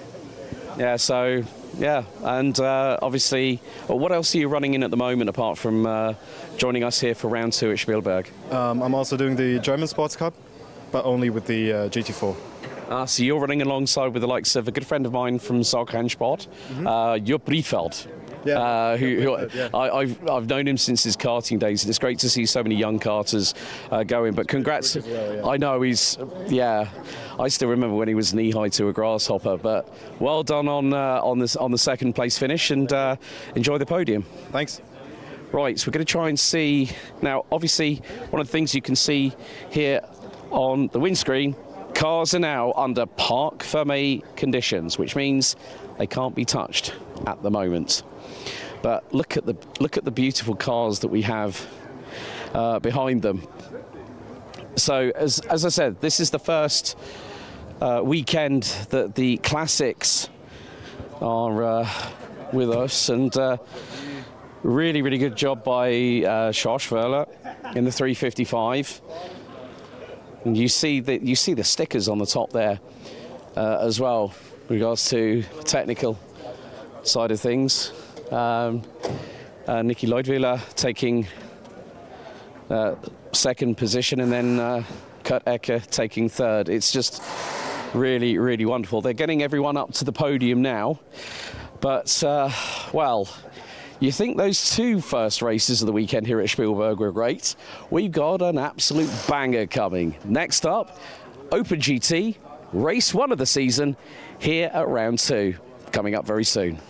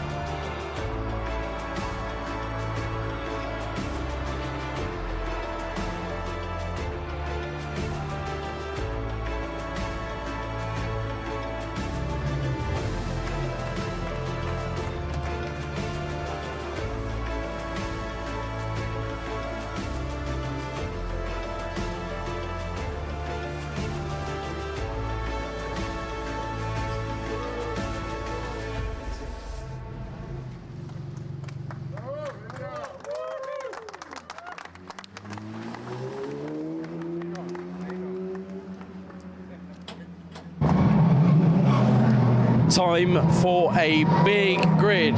16 rows, 32 cars as they're all making their way out through the pit lane for Open GT. Well, the fastest driver for esteemed sports car team Rinaldi Racing, Peter Erhardt, put it on pole position alongside him. In class 23 will be Stefan Heim. Alois Rieder took third, and then Rod Christie, the man who I spoke to a little bit earlier on this weekend, rounds out the top four. We then have a whole host of 992 GT3 Cup cars. The big difference between Open GT and GT3 Cup, these cars have anti-lock brakes, which means if you hit the pedal too hard into the braking zone, your foot is going to be jiggling more than Christian Horner on a Sunday race day. So we're just waiting for a few of the drivers to come along to the grid. So hopefully going to try and speak to a couple of the drivers that we haven't chatted to. We are just waiting for quite a few of them to rock up, but everyone's coming onto the grid. So team members, you've also got people, there's even a team, 274, Gualterio Branco for Malucelli Motorsport. They have a set of wet Michelins on there, which looks rather interesting. But the way the weather is, it is blowing a hoolie. That's Max Muchlechner going past in the 216. One of the drivers I want to speak to actually is going to be a little bit further back on the grid. John Jastrzemski from the United States. There was Sebastian Schmidt going past. Then the 285, Markus Neuhofer. So there are quite a few cars making their way down. I mean, we're looking a little bit further down here. So here comes the pole sitter through in that wonderfully deep grey car, that mean-looking thing there. 202 just coming through as well. That is Helmut Rodig. Then we've got, there is Mr. Branco turning up. Franz Lama is starting here. So let's see. You can see the cars are all lining up here. That is Franz Lama, one of the locals from Austria. And hopefully a bit more luck for Massimo Froio here in the 205. Rod Christie now coming through in the Martini Porsche. So hopefully, well, we are just coming up to his grid position here for John Jastrzemski, the only man representing the United States. We do have a representation. Looks like there's a little bit of a traffic jam. We're waiting for the 280. Dominic Bastien going through. There is Stefan Heim's 2022 vintage car. The 222 of Ahmad Al-Mahdi from the state of Qatar. Shout out to Amro Al-Hamad and the team at the QMMF. Joel Monegro going through. And, well, it's taking a little bit of a while. They just put the 30-minute notification on the timing screens. And here comes John. Once they get on the grid, it's going to be a case of shutting that engine down. Listen to that twin exhaust 4-litre flat six, 510 brake horsepower, mated to a paddle shift 6-speed sequential transmission. So just wait a moment whilst it's nice to also catch up with different people.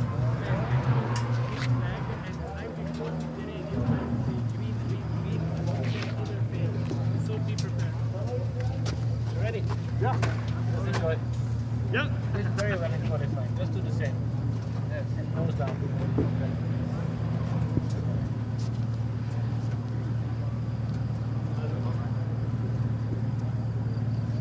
Sorry guys, John, would it be all right to have a quick chat? No. Okay, we'll leave you to it. Good luck. So John, not wanting to do an interview, but the thing is that it's always nice. I mean, Laura, if you just take a spin around, look at this amount of colour that we've got here for Open GT. This is one of the beautiful things that I like here. That, yeah, okay, sometimes it's not just about interviewing the drivers, it's about the atmosphere. You know, we have got pretty much, if we had 36 cars, we would be pretty much all the way up to turn number 10. And you just see the amount of hard work, the passion that these people put into this. And I would think that probably a lot of these drivers, so that is the 5-minute board that has just gone up. So yeah, it's nice to see the different attention to detail, because with a lot of these cars, they don't come as you see them. They normally come as carbon fibre, and then you have these wonderful people that do all these fantastic designs on the cars, like say this one for Mr. Branco for Malucelli Motorsport. And then you have from the nice and tasteful, and then you have the bright liveried, like here with Mr. Neuhofer. So, you know what? It's going to be a case of seeing how these drivers get on over 30 minutes plus an additional lap. So, without further ado, strap yourself in for the roller coaster ride that is Open GT Race 1 here at the Red Bull Ring.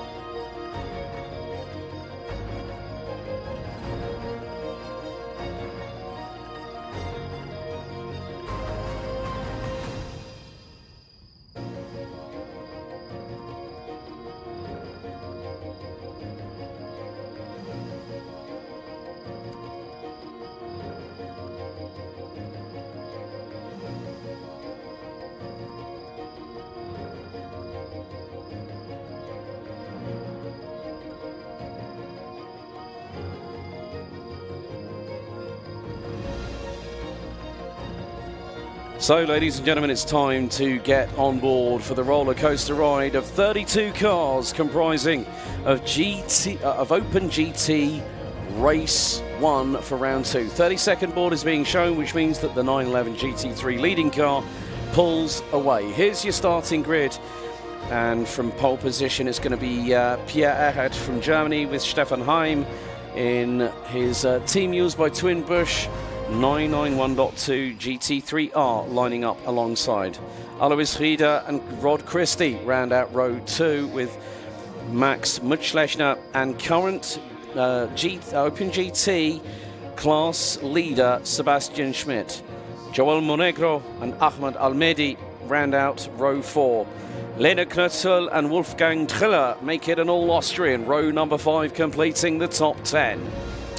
Levin Gelf and Helmut Hodig round out row 6, ahead of Zelko Drimic and Niklas Kaiser. Markus Neuhofer, Markus Kreischen round out row 8, Nicolas Sarcinelli and Gualterio Branco round out row 9. Completing the top 20, Franz Lama and Marabi Vabishvili, Massimo Freuer and Dominic Bastiat ran out row number 11. John Jastremski, and then we had Freddie Kramer in the 292. Manuel Zloff, Eric Santos, Marco Galassi, Dragos Buriu, Max Polsler, and then we've got Alexandru Perian, Valerio Prezesi, and Richard Distel rounding out the 32 strong grid. So all lap times deleted after the pit stop for the 207 of Dragos Buriu because tyre changes in qualifying are prohibited. Thereby that driver will be on the back foot. Well, all I can say is cry havoc and let slip the Porsches of war in this one. It's going to be an absolutely scintillating, captivating display of hard-charging, full throttle overtaking at a circuit that can be difficult at times to pass.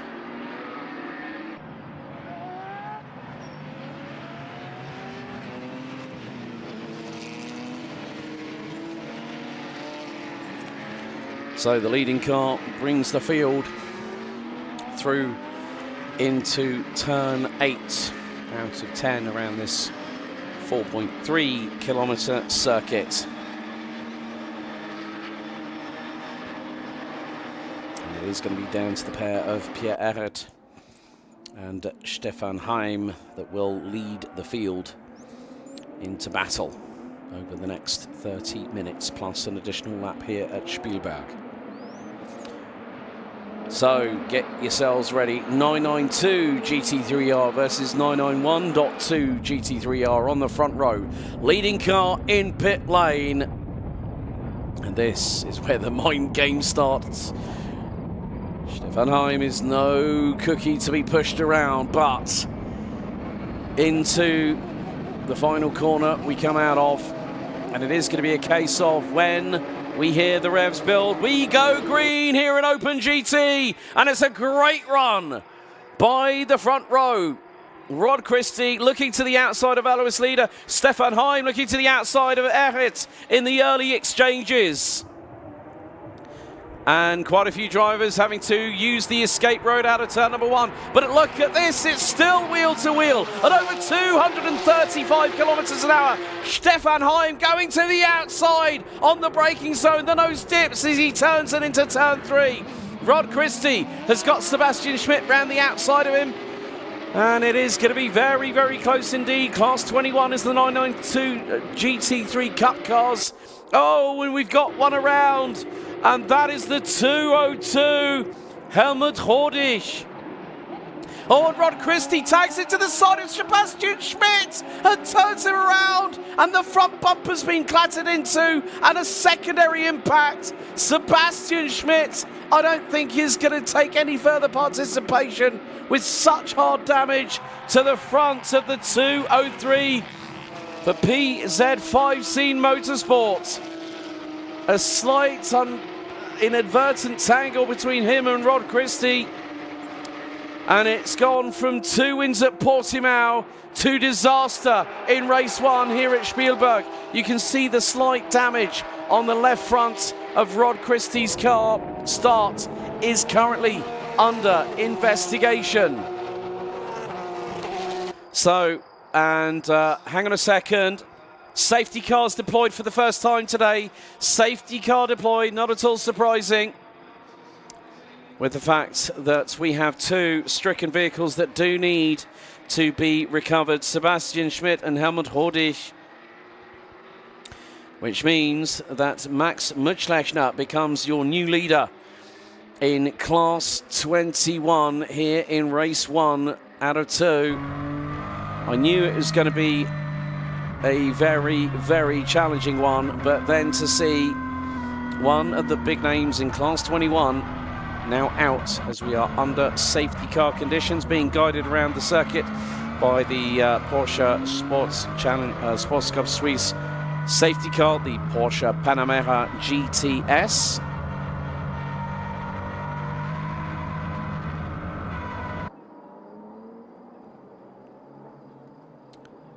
So safety car will be out. It will be out for as long as required, depending on the cleanup operation here for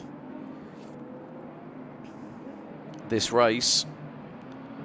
Obviously that can depend on where the cars are parked. Okay, so there will be Helmut Rodich. Oh, that is Sebastian Schmidt's car. That is pretty much on the inside racing line.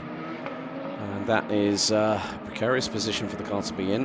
But now it's going to be a case of the PZ5 Scene Motorsport crew will have to get to work on that car to get it ready for race 2. If the damage is not substantial, they are going to have to check things.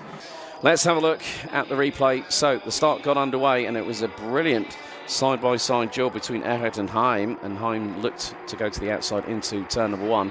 And not just him, but quite a few other drivers would have to use the escape road going through the opening corner. And that was very much clean at that time.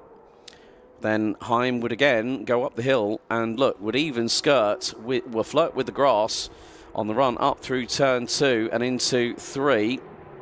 And then Mutschlechner trying to go on the offensive as Christie would go up the inside of the 203.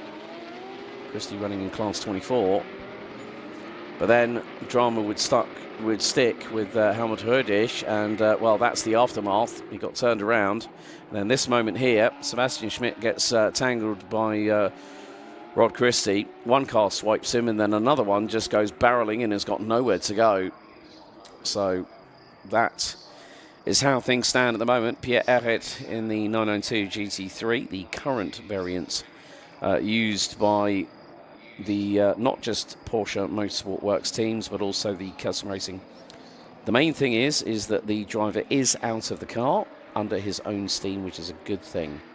It was mainly at the front end. If the car had been T-boned, then I would have thought that depending if the G-meter reader had been set off, then that would have been medical teams going on site. There is a car going down into pit lane at the moment, which is Marcus Gratian, and that was the car that unfortunately ended up hitting the right front of Sebastian Schmidt's car quite hard, so that will probably be damage to the left front. Now, of course, the cooling systems are normally based in the front of the vehicle, so the team will have to check if any pipe work is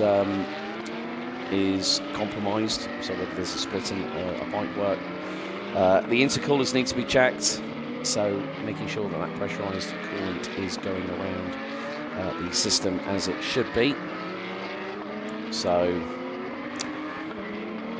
it could be a possibility that Marcus Gratian might be out of the race. John Monegro is also in the pit lane as well, so he was another driver. And it was 2 of the silver-coloured cars, some of the vehicles run by the Porsche Experience division.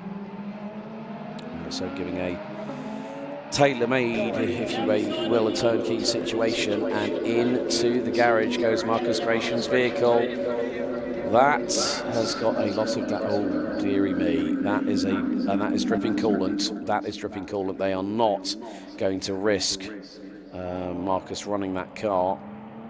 So probably the minute that the coolant started dripping out, then the temperature for the coolant temperature would have risen quite significantly. There's an optimal window for these cars to work within, reference the cooling systems. Of course, it's a vacuum system, so it's pressurized as well, so there's a lot of build-up of pressure to help coolant be circulated around the cooling systems of the vehicles. And obviously you've got what they call the water jackets. They're like the little channels in the engine block where the coolant is pushed through at quite high pressure to keep the engine cooler under high usage situations and excess loads, especially performance. Well, you know, if you drive your car like you stole it, or if you are in this kind of industry, as in the motorsport industry. So another lap under the safety car itself. So Vlad, anyone Romanian? Yes, we will have GT3 Cup. We do have some Romanian teams or Romanian drivers in the GT3 Cup side of things. And that will be the next race after this one. Now on board with car number 233. And that is Max Polsler for lap time performance. And started down in 29th, now currently 23rd. Safety car will be in this lap.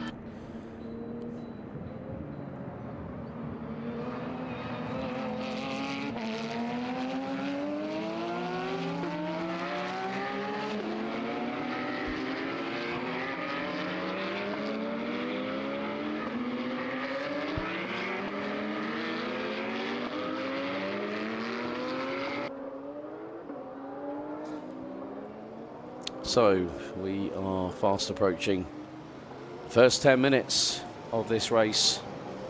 So Sebastian Schmidt out, Marcus Grecian out, Joel Monegro not seen what's going on with the 224, but the car is in pit road. Alex Rosio, great job, Dragos Burio, from 28th to 21st in one lap, yes. Now on board with the I think that is the that is the 297.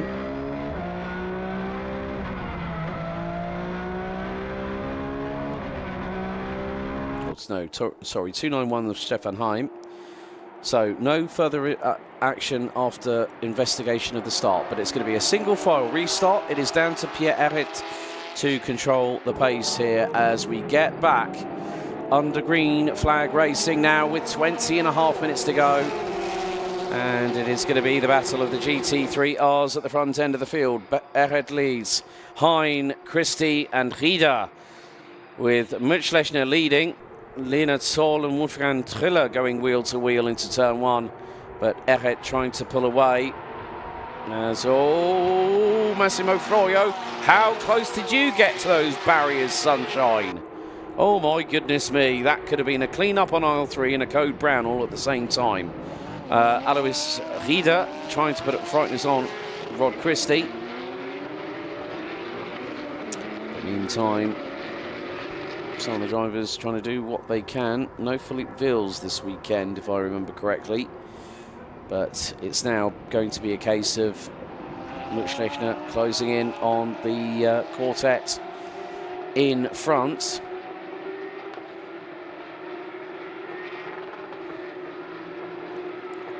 So a lot of the drivers making their way towards the far part of the circuit. As they come through down turn 6 and 7. As we run on board with Stefan Heim and that wonderful 991.2 GT3R car with his son. If you folks might remember when I had a chat with this man in the post-race interview before the podium, he said, yeah, my son does all the graphics work. Well, he's definitely done a really good job on it, and it's wonderful to hear this car thunder. Like literally, it is like an engine note that just literally says to you, Here you go. Here's what a Porsche sounds like. And truth be told, it's a sound you never get old of. Oh, and we got dramas again. Levin Gelf, who was, I think, just out and took second place in the GT4s. That car is pointing the wrong direction. Meantime, 2-1-3, Zeljko Dinovic versus Wolfgang Triller. Triller loses out. And Triller now drops to P7. So, not too sure what happened with that car that we just saw stricken a moment ago.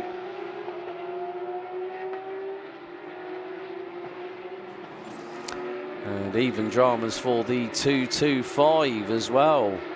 Niklas Kaiser. Oh dear. It's not what you want to see.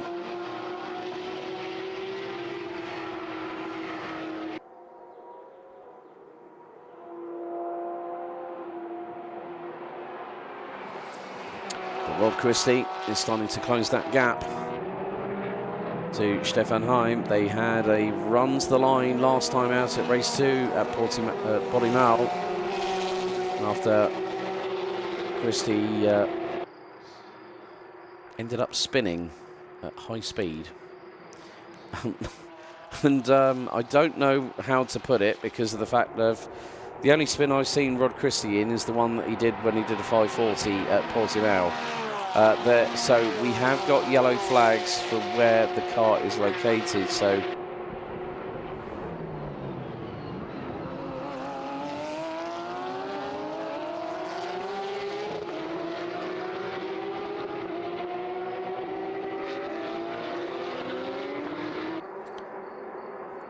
we are fast approaching the halfway point of the race itself.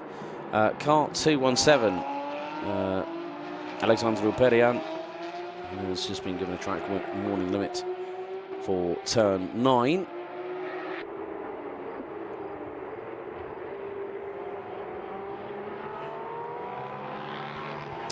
And we've got our second safety car period of the day. Safety car has been deployed again.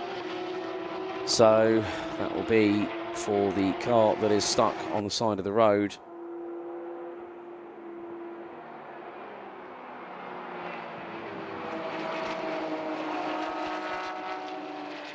So this is going to, in many respects, well, you might say yes, it might infuriate people. But it calms the race down to a level where people have the opportunity to just take a deep breath for a moment. I mean, these cars are difficult to pilot. So with a second safety car period, it's sort of like, just calm down, take a deep breath, refocus about the restart, and then just try and keep your mind blank.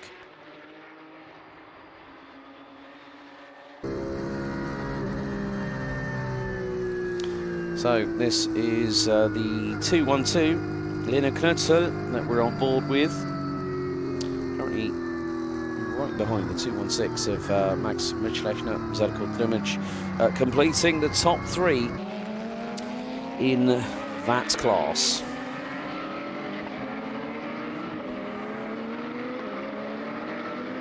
So now past the halfway point.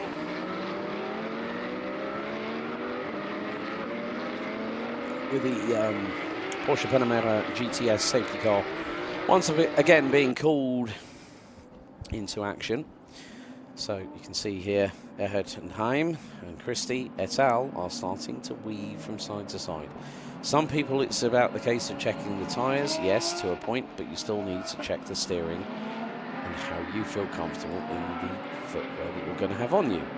It's a bit like a racing car. You know what you do want and what you do like. And then you'll go and see something else and just go, oh, I don't like this. It does happen, believe you me. But what's the point? This means that how much longer on the clock will our leaders have? And that's the big question that needs to be answered only out on track. Safety car will be in this lap. So let's see. It's going to be a single file restart. We'll be down to Pierre Erhard to control the pace.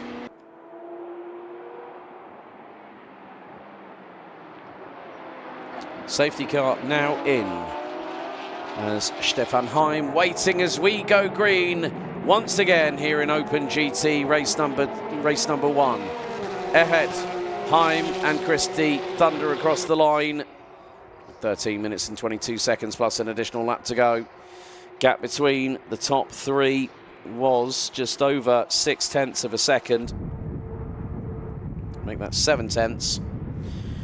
And more to the point, well, this moving up here, well, all I can say is Rod Christie said you're scrubbing about 190 to 200 kilometers an hour of speed off your car going into turn 3. And I went, I wonder what that feels like. And that was not an open invitation for him to say, oh, yeah, come on in the car, I'll take you out there. I wouldn't know what would have happened to me afterwards, but never mind. However, the drivers are really putting the pedal to the metal in this particular occasion, as we have 12.5 minutes remaining on the timer.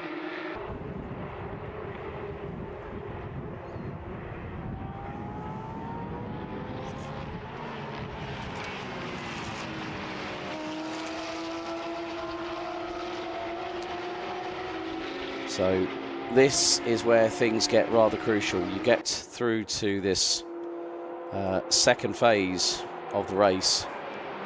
And it's about how you get along with it all and see what does transpire. So across the line, Pierre Arret has a lead.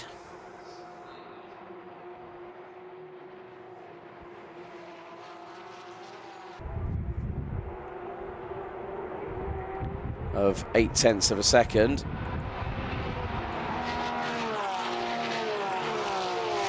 It's not going to be easy for him to keep it to that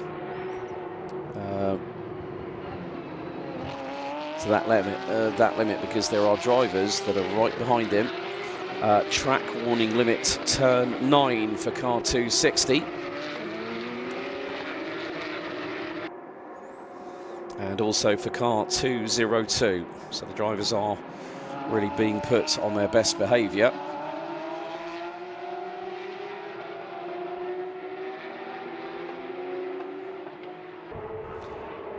And at the minute, the good thing is the drivers will know that there is, as I think it was quite clearly explained to me by Rod Christie in the interview, like it's got to be respectful, and I completely understand and appreciate that. So at the minute, well, Levin Gelf is out, Marcus Gratian, Joel Monegro, and also Sebastian Schmidt are out of this race.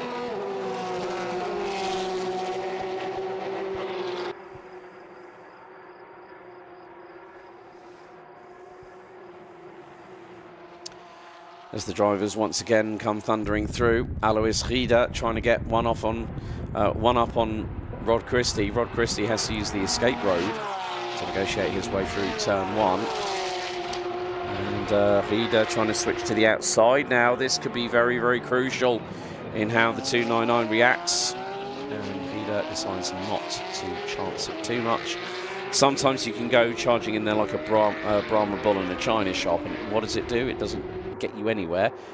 Rod Christie has just had a final track warning limit, or final warning for track limits for turn number 1. So that is not going to be an easy one for him to, when you're battling tooth and nail and you're having to go wide and you've got no other alternative, because if you're trying to get yourself out of the way of the car that's just in front of you, and sometimes you're damned if you do, you're damned if you don't. So 9 minutes plus change still remaining on the counter here for this race. And we have got a good battle happening between the likes of Gualterio Branco, Marabi Mekvabishvili, the 218, Ahmad Al-Mahdi, Manuel Zloff, and then we've also got Nicolas Kaiser rounding out the top 13. Massimo Froio, Nico Sarcinelli complete the top 15 at the moment, as we have 8.5 minutes left to go. We're on to now lap number 12, and yeah, when you're leading by 2.4 seconds, well, it's not just you doing the job, it's also the car doing the job for you. And you get those drivers that can just jump in and just synergize with whatever car that they go, oh yeah, I'll give that a shot, and then all of a sudden they go, yeah, that's fine, I like this. And then all of a sudden, what happens? You get bitten by the bug, folks. Yes, bitten by the bug. So car 225 has just had its last warning on this particular occasion, and 225 is Nicolas Kaiser, so must be a little bit more aware of the situation and also the surroundings that you're in too, because sometimes you won't always get the result that you need or what you'd like. So these drivers can sometimes be between a rock and a hard place and having to make that ultimate decision. Right, Roderick Christie has just been given a 5-second time penalty post-race for a collision with car 203 in turn 4. And that, as they say, is that Sebastian Schmidt not taking any further part in the race.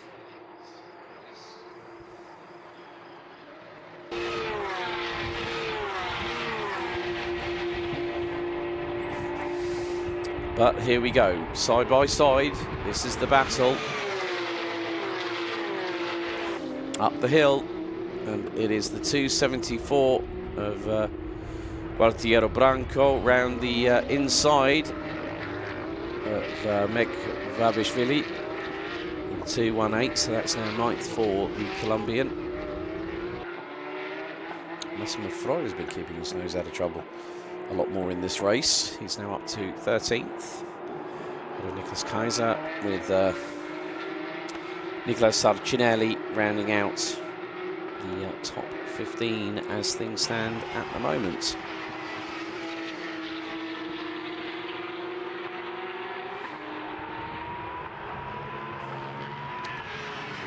So we are getting down to crunch time very, very shortly.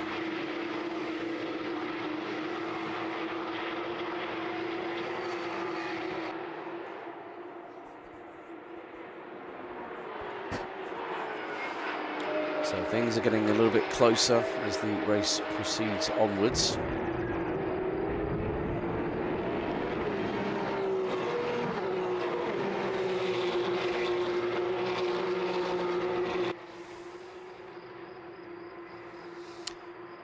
So there could be an opportunity for a move here. Oh, nice move there by the 205. If I remember correctly, I took a man for this bullet a couple of years ago, I think just before COVID.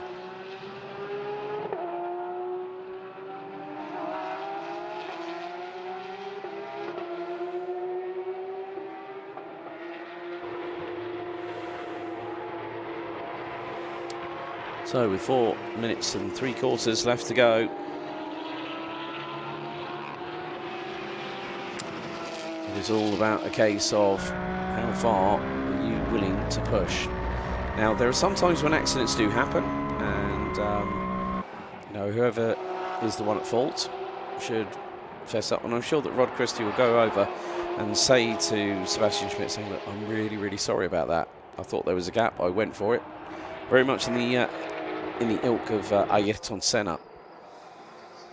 But Stefan Heim has got Christie breathing down the back of his race overalls. So this could be a crucial moment. If Christie can get through, I mean, it's going to be a tall order to get second, let alone get first. But if I know this Christie like I know another Christie, then maybe things could be Could be quite good. However, back down to second, third and fourth. And no one is giving any quarter at the moment. And no one is taking advantage of the situation, which is effectively what we like to call a stalemate.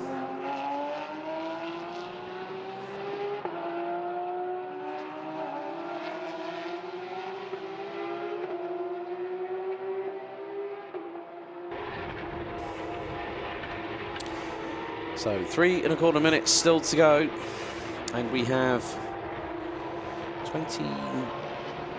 28 of the cars remaining on the grid. Opening lap we lost Sebastian Schmidt, then after that Joel Monegro, Marcus Grecian, Levin Gelf also, which means that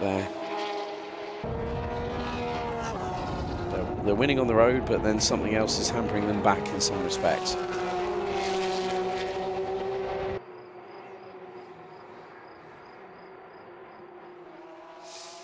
It's just a game of cats and dogs, really. You know that you're fast, but have I got the stones to turn it in?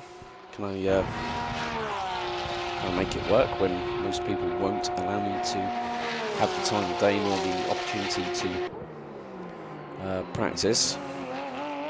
Rob Christie now going to the outside of Stefan Heim. No matter how long this man who now lives in Scotland, to just get him to just eat like garden peas. I can't.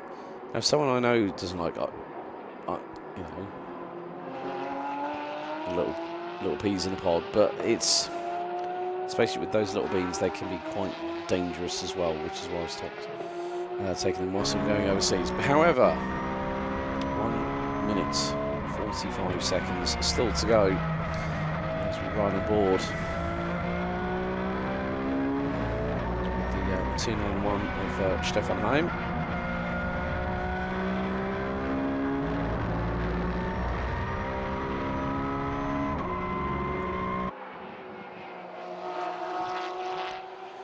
But second, third and fourth really starting to exacerbate in terms of heat expansion as they are getting ever closer to each other.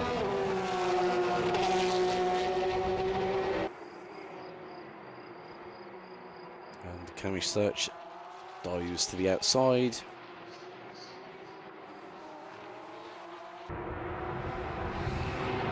But there's still plenty left in the tank, especially when Rod Christie is concerned. He's going to go for it. This could be... I was wondering when I came in the door yesterday and went, what's this doing on the door? Oh, to pack stuff. I was like, what do you mean packing stuff? Didn't get an answer. Well, never mind.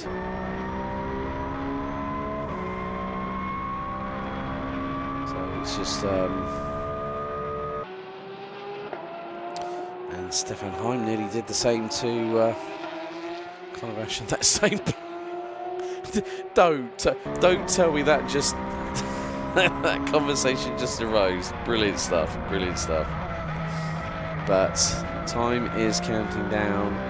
5, 4, 3, 2, 1. And that is the timer expanded. Next time when Pierre-Eric comes across the start-finish line, that will be another new energy supplier through.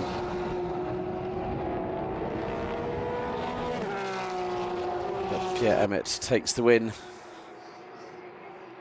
the next time he comes around in the Rinaldi Racing Porsche 992 GT3R. So that car is making its way down towards turn number 4. Stealth Black obviously not wanting to give away much when that car goes out. I think if I remember correctly. So when you tell yourself, you go, oh yes, I remember that, and then you go,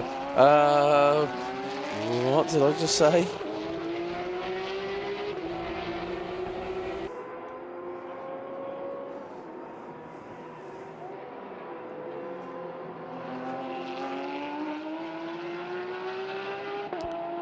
So this could be rather crucial.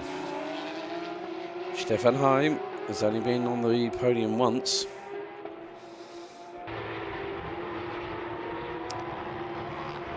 But Alois Rieder trying to do what he can to thwart.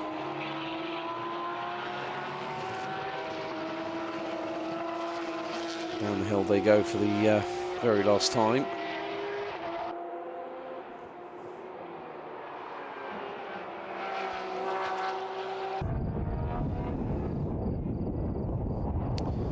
Pierre Erret would win in this particular encounter, taking a maximum score of points and also pole position for race 1 of the meeting. Roderick Christie will take second ahead of Stefan Heim. Alois Rieder, then Max Mutschlechner winning in class 21. Lene Knötzl, Zeko Drimic, Wolfgang Triller, Gualterio Branco, Marabi Mekvabishvili, and then Massimo Froyo, Manuel Zoloff, and then we've got Ahmed Alamedi, Nicola Sarcinelli, and John Janczemski. They will complete the top 15 as the checker flag has come out, and Pierre Erret has taken the provisional race victory here in race number 1.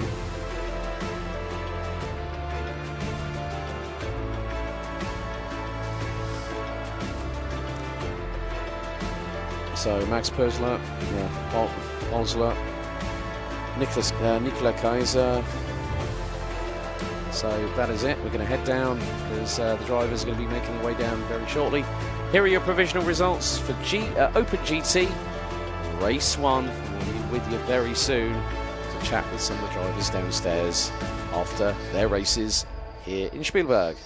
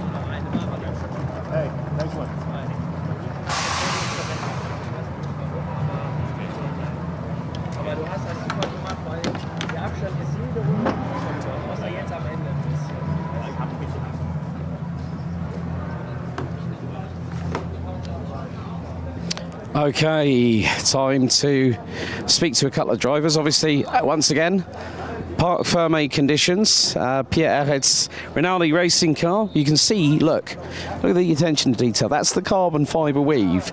So no, as they would say, keine Lackierung auf dieses Auto. Okay, Leute, dann I'm right. Rod, slight mistake. Or well, you went for a dive on Sebastian. I did. The tire was still cold, so it didn't stop. I was hoping to get down the inside, and I was hoping he would leave a little bit more, thinking it was like first lap and just go a little bit wider, but no, as you say, a slight mistake. But yeah. Well, I mean, the interview did make it in the lunch break. So the good thing was you said it was going to be one of those difficult races for you, and that was proof in the pudding of, just as you said, cold tyres, cold brakes, because you got carbon ceramics on these, you've got the steelies on these things. Yeah. But it's the tyres that really are the things that you need to heat up. And it was still cold. But still, nevertheless. And 30 minutes before, well, in fact, 17 minutes before, the car was still being put back together. So we had during quali we had a ABS failure, which is why I had to come in. So I stopped early, and then we had the whole car in bits until, and the team have done a phenomenal job. I mean, they were working on it until 17 minutes before pit lane opened. So it was a bit touch and go, but we were there. So still a good way to carry on the point scoring this season, huh? Yeah. He put up a phenomenal fight. We had a great battle. Funny enough, I need to speak to Stefan now anyway. You should do. Hey Stefan, komm mal hier bitte. Ja. Na, wie geht's dir, mein Freund? Gut. Ja, war ein cooles Rennen. Ja. Am Anfang konnte ich mich halten am Erget. Und dann nach den Safety Cars bin ich mit dem Kollegen im Fight gewesen, und das kostet halt Zeit. Weil der war einfach hoch, war der schneller. Der hat mehr Hubraum, oder? Das merkt man schon, die neueren Autos. Und dann war es halt ein harter Fight. Aber hat Spaß gemacht. Aber deine Entscheidung, okay, außerseits, bis zum tiefen Kurve Nummer 3 gegen Philipp, das war, gibt es ein paar Eier da drin mit dieser Bewegung, ne? Ja. Du, das ist halt Racing. Ja? aber das war wirklich, wirklich geil. Nochmal gute Punkte für... Alles ganz? Ja. Und die Lackierung, das ist wieder schön. Neu seit Portimao, oder? Nee, die ist seit letztes Jahr. Im Imola haben wir die drauf. Okay. Gut.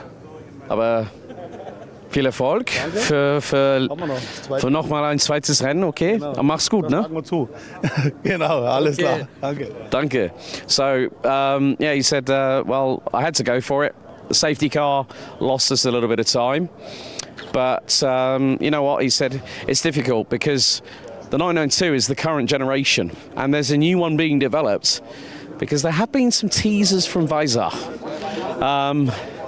You know, when you look at it, we've also got, funny enough, maybe we might have some time here. We've also got the Class 21 drivers. So I need to try and see if I can find... Max. No interview or... No. Oh, no, okay. Thank you. Aber well done. Thank you. Just gave Max Mitschlechner. Aber können wir vielleicht ein kleines Interview machen? Podium und danach? Ja, wir sind live im Moment. Oh, I'm so sorry. No. Ja, okay. I'm so sorry, I didn't know. Aber Glückwunsch mit dem zweiten Platz. Dankeschön. Aber Pech für Sebastian mit dem Unfall. Aber für dich war es eine Möglichkeit. Definitiv, ja. Ja, so können wir vielleicht dieses Interview auf Englisch machen? Oh, yeah, sure. Yeah, so second place behind Max. Great way to start the weekend on home soil here in Spielberg. And a very competitive grid, especially in qualifying. Talk us through your race. It was like the beginning was really good, and then the accident happened, and it was a little bit of chaos from there. I almost hit somebody because it was just cars all over. Yeah. But from that on, the safety car came out, and after that it was pretty smooth for me, actually. So it was a good race. It was a hard race, but a very good race. Yeah, and hopefully aspirations for race 2 maybe going for one step higher depending on what everyone else does? Yeah, we'll see about that. I mean, I'll do my best and let's see how that goes. Fantastic. Well, go and enjoy the podium. Well done on your second place. So that was Lena Knutzel who's got some fans in the chat. And on that note, we're going to let them enjoy the podium up there for Open GT Race 1. We'll see you very soon for GT3 Cup Race 2 here in Austria.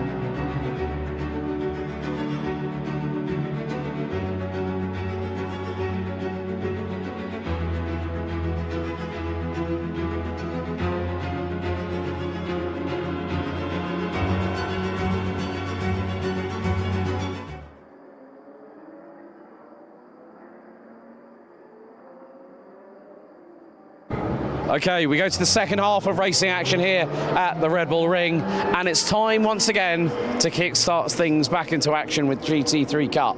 Now, a couple of decisions post-race has affected the grid in the fact that Dylan Yip will start not from pole position, he will start from the outside of row number 2, having been given a 3-place post-race penalty after race 1.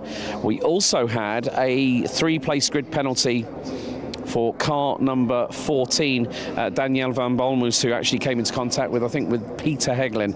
We've also got some penalties for Danielle, who's gone for Joker tyres, along with the number 88 of Sportec Racing's Gregor Burkhardt. As the podium is getting underway for Open GT, really great to speak to Lina Klötzl just a moment ago, but we're going to wait for someone who's made a little bit of history, Karen Gaillard from Proton Huber competition. She is now starting on pole. She will have alongside her on the front row the man that was second in the opening race, was in contention for the lead, DCV by the DCV racing car of Matteo Segre. So it is going to be interesting to see how this 25-minute plus an additional lap plays out here at this 4.3 kilometre circuit. And really good to speak to some of the drivers post race number 1 for Open GT. There was a bit of a calamity here, there and everywhere. You can actually hear the cars going up. You can hear the throttle being engaged, then the brake. Throttle, brake. Throttle, brake. Now what this is doing is helping the drivers get a little bit of temperature, and it's not just in the tyres, it's not just the brakes, it's also, as I said, these are high performance motorsport derived 4-litre flat 6 boxer engines.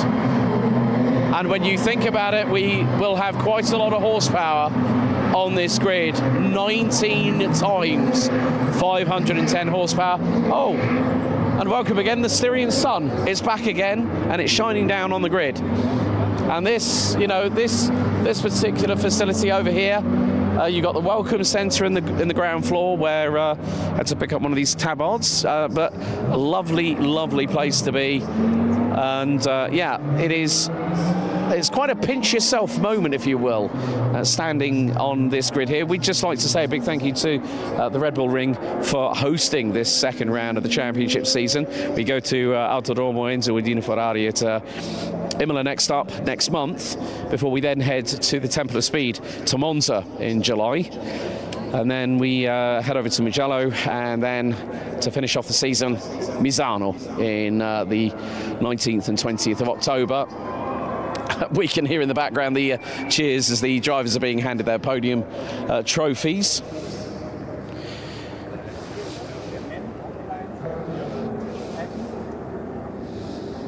So we are just patiently waiting for our drivers to get on the grid. Around about a couple of moments.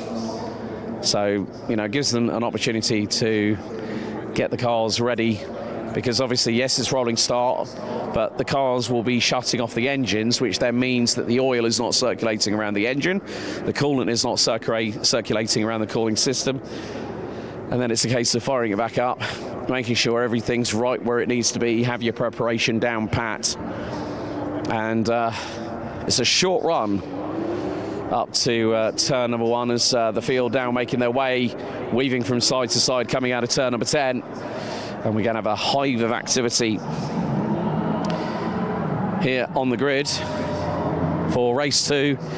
So far, 2 different race winners. Dylan Yip, both race wins last time out at Portimao, but Karen Gaillard, and shout out to Iron Dames on their social media.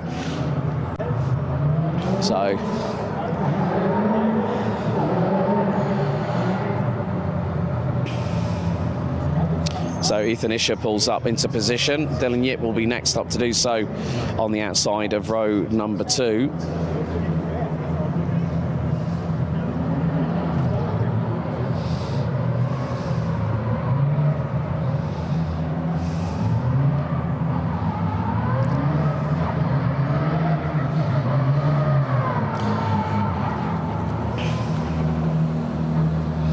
So there is the driver now on pole position, Karen Gaillard. The engine switched off.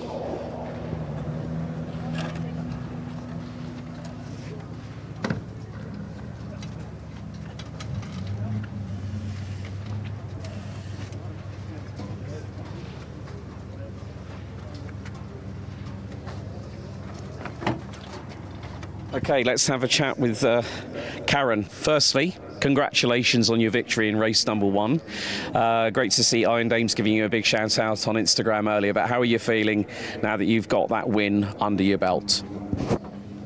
I'm feeling really happy. It's my first time here on this track. I will remember it forever, I think. And let's try to do a good race too. It's a bit of a difficult track here at the Red Bull Ring. Obviously, point, turn it in the corner, try and get the traction out of it. It is difficult to master at the best of times, especially when you've got very competitive drivers behind you. Yeah, it's not a long track, but a technical track. I like a lot when it's like a roller coaster, so it's the kind of track I like. Just on behalf of the entire organisation, we've loved having you for the opening couple of rounds, and we wish you all the very best with Carrera Cup France here for 2025. So enjoy this final race here with us this weekend. Thank you very much. Brilliant. Thank you to Karen Gaillard there. So let's see. Don't know how much time we have got left because we still got the 5-minute board yet to go up. Let's see if we can actually have a quick chat with Ethan Isher. Wanted to have a quick catch up. Ethan, yeah? Okay, right. Now, let's not talk about race 1. Let's focus ahead about now. Exactly. Yep. Okay, so the 5-minute board is out. You're primed, you're ready. What's the strategy going from here? Just go for it and see what happens? I will say there is not really strategy because we don't know what the other drivers will do in T1, so we see where we can put the car and try to do the job during the race. But I will say there is not really a strategy. So it's just see how it transpires and react accordingly then, right? Yeah, exactly. Just see how the other driver where they are going, and we try to find a position to try to make the job. Brilliant. Bon chance et bon course. Sorry? Bon chance et bon course. Merci beaucoup. There we go, Ethan Isher. Let's see. I don't know if we might have time. I think the 5-minute board has already gone up. So with that in mind, I'm going to head back upstairs. You guys and girls get yourselves ready. It's time for GT3 Cup, Race 2, here in Austria.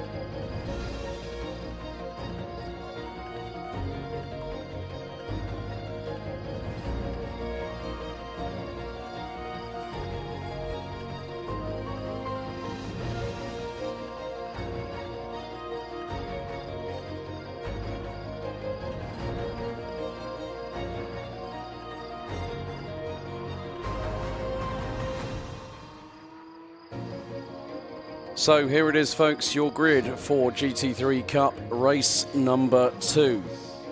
On pole position, our race 1 winner from earlier today, Karen Gaillard from Proton Huber competition, starts from pole. She'll be joined by Matteo Segre on the outside of the opening row for the DCV by Ombra Racing number 45. Ethan Isher and Dylan Yip round out the top 2 rows. Matteo Beretta, and it looks like we have an absentee in the form of Peter Heglin in the number 5 Fach Autotech that was due to start on the outside of row number 3. Sebastian Pidou and Jeremy Siffert round out your top 4 rows, with Manon Quintieri and Germany's Christoph Langer completing your top 10. Thomas Winkler and Ernst Albert Inderbitzin round out row 6. Gregor Burkhardt and Daniel Schmidt round out row 7. Christian Karamovskia and Andreas Marti round out row 8. Final 3 spots on the grid occupied by Giuseppe Barbati, Joachim Günther and Daniel von Wolms.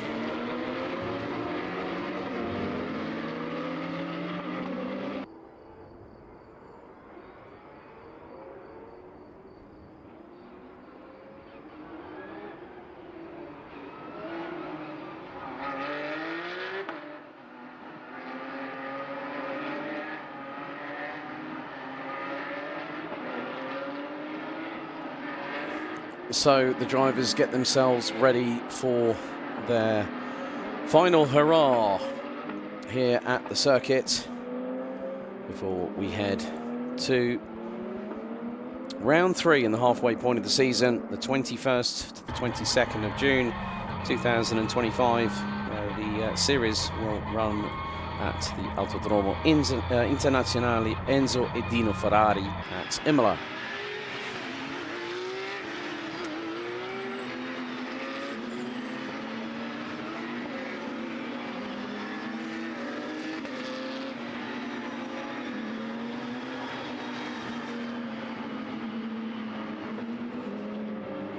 So now the drivers are in the final stages of their preparation as we are set and ready to go racing one more time for GT3 Cup. And the leading car, the Porsche 992 GT3, will peel into pit lane, and then it is down to Gaillard and Segre to control the pace. Medical car standing by at the back end of the field.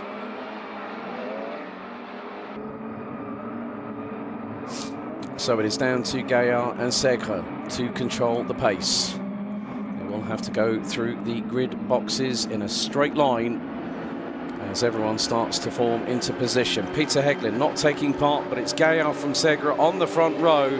Do we go green here at Spielberg? Yes, we do. We accelerate, and the race is on. They fan out. Jeremy Siffert nearly 2 wheels on the grass on the outside. Ethan Isher looking to get through early as a bit of a shove for Dylan Yip going into turn 1 to the outside. He has to use the escape road. Segre's got the lead, and Isher getting through on slipstream alone on Dylan Yip on the run through turn 1 into turn 2 up to 3. Gaillard to the outside of Segre and Yip to the outside of Isher, and then also Beretta is there. Oh, and Dylan Yip's been spun around. Oh no! Gregor Burkhardt has just been launched into the air, and Dylan Yip has got a very damaged Porsche. That car is not going anywhere. Front end absolutely destroyed, and Dylan Yip's weekend has gone to from mediocre to absolutely disastrous as the safety car has instantly been deployed. Well, what can you say? That is heart-wrenching for Dylan Yip. And that just goes to show how quickly things can turn around. So here is the replay through into turn number 3. So Isher up the inside, and it's going to be a tag from Beretta to the right side. And here comes, oh, Gregor Burkhardt over Christoph Langer's left front, and he's got nowhere to go. Like literally Gregor Burkhardt was a passenger, Dylan Yip was stranded, and he gets absolutely clobbered.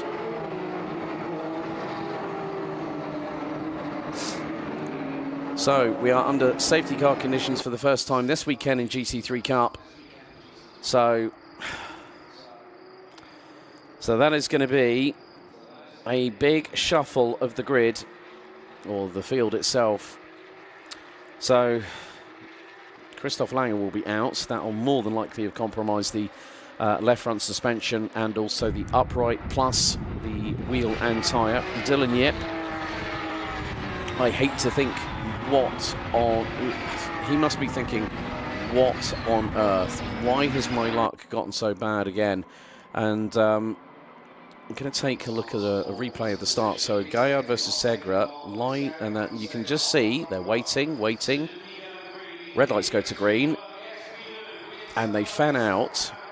Yip is in the middle, and they go into turn number 1, and it's Isha coming across Beretta, and I think there was a little bit of a hip check for Yip, and then Yip manages to, he keeps himself out of harm's way, and then it just goes all horribly wrong for the driver from Hong Kong. That is going to be, I think in some respects he'll probably just be, I don't know what Dylan Yip will be thinking right now, but he will be absolutely devastated, annoyed, without using any un-PC terminology to be used, but he'll be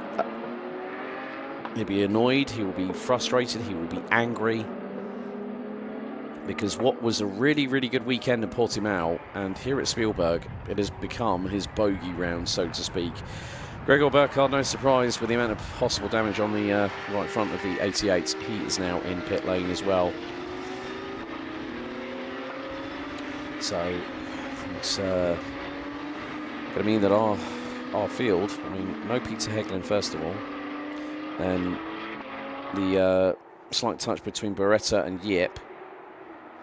Now this is going to be Karen Gaillard's last race with us. She'll be concentrating her efforts on Porsche Carrera Cup France for this year, but a big thank you to her for taking part in the opening 2 rounds of the season. However, after this race, we will really get very, very busy indeed. Safety car's still out. Start is under investigation as of quite literally about 4 minutes ago. So there is also debris at turn 3 as well, where all that drama happened. So you would expect that there is going to be a clean-up operation. And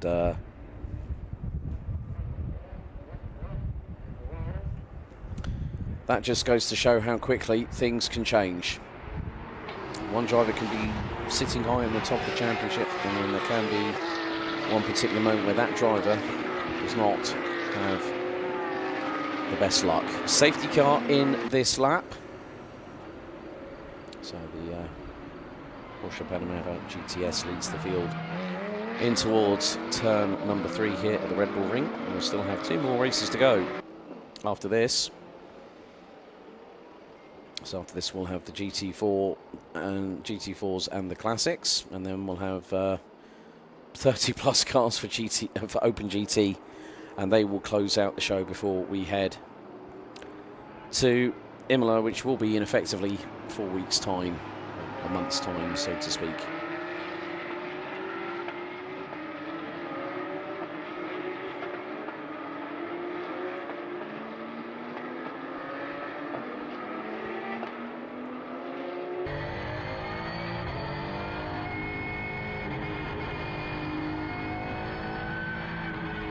So we are now riding on board with the number 29, Andreas Marti, for Ant Performance. So we've had 3 retirees. I think I'm going to basically say 4. So we're down to 15 runners in this. As now it's down to Matteo Segre. It's a single file restart, and the driver at the front of the train is the pole sitter. Look how close Karen Gaillard is right to his rear diffuser. So through in towards the final corner. Gaillard just waiting patiently, and now Segre guns the throttle out of the final corner. We are back to green flag racing. Segre leads, Gaillard, Isha, Beretta, and look at Amano Quintieri in the number 15 car for Omnia Racing. He's ahead of Jeremy Siffer. with Sebastian Pidou, Daniel Schmidt, Giuseppe Barbati and Joachim Günther rounding out your top 10. Up the hill for the fourth time this race, as we have 17 minutes and 50 to go. Oh, big lock up from Beretta into 3. Quintieri could have gone to the inside line, but it was too little, too late. Beretta, I think, did his impersonation of Gregor Burkhardt's efforts in qualifying at turn 3. But Ermanno Quintieri, the youngster from Omnia Racing, has an opportunity, maybe not just to go for a P4 finish. Daniel Schmidt going through on the inside of Jeremy Siffert, who has been passed by the number 20 of Sebastian Pidou. And Pidou now up into 6th position. So 17 minutes and 10 seconds, plus an additional lap left for GT3 Cup action here at Porsche Sports Cup Suisse 2025 in Spielberg.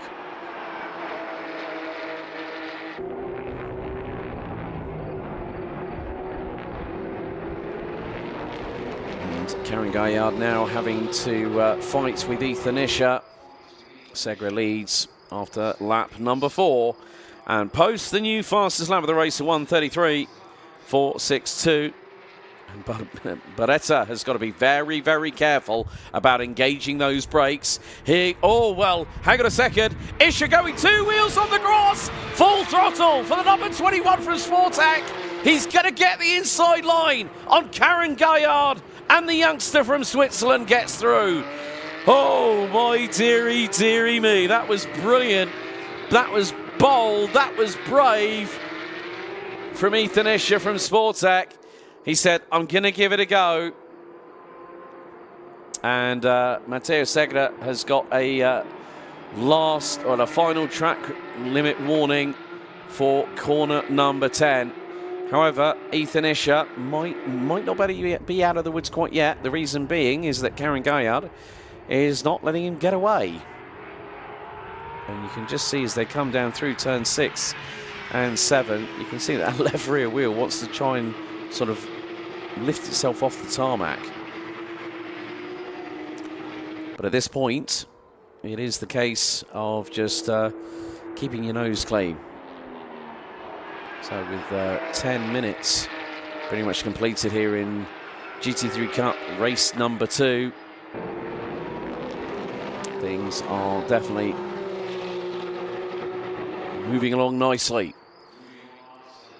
And when you think about it, okay, I would understand that Matteo Segre would be very, very disappointed with what happened in race 1. But considering the fact that he will have been on the podium 3 times in a row, and that would be 2 seconds, and if it stays like it is at the moment, a first. Quintieri again going on the offensive. Beretta just holding station at the moment. And the gap between them is around about 3 and a bit tenths of a second, as we are fast approaching half time in about 2 minutes of this race here at Spielberg. Sebastian Pidou, Daniel Schmidt and Jeremy Siffert.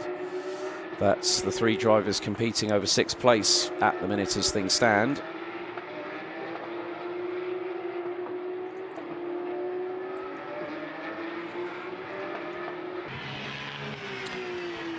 But at the moment, well, Ethan Isher trying to close in on Matteo Segre for that race lead.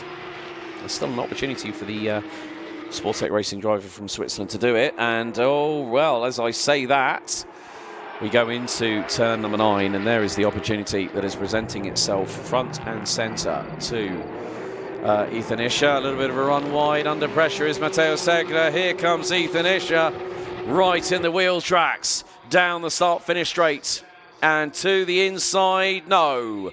Isher sticks his nose out, says to Segre, hello, remember me. Now, what's he going to chance up the hill here? He had to do that move on Karen Gaillard by going 2 wheels on the grass, and I cannot believe how he just made that stick.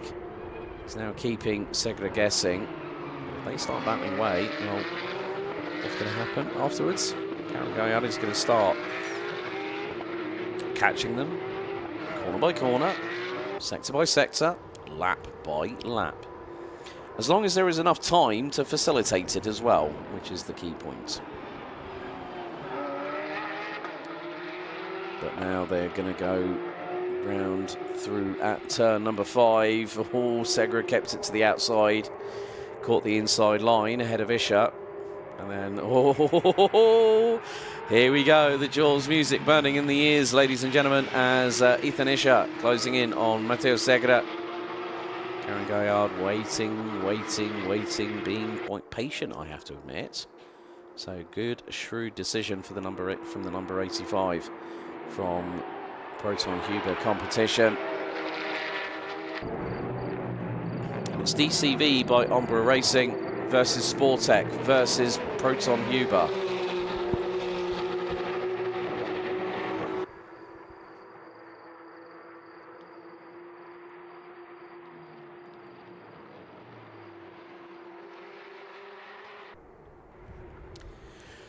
So 12 minutes to go, and because of the fact that Isha is now against the brick wall of Matteo Segura, this is allowing Karen Gaillard to close that gap once again. And once more, Isha trying to put the feelers out. He's not finding much success at the moment, I'll be completely honest. But he is keeping Segura very, very honest as well, and that is allowing Gaillard to make it a three-way scrap for the race win. However, car 12, Matteo Beretta, has just been given a 5-second time penalty for spinning around Dylan Yip at turn 3. As Ethan Isha, again flirting with the grass once more. He was kicking up that dust with the right rear tyre. That Michelin was definitely getting a little bit dusty, let's say. You can see the scars of battle on Ethan Isha's Porsche, both right and left sides. And Isha diving to the outside here at turn 9. Tries to do the little crossover. Oh, and he's got through. Oh, that's brave. But look, this is going to give Karen Gaillard a run. Isha got through on Segura. They both gave each other enough room. Segura opened the door, I think. And now Gaillard is going to have to wait. But it was just the way that Isha invited himself in without Matteo Segura even having to open the door. And it was just a case of, yeah, let's turn in. Karen Gaillard, new fastest lap of the race, and with an average speed of just over 166.5 kph. It's a 133.272 for the number 85. Bearing in mind the top 3 last time round were covered by 0.422 seconds.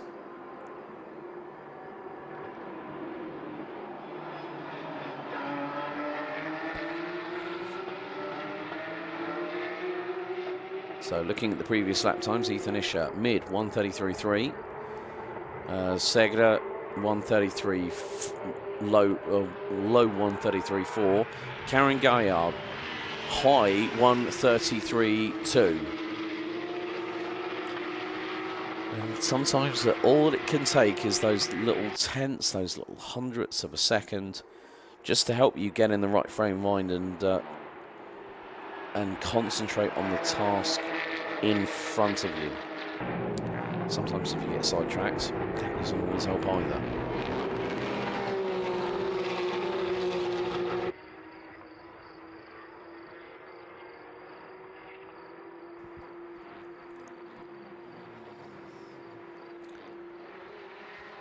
So 8 3/4 minutes left to go, and we've already had 4 fall by the wayside. Christoph Langer, Peter Heglin. Heglin was not even on the start. We actually had a missing piece of the puzzle on the outside of row number 3. Dylan Yip, unfortunately, due to the impact through no fault, I would imagine, of Gregor Burkhardt's doing. But then all hell broke loose, let's say. And that just goes to show how quickly things can exacerbate. Now we've got the battle between Indibitsin, Barbati, I think. Yeah, the number 37 of Joachim Günther.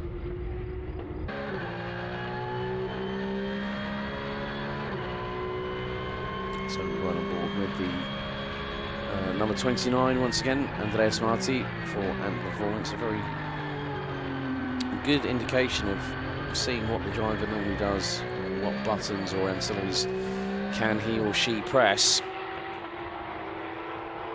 But sometimes, depending on the circuit as well, depending on how many gear changes you need to make, whether you need to put the brake bias to the front or the rear of the car, depending on circuit location, how the car's handling, is there something that's going a bit awry that doesn't quite help with it?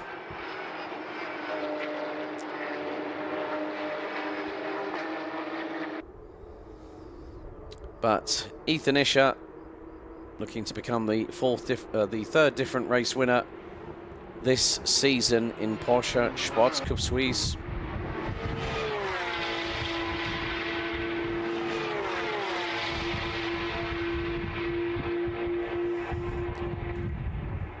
So, and we've got, oh no, we've got a car turned around, and that has got the hazards on. I've got a possible feeling that might be, now I'm not too sure if that was car 54, Jeremy Siffert. Car 37 has been given a track warning for, well, a track limits warning for turn 10.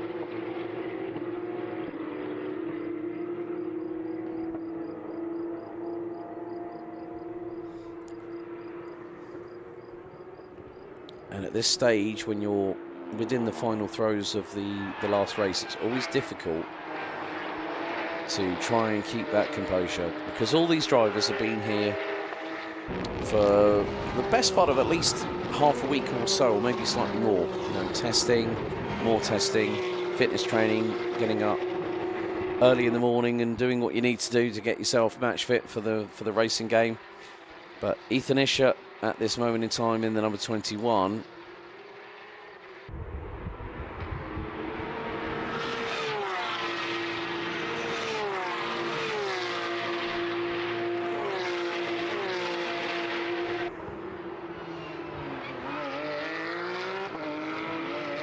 So Matteo Beretta and Ermanno Guintieri still embroiled in this battle between the two of them.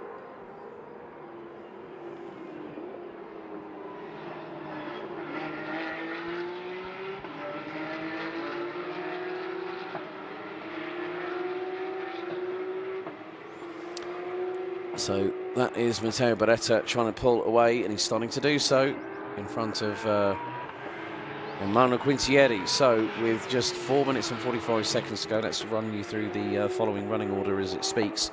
Christoph Lange out, Dylan Yip out, Peter Hegnin out, Gregory Burkhardt, I think more than likely is going to be calling it a day. Jeremy Siffert currently running in P15, ahead of him Andreas Marti, Joachim Günther, Christian Karamuskia, Giuseppe Barbati. They are the remainder of the locker room for CM Punk, or whatever the thing that he calls his TV channel. That's by the by. Ethan Isher, new fastest lap of the race, 1 minute 32.422. No further action reference to starts after investigation. Ethan Isher puts in a 132.422. Matteo Segre puts it it's P1 for Isher at the moment. We still have 3 minutes and 48 seconds at the minute. Matteo Segre, Karen Gaillard, Matteo Beretta, Ermanno Guintieri, Sebastian Pidou, Daniel Schmidt, Thomas Winkler, Daniel Van Balmus, Ernst Albert Indibitsin, Giuseppe Barbati, Christian Karamuskia, Andreas Marti, and Joachim Günther, with Jeremy Siffert bringing up the rear of the field. Gregor Burkhardt out after lap number 2, with Dylan Yip out on the spot. And here goes the number 8, Daniel Schmidt, up the inside of Thomas Winkler. This is going to be through turn number 4. And it's always making me grimace whenever I see two cars going wide out of turn 4. Normally reminds me of when Alex Albon was in a Red Bull, Lewis Hamilton was in a Mercedes, and the latter went up the inside of the former. And, well, guess what happened? Hamilton gets a penalty. But they've got to be very, very careful about how they tread. It's like walking on eggshells. You don't know what's going to transpire. If it does transpire, you've got to be able to react accordingly. And without... You know, you've got to do it a bit more instinctively, so to speak. Sometimes that can be easier said than done, but it's always down to the individual to make that happen. So, Kangaya now 9/10 behind Matteo Segre. Ethan Isher now 4.2 seconds up the road, and he is looking for his first win of the season so far.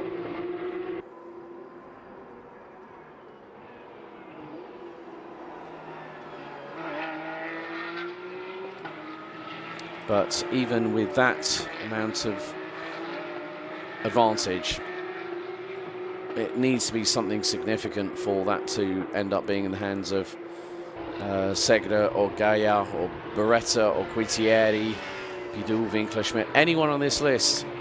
If you said to him, I'll make you first later on, oh yeah, fine, yeah, but it won't last long. That's the thing in racing. You have to go and not pull your punches out on the racetrack. You've got to be 100% focused in trying to get the job, which is to get that car firstly across the line in one piece. First, that means that your mechanics will thank you. Second of all, you try and do your best to be as sharp up the field as sharp as possible, as high as possible, so at least you can score those points as best you can. Ethan Isher in the meantime has gone and put in the fastest lap of the race so far, 1:32.379, and I would imagine that probably next time around we could be on to our last lap of this race and the last lap of the weekend. But Emmanuel Quintieri for me in this class has to be a little bit of a standout. Matteo Beretta has been very, very consistent so far this weekend, but just goes to show that things don't always go the way you planned it.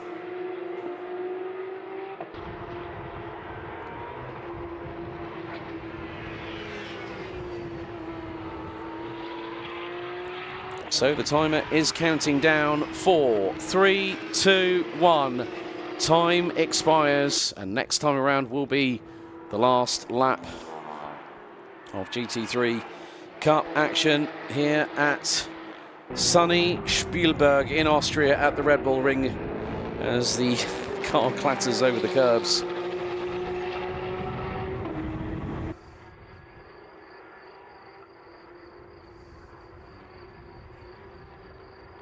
But Ethan Isher makes his way towards the top of the hill, up towards turn number 3.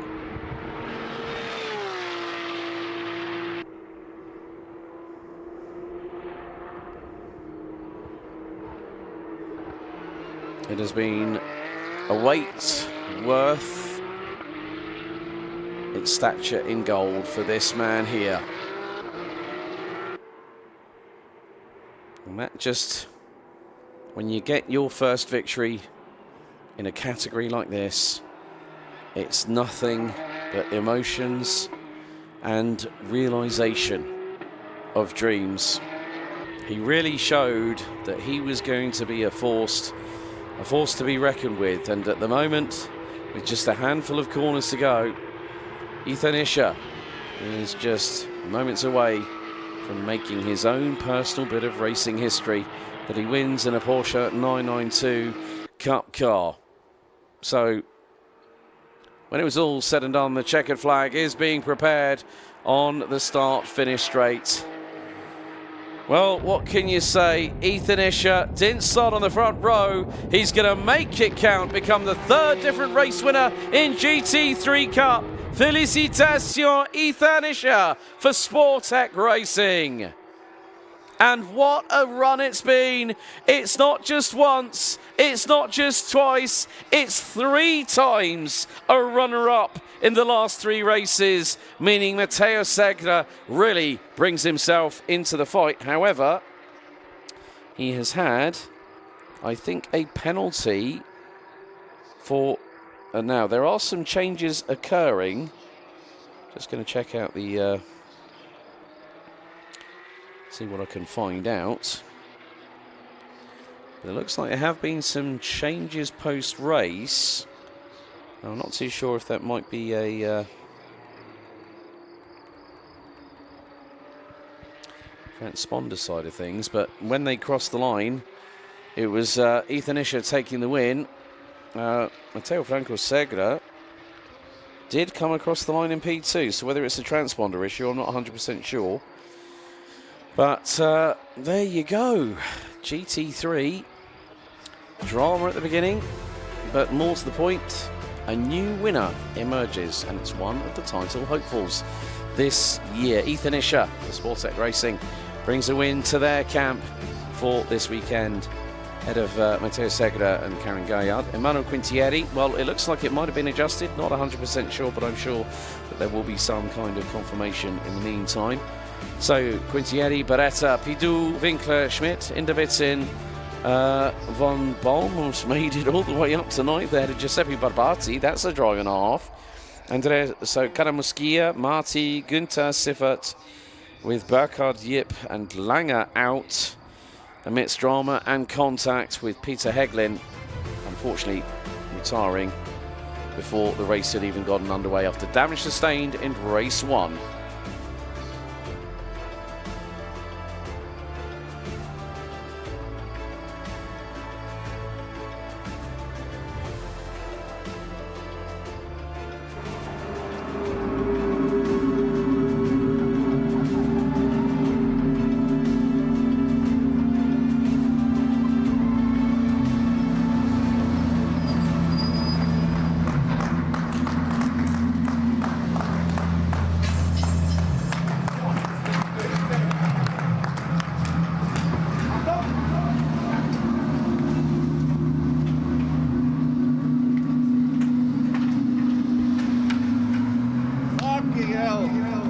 Good job.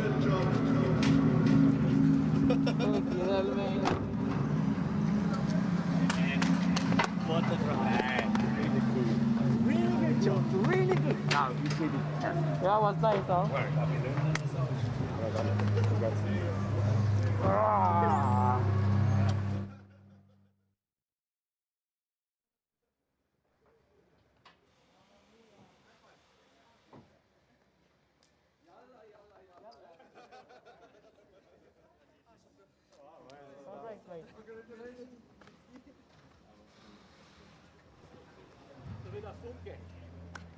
Ja, und der andere hat die polnische Flagge, das ist der Funke.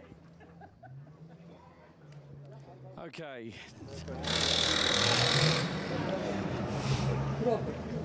We'll wait for this man to get his race helmet off, because finally the wait is over.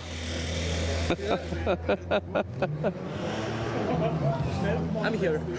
Finally, Ethan, the victory came your way. Third different race winner this season, but I have to say, that move going up the hill, 2 wheels on the grass, it was a calculated, risky move, but it was risk versus reward, and it finally paid off, my friend. Well done. Thank you very much. Yeah, it was quite a hard race at the start. I mean, Segre defended very well. I took some laps to overtake him, and I found push him a bit wide, and I saw I can go in the inside, and I really tried to make the move. But to be fair, he defended very well. So for the next race, I need to be prepared. because we go to his home turf as well. The next few rounds are on Italian soil, and the way this, I mean, let's put this into perspective. Matteo had a very difficult start to the season, and he's come back.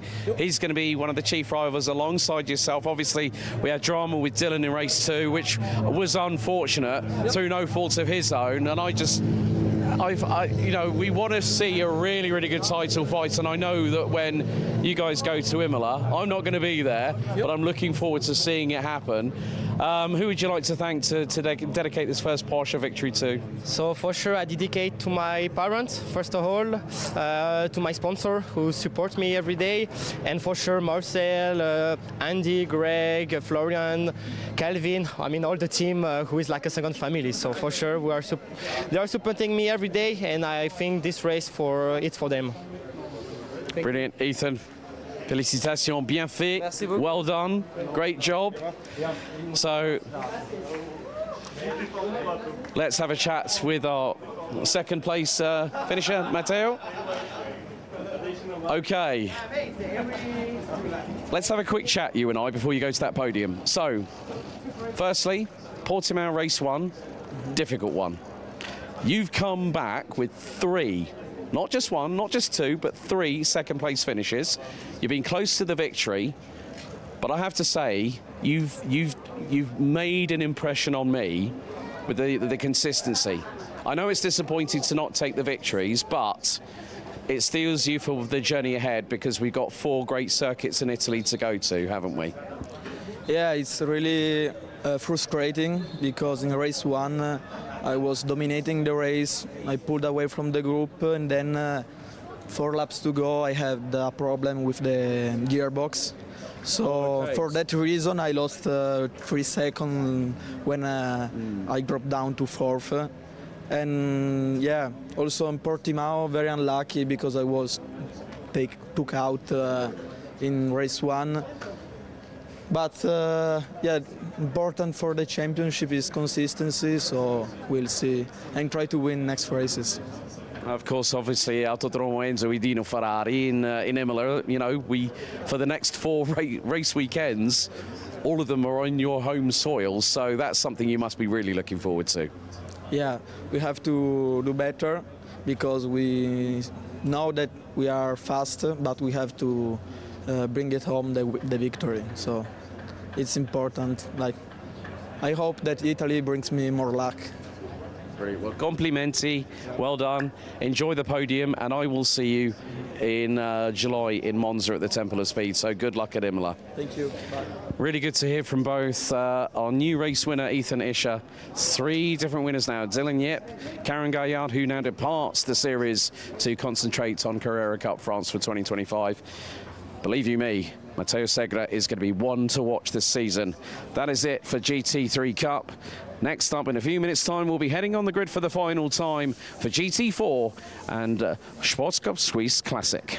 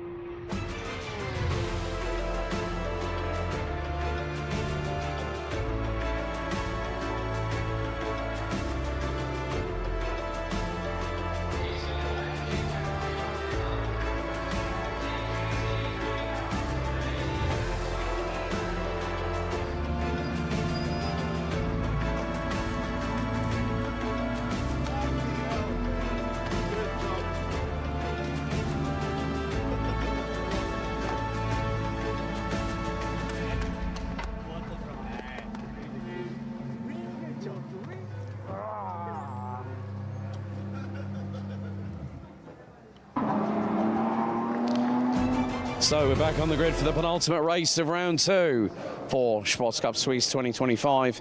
Really good to chat with Ethan Isher, as we've just heard that Karen Gaillard has been racing this weekend with a broken right foot, and that's the one to give it the berries when you need to open up the loud pedal. But Classics and GT4s, then we've got 32 Open GT cars to close out the show here at the Red Bull Ring. It's been a wonderful day. The weather has pretty much been on our side. Flashes of sunshine, as you can see up above. Oh, here we go, and they've got the champagne spraying on the podium. Oh, dearie me. Ethan Isher goes straight for Karen Gaillard. Oh, dear, she gets her own back. Well done. Well played. So, Classics and GT4s. Elia Papacena took the win in the opening race ahead of Levin Gelf and also Jovazek. Oh, can you hear the ASMR noise?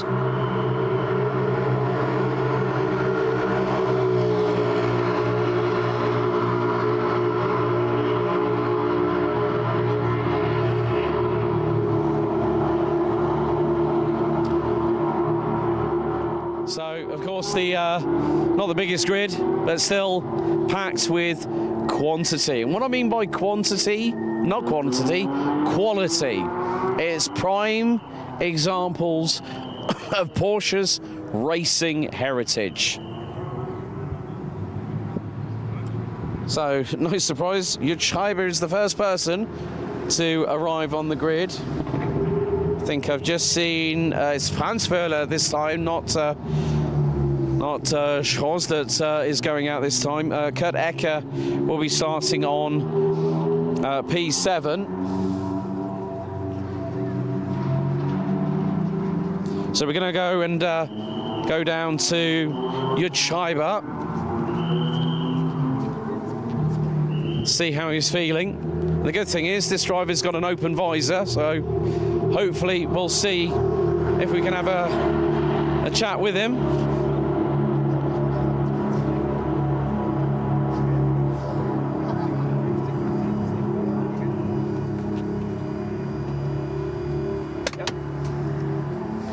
So, Jud, English or Deutsch? English. English. Italian. Ah, okay.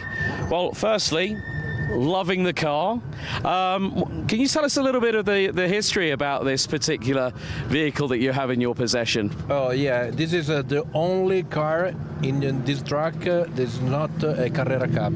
This is come from the street legal car, so it's a Carrera RS. Yeah, that's it. So it's a little bit heavier in comparison to the other one. Well, I can see with the traditional gauges, you know, the rev counter in the centre. I like also the with regards to the lap time sort of predictor going. You like the lap timer, the Garmin lap timer? Well, I think it's the thing is you have to use it as much as you can.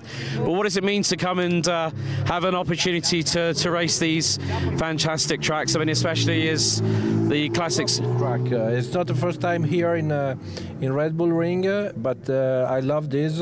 It's not very difficult. Mm-hmm. It's easy, and hopefully the weather today is good. Exactly. Well, enjoy the final race of the weekend, and are we going to see you for the rest of the season, obviously with going to Imola next month? Of course, I welcome to Imola, to Mugello, and to Misano. Fantastic. Well, thank you very much for your time. Enjoy the final race. So, you're just Schreiber there. Just shut the door for him. There we go. A big old. You can tell it needs a good old slam there as Franz Wöhler coming through in his 355.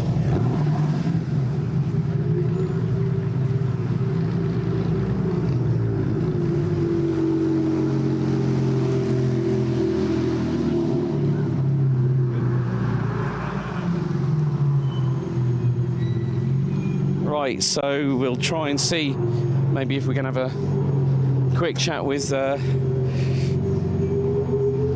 driver of this car, if possible.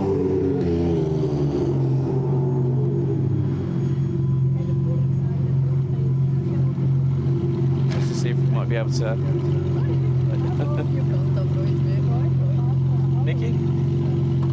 Ja.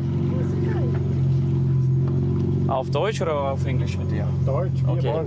So, schönes Auto. Wie bitte? Ein sehr schönes Auto. Ich habe nie wie diese Klassiker-Autos, den 993 und den 964 gesehen auf die Rennstrecke. Aber für dich, das ist normalerweise ein gutes Gefühl, hier beim Red Bull Ring und andere Strecke dieses Autos zu fahren, ne? Ja, das sind klassische Autos, die wir vor 30 Jahren gefahren sind. Ich bin selber noch persönlich mitgefahren im Carrera Cup, schon im ersten, 1990. Und es ist einfach wunderschön, sie wieder zu bewegen mit den alten Kollegen von früher. Das ist einfach Motorsport pur. Wir schrauben auch selber, haben dreckige Finger, so wie wir vor 40 Jahren gefahren sind. Ja, und das Geräusch von den Motoren und auch das dreckige Dinge von den Gummi und so weiter, um das Benzin zu brennen, das ist immer das Leidenschaft für den Motorsport. Ja, es ist spannend natürlich, nicht nur das gehört bei allen Autos dazu, aber hier haben wir halt noch die Handschaltung. Gell? Das habe ich schon gesehen. Mit Zwischengas, Spitze, Hacke, das ist nicht ganz einfach. Das ist eine Kunst, die etwas verloren gegangen ist und hier darf man sie wieder leben. Dann wünsche ich dir viel Glück für dieses letzte Rennen, Niki. Ja, herzlichen Dank. Okay, ciao, ciao. So, he said it's an art form. This car has a 6-speed manual 8-pattern gearbox. And I would say probably we're not that far away from getting the 5-minute board going. So it's countdown time for GT4 and Classic for one final time. 25 minutes plus an additional lap. 5-minute board is up. Let's get ready to go racing with these drivers one more time.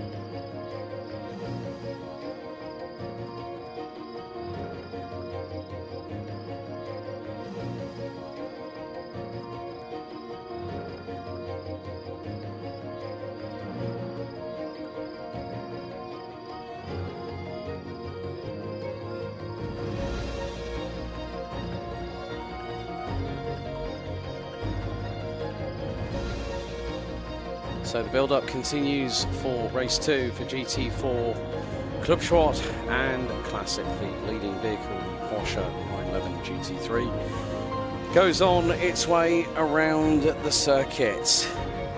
And our drivers will have 25 minutes plus an additional lap of racing still to go, and then we will conclude proceedings here at the Red Bull Ring with Open GT. Green flag waves, and the field starts to make its way around the circuit. Elia Papacena looking for 2 double victories in a row. Starts on the inside of row 1 on pole position. Levin Gelf on the outside of the front row, Fabian Knecht and Jovazek rounding out row number 2. That completes the GT4 classification. And then we go next up to our 993 competitors. Niki Lodvila, Franz Wöhler and Kurt Ecker round out 3 positions there, with Ivan Reggiani, Jud Schreiber, Maximilian von der Leyen and Florian Schmidhuber completing the starting order. 11 competitors about to go into battle.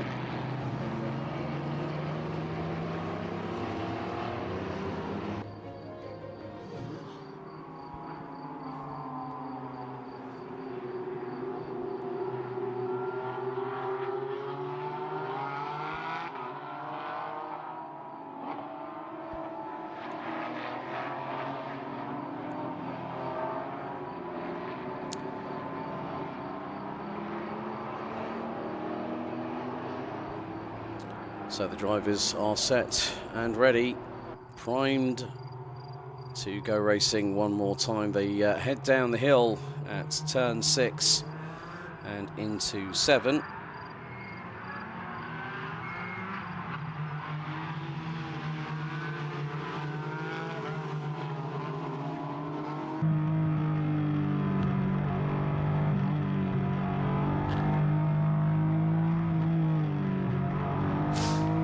Right on board with Jovazek in the 175, the Porsche Ticino backed vehicle, as the leading car will pull into pit lane very shortly, and then it is down to Papacena and Gelf to control the pace at the front end of the field.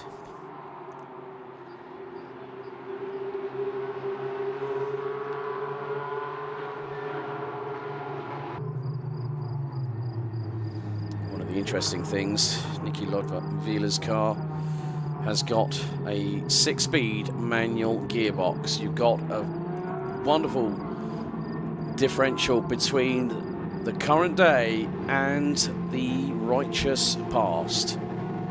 So red lights on the gantry ahead of 25 minutes plus an additional lap.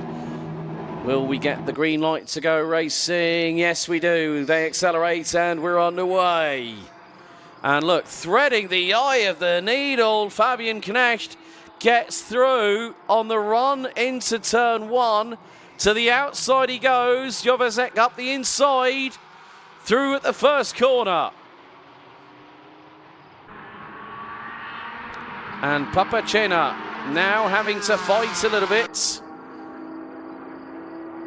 And Zek and Knecht at the back end. Well, Knecht is there in second. Gelf is down at the back end, 3 wide behind. Oh, careful, careful. Kurt Ecker gets through on Jud Schreiber. And with Ivan Reggiani not too far behind. Of course, the car that Jud Schreiber is driving is actually based on the production model, the 964 Carrera S. So it is not as, let's say, compliant as the 964 Cup cars. So when I did look inside the dashboard, and it did have all the period correct. Gear stick, steering wheel. Well, the steering wheel was to his own liking, more of the motorsport heritage, that kind of thing, with Jud being Italian. And it had the wonderful, there was no patina on the dashboard. It was a wonderful, wonderful example of a 964 Carrera RS.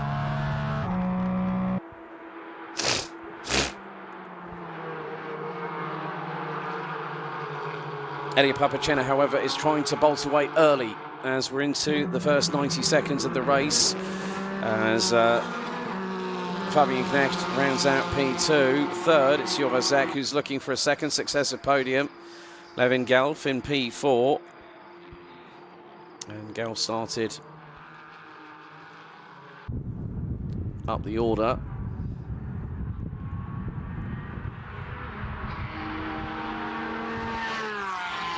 And the lead in the 903 category, which is class 32, is Nicky Lodweiler. And I can confirm it's Nicky because it is on the roof. It's on the A and B panel pillar, let's say, just by the roof. Where it does have Nicky, N-I-K-I. Car 108 is getting, a lot of cars are getting pinged by track limits. I'm finding it difficult to keep up. But there are some drivers that do try and favour what they can do. Sometimes it's just about that self-belief, self-control, and making the best out of a particular situation, especially if you're on the bad foot rather than the good foot.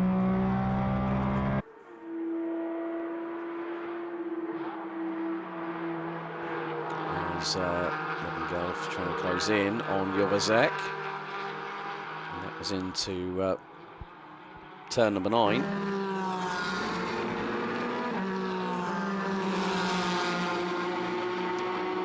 So Papacena has a lead of nearly 2.5 seconds as Levin Gelf flashing the headlights at Jovazek. And in some respects it's quite funny that they flash the lights, and then driver in front just doesn't take any time to get a notice of it. And flashing those headlights could be meaning a multitude of things.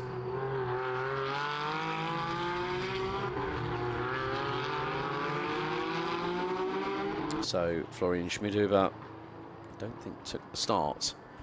So that car will be resting, I'm sure.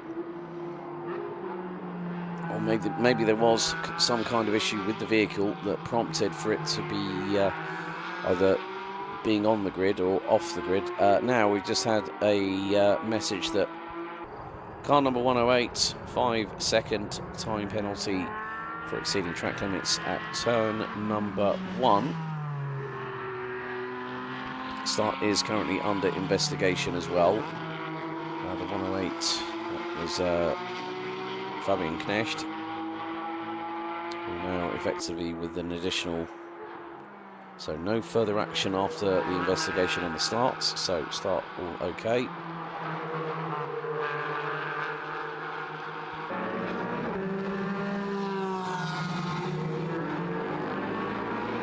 So what Jovazek and Levin Gelf need to do is try and get past Fabian Knecht as quickly as possible. Well, Levin Gelf is not wanting to wait out and find out how things are going to go in the next few moments.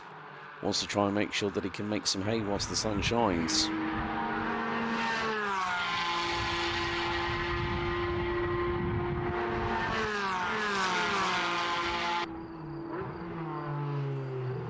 So to turn 3 go these 3 out of the 4 Carrera Cup cars.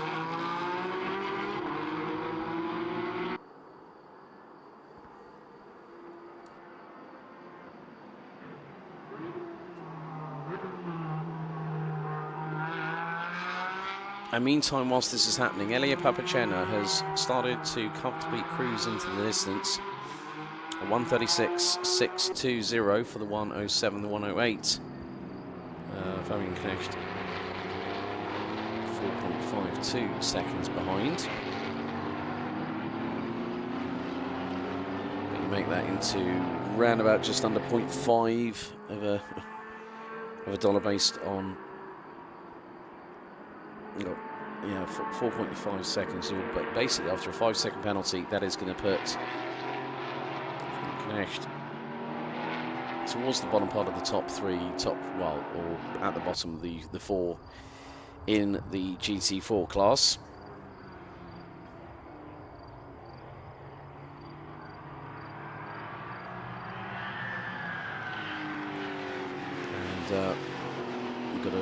battle starting to possibly instantaneous. Niki Lodvila and Franz Wöhler running line astern. We'll see very shortly they'll be coming across the line to give us an indication of what their times are at the minute. So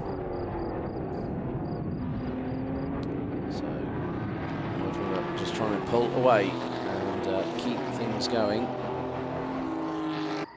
And Karna 108 has had a further 5-second time penalty. It's all going wrong for Fabian Knecht. That is now 10 seconds time penalty for exceeding track limits. One at turn 1 and one at turn 9.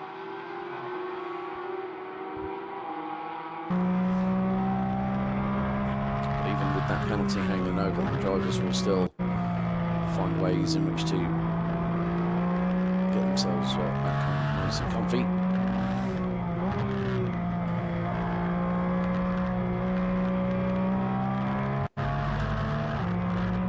So 17 minutes out of the 25, plus an additional lap left to go.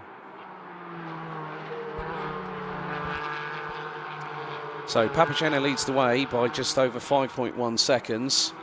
Fabian Knecht, who's now got 10 seconds of penalties coming to him after having hit the warning limit for track limits on the circuit, picked up 2 in rapid succession, which gave him 5 seconds apiece, and that is going to drop him down to 4th in the GT4 side of things. There is the number 320, Maximilian von der Leyen. Wonderful example of the Class 31 division, and that being one of the 964 Cup cars, and they try and keep them to as close to period. Oh, he's got a, oh dear. There's a couple of stone chips on that windscreen. One that's a big old spider's web, top right corner, one right in the middle of the windscreen itself, but not impacting on the driver's field of vision, I might add.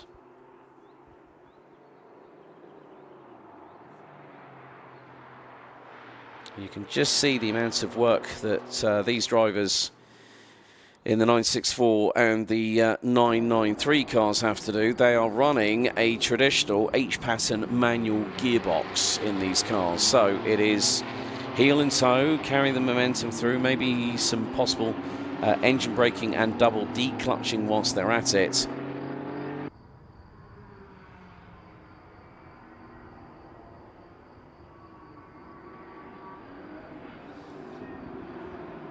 And the battle in class number 32 is starting to intensify, with both drivers within about 1.2 seconds of each other.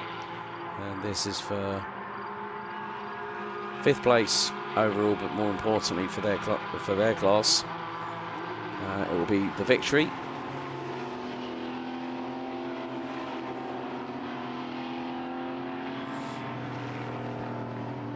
So fastest lap of the race so far is Eli Papagena, 136.183.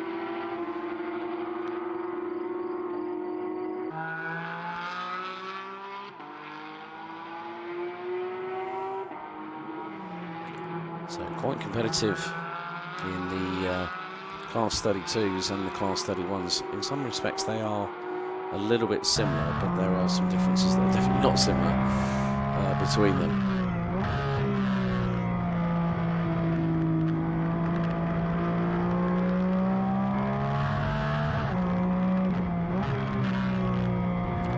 So all the drivers making their way around the circuit here at the Red Bull Ring. 4.3 kilometres, 10 turns.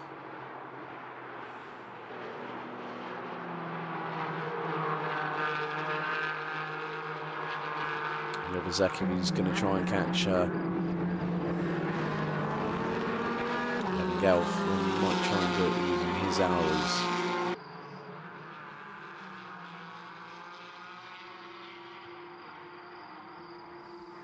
We are getting some blue flags waved at the 320.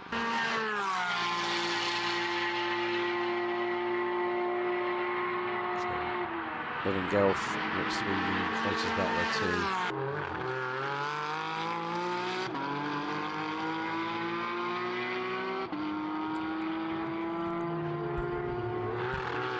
So Elia Papacena still continues to lead. Oh dear, 108 has just got another 5-second time penalty. That is a total of 15 seconds that is going to be added to Fabian Knecht's lap to his total race time after this one. So that is a real shame for the Amag First Rennsport driver, who managed to thread the eye of the needle going into turn 1 on lap number 1.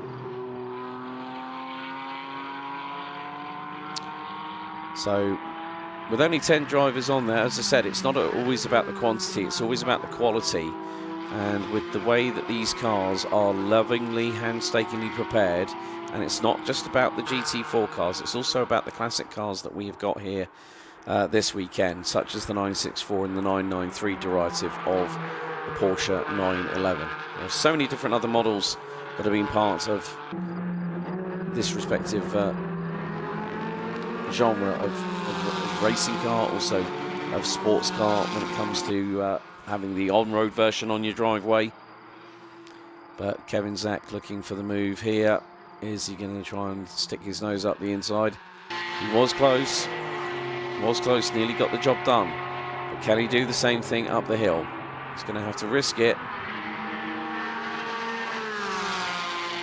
Is he going to get there? That's the big one. And, yep.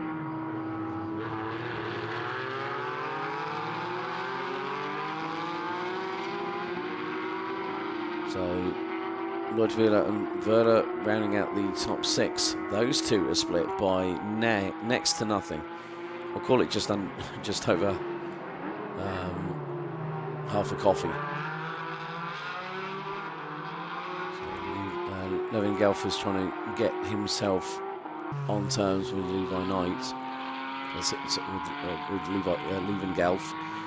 So Fabian Knecht and Levin Gelf are really, really close in proximity. Even with the 15-second time penalty, that is just looking at the lap times by Leutwiler, 108.3. It's dependent on how brave, if you need a pit stop to go and sort it out. But if you go into a meeting with no sort of real sense of identifying what's going to be wrong with the vehicle, what do we need to change, how can we adjust the setup, this, that, the other. It's the same with a lot of teams with these, it's also not just the teams, it's the garages as well that help everybody out and try and get things done. 10 minutes to go, and Papacena is looking so confident in this race car, this particular car. I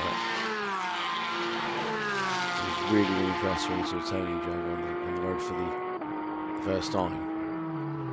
It just happened to be the thing.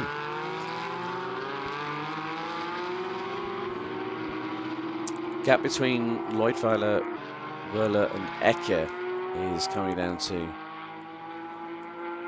around about 2 seconds time.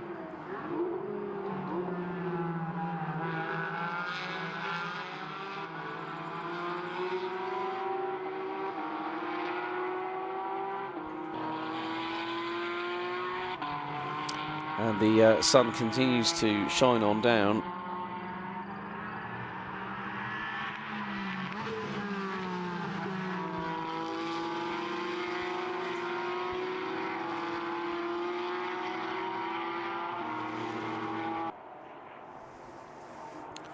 Oh, I just heard the 322 and the 355 go across the start-finish line, thundering across. It's a very, very different exhaust note. You get this deeper, more guttural roar of that flat six boxer engine in the 993 Cup cars. But then when you hear how different these cars sound, and they're a 3.8 litre flat six boxer, which rev to around about 9,000 or so RPM. The Carrera, the GT3 Cup cars rev to about what, 8,400 RPM, produce 510 PS. PS, for those wanting to learn something new, they do like to say, you learn something new every day. Horsepower in German is PS, Pferdestärke, horsepower. So there's something else for some people to learn.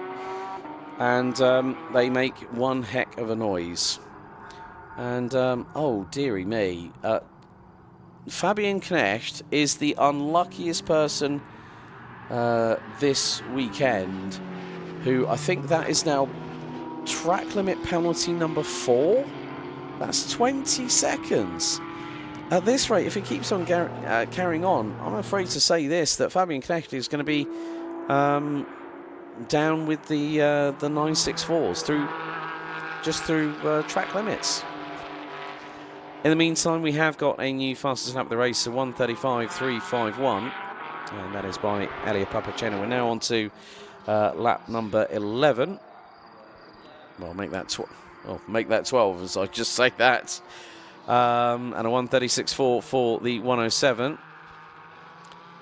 And there are both the pairing of Leutwiler and Wöhler, still battling away over the top honour in class number 32.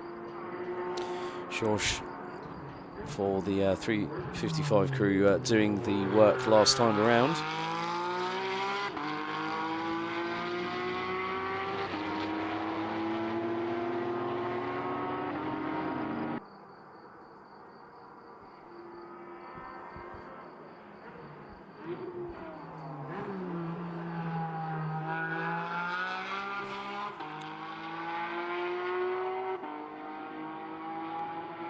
So as Nicky Leutwiler goes through turn number 4 into 5.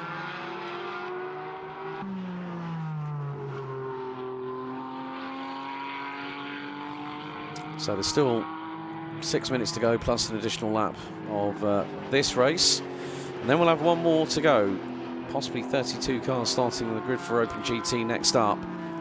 But it is wonderful to see and look at and understand the Gänsehaut pur, which is basically the German equivalent of saying, you get goosebumps on your forearms, like the hairs stand on the back of your neck, and when you just go like, oh, it's kind of like, it's kind of a feeling that just sort of tingles, and it just makes you feel like you're enjoying that moment. And I'm sure that every single kilometre, every single corner that these drivers who own these cars is a very, very happy individual.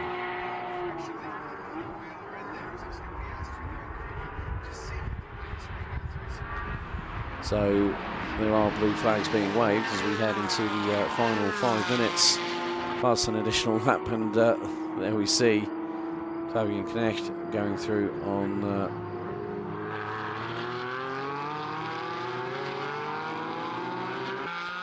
322 of Leutwiler, and then also the 355 of Wöhler.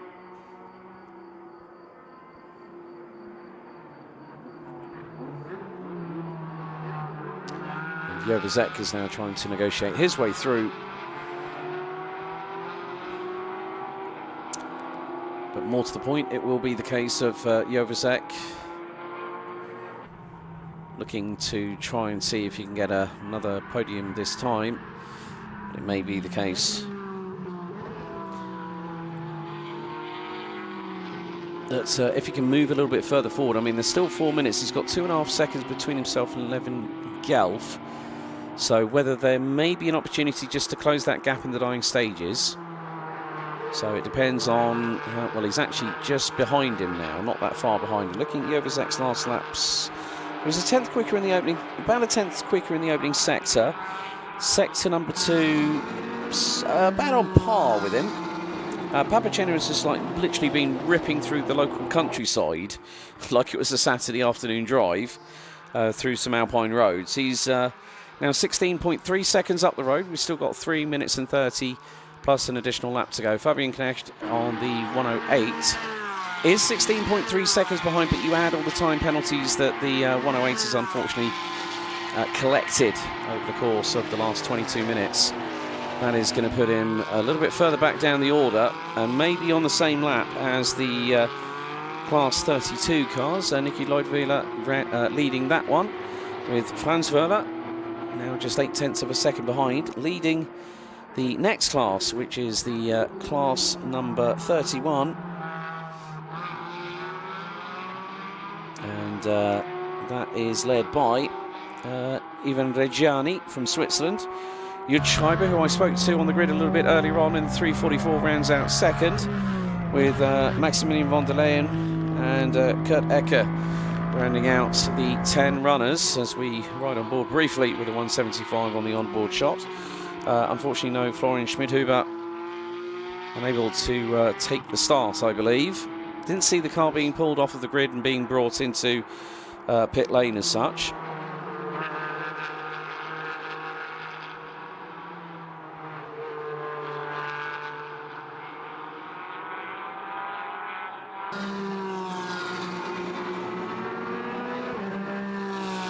Cars start thundering down the start-finish straight once again. Lap time by Papacena this time around was just around about half a second slower, but he does not need to keep up the pace to branch that over 20 seconds. Well, it probably will be the best part of nearly 20 seconds by the end of the race itself. So I think that's probably an opportunity, not just this lap, but maybe 2 more to go afterwards. So probably put us at around 17, 18 laps in completion. We're currently on lap number 15.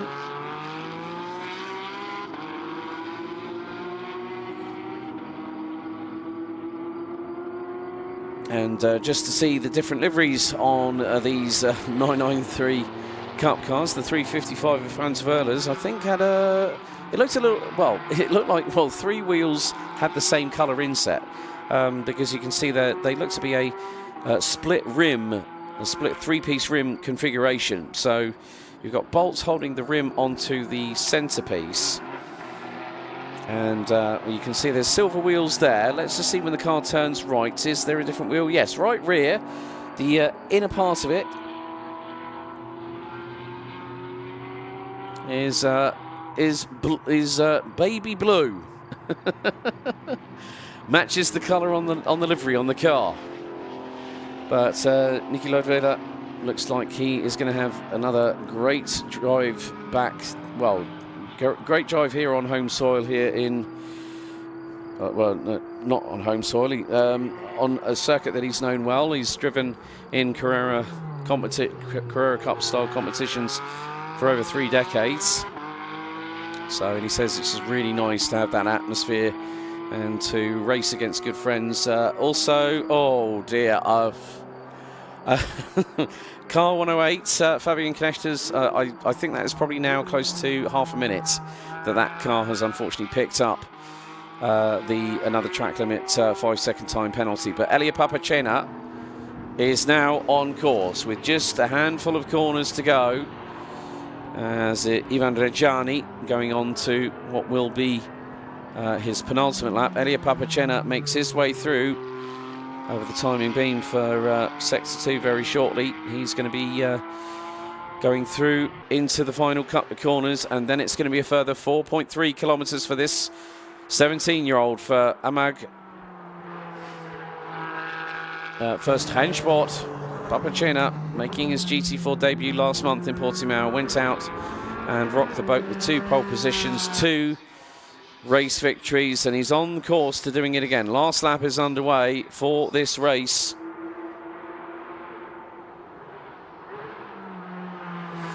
Meantime, Levin Gelfer's just got through on Fabian Knecht on the road. So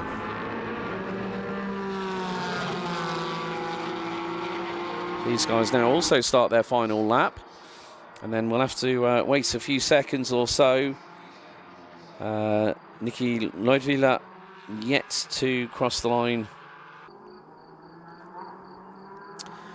at this moment. So we are going to go to a total distance of 17 laps.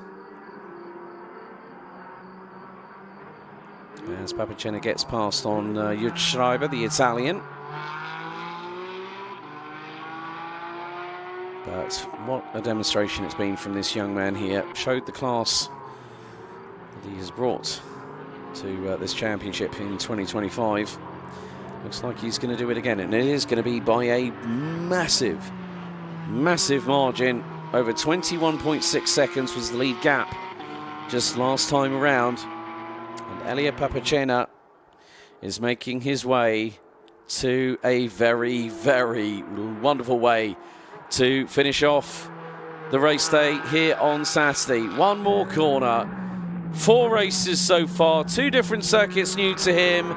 He has picked up pole position, and more to the point, it's 4 from 4 for Elia Papacena in the 1:07. And then Jud Schreiber crosses the line in 8th place, will take 2nd in class 31. A little bit of a wait until we see who will be next across the line and break the timing beam. It is going to be Levin Gelf who is going to pick up 2nd. Fabian Knecht will come across the line in 3rd. Jovazek now finishes 4th.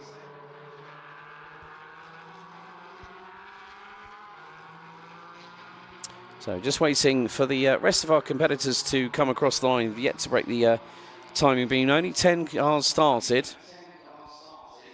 As here comes Kurt Ecker. And there is going to be the Class 32 race winner, number 322. Niki Leutweiler. Franz Wöhler will round out 6th place. Maximilian von der Leyen picks up 9th. Franz Wöhler comes across the line in 6th. We've just got one more driver to come across the line. And that person is going to be Ivan Reggiani in the Redback Racing 305, and he comes out of the final corner.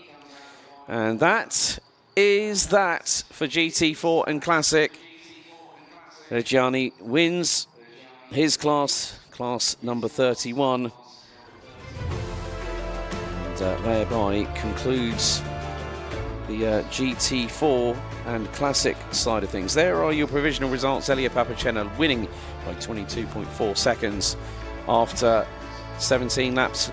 And it's going to be a repeat of race 1. Levin Gelf and Jovazek. Fabian Knecht could have been on the podium, but had it not been for the best part of nearly half a minute of penalties post-race for track limit infringements, Niki Leutweiler takes the win in class number 32, ahead of Franz Wöhler, with those 2 drivers making it to the end of the race. Ivan Reggiani, Jud Schreiber, Maximilian von der Leyen and Kurt Ecker complete the finishing runners and riders. Time to head downstairs for the penultimate time this weekend to catch up with some of our racers in that particular event.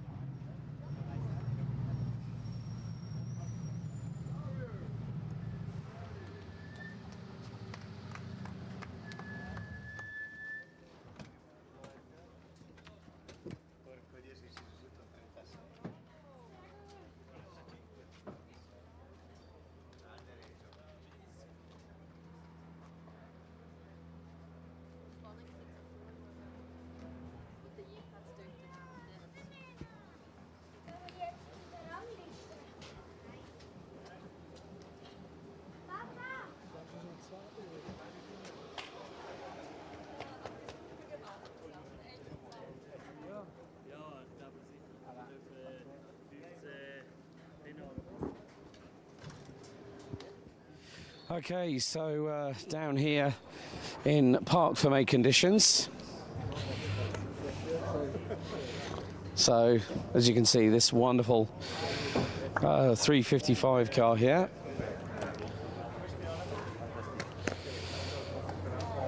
Franz, gibt es die Möglichkeit, mit ein Interview zu machen? Ne? Gerne, habe in Deutsch bitte. Ja, alles klar. Aber was für ein schönes Auto. Wie war das bei dem Rennen? Es war mega, mega geil, das Rennen. Mein erstes Podium in meiner Rennfahrerkarriere.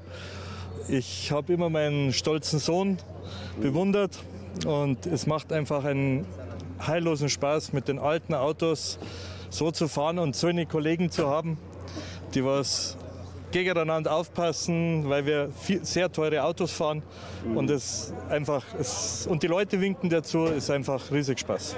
Ja, das ist wirklich von meiner Seite wahnsinnig, dass mit die beiden 993, die haben den Sechszylinder-Motor mit einem Sechsgang-Schaltgetriebe. Das ist normalerweise, was man sieht in die 90er und die frühen 2000er. Und jetzt, wir haben diese Neulinge. Diese 218 kämen mit Schaltung bei Paddel auf den Lenkrad. Aber das ist von meiner Seite, das ist wirklich ein sehr schönes Auto. Aber viel Gratulation bei deiner ersten Podest in deiner Karriere in Rennsport. Und kommst du noch wieder für die ganze Saison dabei? Dann sehen wir uns in Monza im Juli und dann wünsche ich dir viel Erfolg nächstes Mal in Imola. Danke, danke. So really good to speak to Franz. He says it's his first ever podium. And he's just really enjoyed it. He said it's just, it's nice to have that manual, that analog feeling. And I think really we need to see if we can have a chat with our winner. So let's now here's a sticker. 20 Jahre Sports Cup Deutschland. And and then you've got Ivan Reggiani celebrating there with Franz Furler and Nicky. The podiums are going to be getting underway, aber we'll just give it a second. So.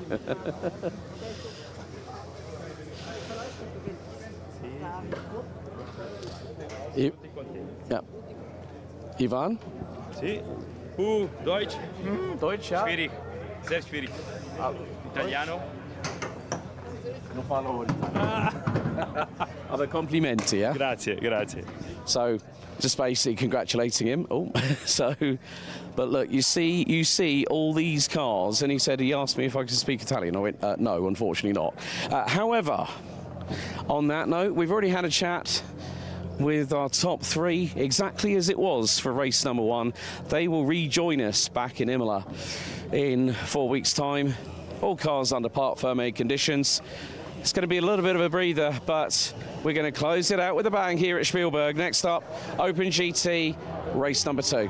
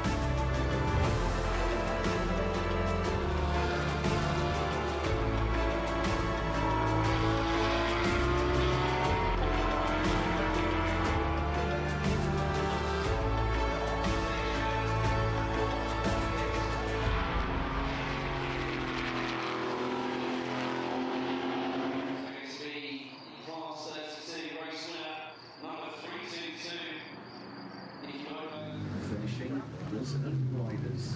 Time to head downstairs.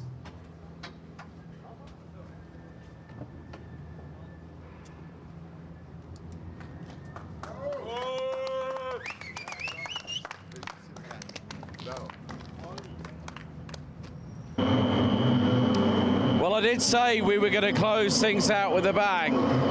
Open GT. Well, the first one was an absolute slobber knocker.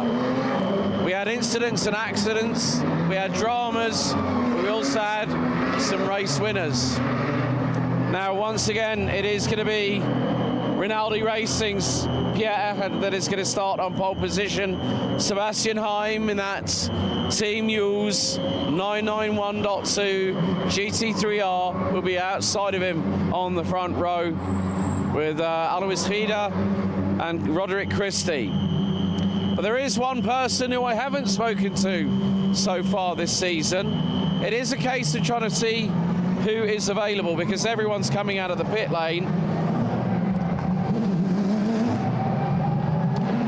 But with 32 cars here on the grid, it really, really does provide an ideal spectacle to end today's racing. It's going to be another 25-minute plus an additional lap race. You know what? Let's collar this man again.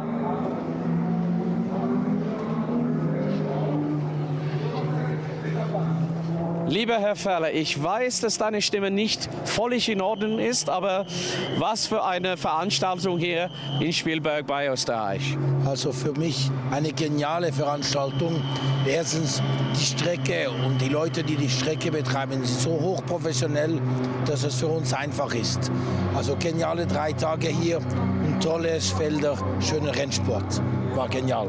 Und die Alpha Live-Übertragung hat uns auch massiv gefallen. Und bei uns auch. Und dann freuen wir uns die Zusammenarbeit für die ganze Saison hier in 2025. Die nächste Veranstaltung an Autodromo Enzo Edino Ferrari in Imola in Italien. Dann gehen wir nach Monza, dann Mugello und dann Misano in die letzten paar Wochenende im Oktober. Wir freuen uns wirklich darauf und dass die Möglichkeit mit euch bei Porsche Sprint Challenge und Sports Cup Suisse ist wirklich ein Traum.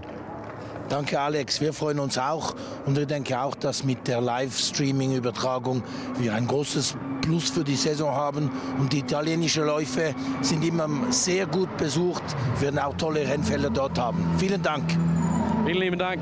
Richard Feller saying it's been wonderful to have this association with Alpha Live, but there is one person who took the win, and it's this man over here, Max Mutschlechner. Now we have got 2 of the what I like to call the 2 drivers that are really pushing quite hard.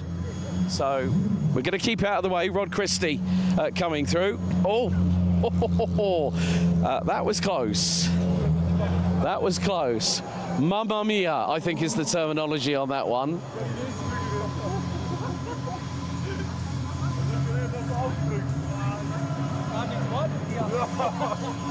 English okay? Huh? English oder Deutsch? Ist egal. Okay. Dann freut mich das. Okay. So Max, erster Sieg, letztes Rennen. Ja. Und endlich bist du neben deiner Konkurrenz, der Schmidt.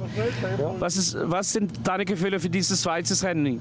Nur 25 Minuten, nicht halbe Stunde.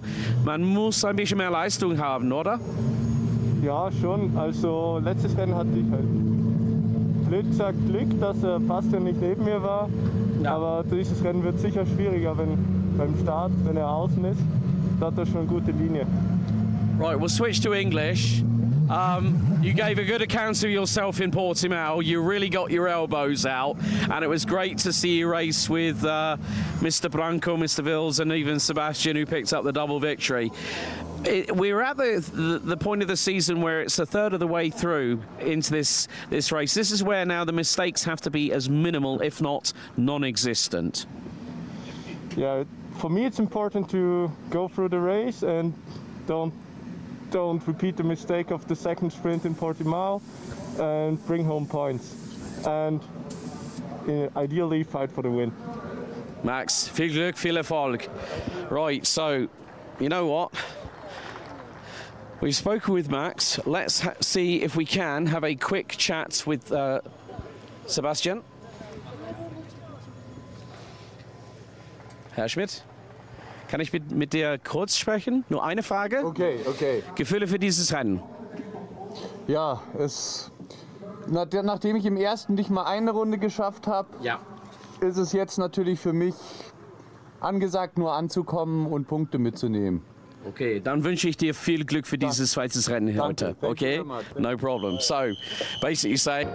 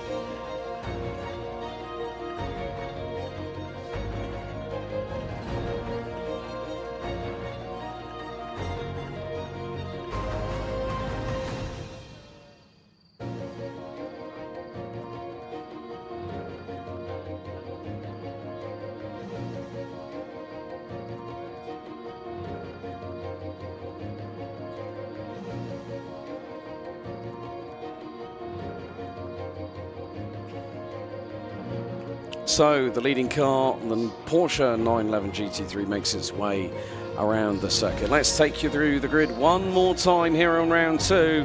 It's Open GT, race 2, 25 minutes plus an additional lap. Pierre Arret and Stefan Heim on the front row. Alois Rieder and Roderick Christie rounding out row number 2. Max Mutschlechner and Sebastian Schmidt trying to go toe-to-toe in class 21. Joel Monegro and Wolfgang Triller round out row number 4. Ahmad Almedi and Zeliko Drimic round out the top 10. Lena Kurzel, fresh off a podium, second place in race 1. She'll be joined by Germany's Niklas Kaiser on the inside of row number 6. Helmut Rodig and Levin Gelf, Marcus Grecian and Nicola Sarcinelli, Franz Lamer and Gualterio Tiero Branco, Massimo Froyo and Marabi Mekvabishvili ran out the top 20. Markus Neuhofer, Manuel Zloff, Eric Santos, Detlev Schmidt, Marco Galassi, John Jastremski, Dominic Bastien, Dragos Buriu, Max Polzer, Nikolai Florentinescu, Valerio Prezesi, and then we've also got Alexander Voller rounding out the 32 strong grid.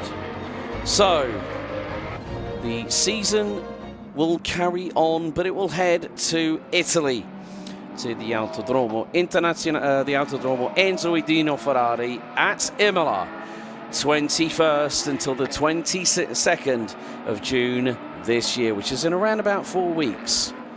And then it's pretty much an Italian quartet of race circuits with Mugello, with quite a lot going on this year in terms of Porsche Sports Cup Suisse. So there will be Imola, Monza, Mugello and Misano, and then that will be 2025 in the bag. So still daylight here at the circuit, and with the anticipation high, I can rightly say, it's going to be one to remember. So the field starting to get into formation ahead of this final race of the weekend, and the last time we will need the leading car in front of our pole sitter. Pierre Arret in the current generation 992 GT3R, having a stalwart alongside in the 991.2 GT3R of Stefan Heim. They will be controlling the pace on the front row of the grid, and now the mind games start in earnest. So, out of the final corner, we are ready, we are steady. Do we go green one last time here in the Red Bull Ring? The answer is yes! Let's go racing one more time here in Austria. And it's again the same as we saw in race 1. Arret and Heim side by side into turn 1. This time no braking markers being knocked over, no plumes of smoke, but there has been an incident, and it is Gualterio Branco and Massimo Froyo. Oh, they started 18th and 19th, and they have come a cropper early doors. Moment for Stefan Heim, having to use the outside runoff area. Under braking, going through turn number 3. That has nearly given the opportunity to Roderick Christie to get through. Meantime, great work by Max Mutschlechner. He's got through. There's the 203 of Sebastian Schmidt. That car repaired and ready to rock and roll once again here in race number 2, as the field makes its way round the circuit here down through turn 5 and in towards the run at turn number 6. But the top 2 starting to try and eke a little bit of a breakaway. But that just goes to show how quickly things can change. So there is a yellow flag situation. So where they've just gone through, they've not been allowed to overtake. So there will be yellow flags out. Whether it's single or double waved, I'm not sure. New bumper, of course, for Sebastian Schmidt after the lap 1 incident. He just basically said, I just need to do what I need to do, which is go out there and race. We run on board with Stefan Heim in the number 291. Goes hard on the brakes into the opening corner, right with the Rinaldi racing driver, Pierre Eret. Roderick Christie rounds out the top 3 at the moment overall. And you can just see the amount of bugs that they have got on the windscreen as Alois Rieder and well, there's Zelko Drimic closing in on Sebastian Schmidt. That is for position. That's more importantly second in the Class 21 category.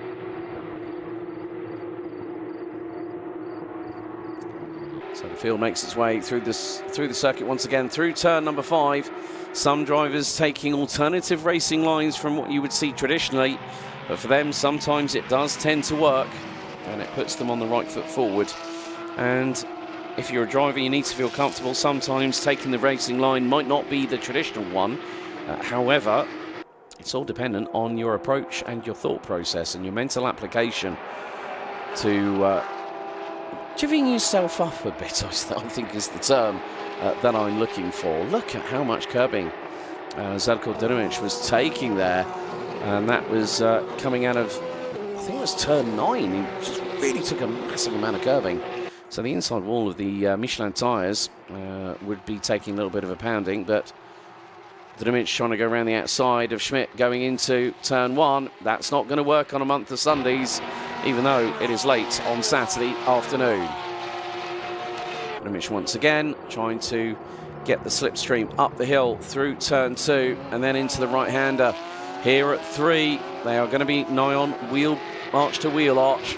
They turn right. And in a minute, that is not quite happening. There's Joel Monegro in the 224 entry. Looks like we've got Wolfgang Triller, Helmut Rödig amongst those. Marcus Griechen, also Ahmed Alamedi. Oh, and that's the 207 around. Dragos Buriu from Romania. And that is at... I'm trying to see where the car is located at the moment. 207. It's got back going under its own power again, so that is a good sign. It's always a pleasing thing when if there's a heavy accident and the driver is in a heavily protected car or vehicle and they walk out under their own power. That's one thing. But we see the 202. That is Helmut Rödig trying to do his level best. Ahmed Al-Mehdi from the state of Qatar trying to also close on in. So Walterio Branco is in the pit lane. Some of the drivers not taking part in this: Lina Knötzel, Levin Gelf and Dominique Bastien.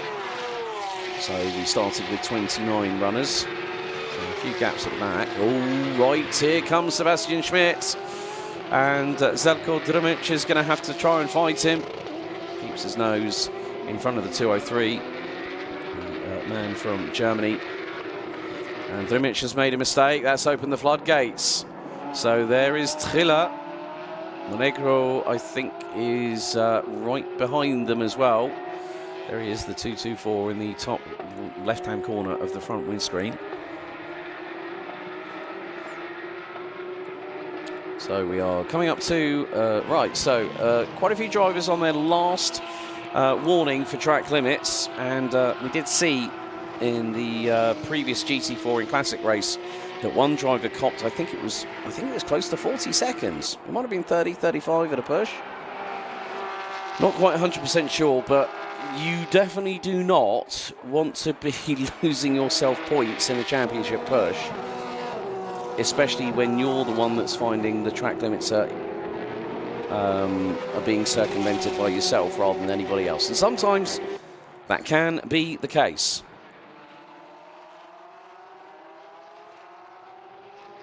Oh, yellow flags at turn 1, so there has been a drama, and that's right. Let's see. Has there now? Someone has had a bit of a 2 and 8. That means basically they've had an off. So not too sure who that could have been. I am waiting to see if there is a driver that drops down. Detlef Schmidt, possibly. The 292 for Amag First Rennsport, possibly. Yes, that is the car. So that is going to be the 292. And safety car has been deployed. Right, so I haven't really gotten under. It's, I'm wondering what the drama is.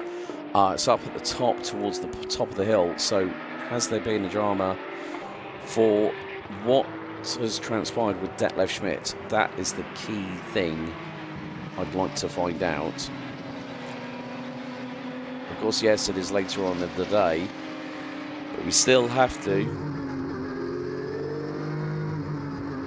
prepare for any kind of eventuality. So we're running on board with Pierre Arret, the 234. So whether we might get a look at something, probably not at that angle.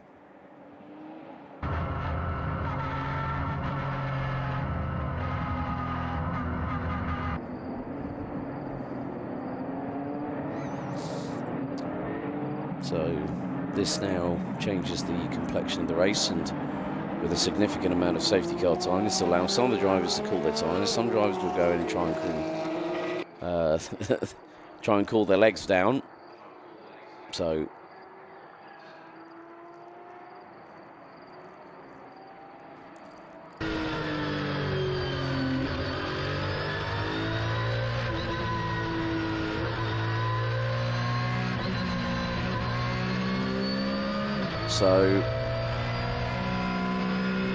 Valtteri Branco is in the pits. Detlef Schmidt. Okay, well, it's looking like there's a Ford Focus going through the access road there on the right-hand side of your screens, but I can't see if the safety car is.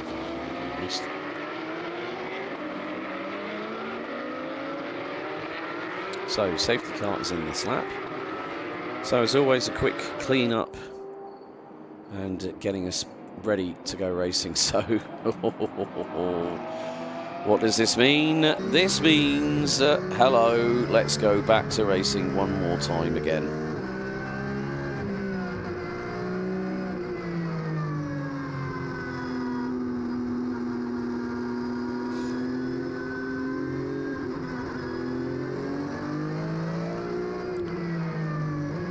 So, safety car lights are out, and it's the 992 GT3R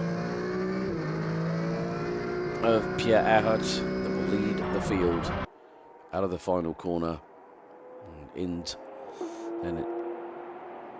then into battle once again. These drivers will go single file restart, as was indicated in the driver's briefing. So we are back under green flag racing. Pierre Arret has Stefan Hein and Rod Christie right behind him. They put a gap between himself and Mitch Schlechner, with Alois Rieder and Sebastian Schmidt completing your top six. Wolfgang Triller, then we've got Zelko Dimic, Joel Monegro and Marcus Gratian rounding out your top 10.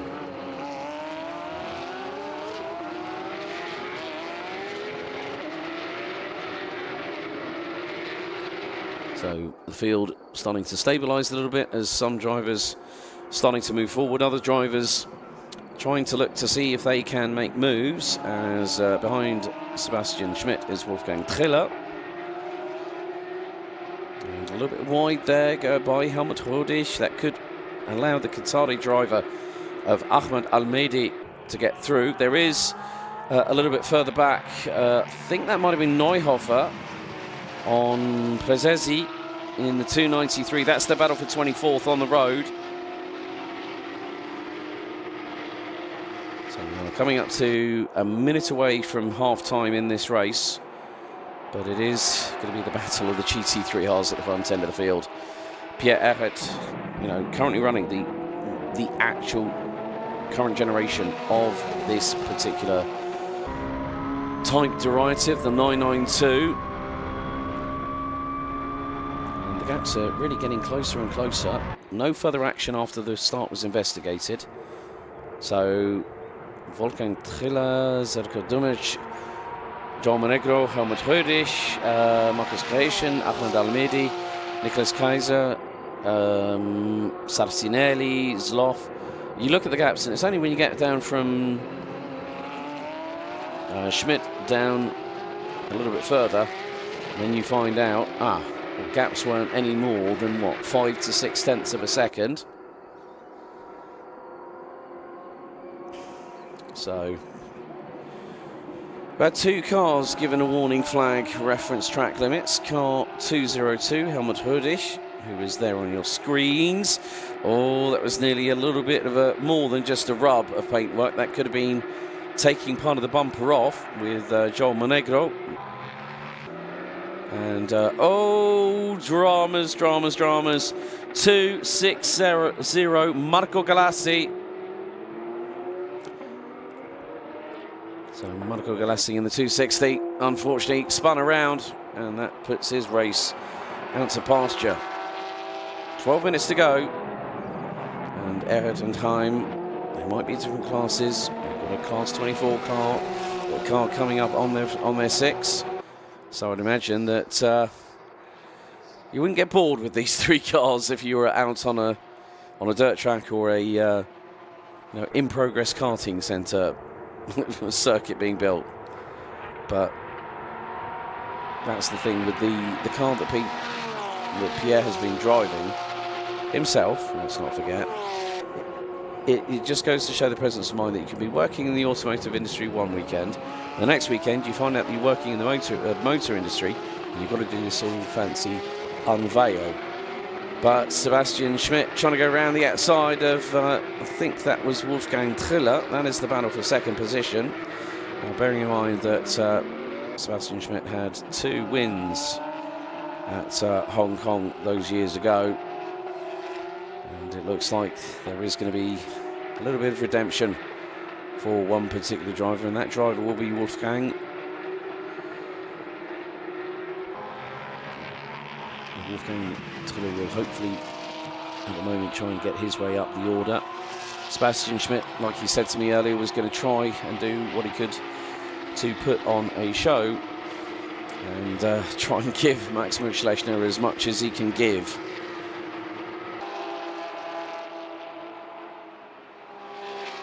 So, Gräschen, Almedi, Kaiser, Sarcinelli, Zloff, Lamer.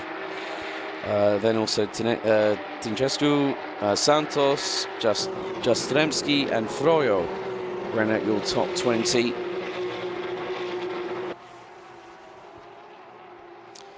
And still there are battles raging on. 224 versus 202. Helmut Rödisch trying to get through on the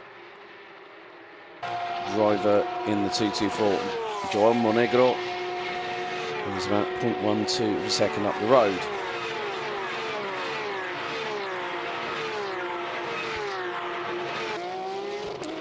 So, Dinamich has just been given a warning for track limits, turn 9.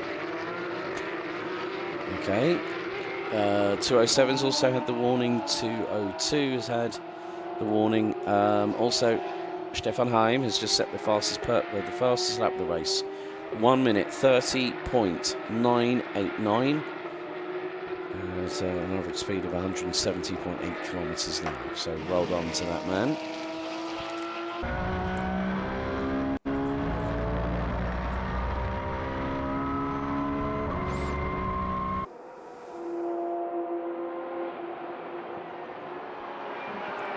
So still, as the race proceeds, we have, well, Mekvabishvili has also gone into pit lane, so it looks like Branco is out. Marabi, as I'm going to call it, it's going to be a little bit simpler on my taste buds for this week, after this weekend. Yeah, so whatever they have, all ours. So run aboard with the race leader, Pierre Erhard, in the Racing Rinaldi crew with the 294.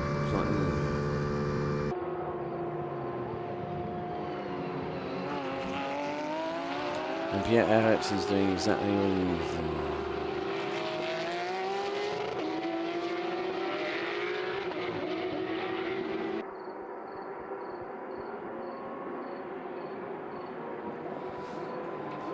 So with 8 minutes to go, things are closing up in the latter stages of this race.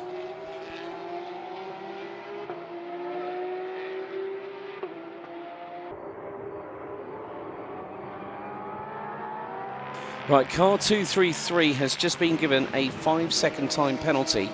That is 233, just trying to work that number out now. Max Polsler has just been given a 5-second time penalty for causing a collision with car 260 Marco Galassi in turn 4. Stefan Heim has the fastest lap of the race of a 1 minute 30.960. That's about 6/100ths faster than Pierre Erritz's lap time thereby. But oh, Rod Christie, he's engaged the afterburners on the Martini Special, and he's going to try and chase them down. And that's a 1:30.767. Alois Rieder in the 2:35 rounds out the top 4. Max Mutschlechner leads the way in terms of the Class 21. That just goes to show, well, that's going to be 2 wins apiece between Sebastian Schmidt and Max Mutschlechner heading into Autodromo Enzo Udine Ferrari in Imola in about 4 weeks' time.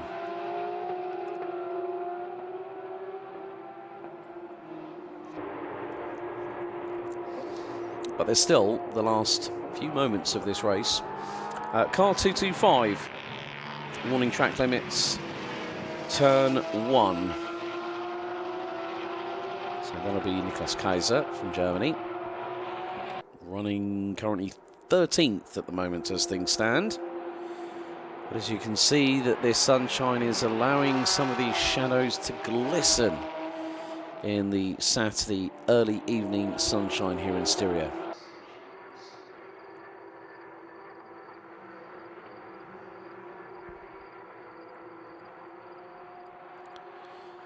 And with good old Rod Christie, you can always use the term, never put a good man down. That's what you can talk about with him.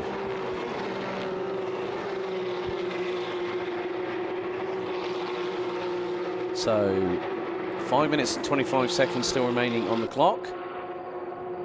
And we have had some changes. Joel Monegro has lost out to Helmut Rödig. And Niklas Kaiser has got through on Qatar's Ahmed Almedi. So a few changes here or there.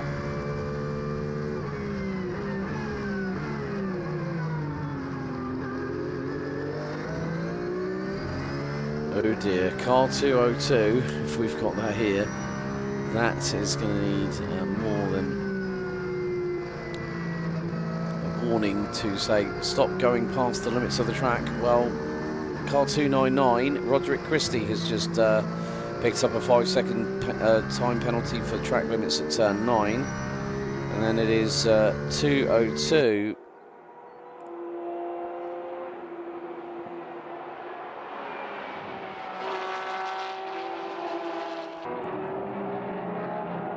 So at the moment, Kaiser up to 12th, Tincescu up to 16th, Posler up to 20th, but they're on top 3 making their way. Oh, dramas for 226, and that is John Jastrzębski from the United States. Let's try and get that car fired up. So not too sure how that happened. May have just caught that just off of a camera position. And if we do have any replays, I'm sure that, but on that occasion, that was just us being able to catch the aftermath. A good spot by our camera crew out there.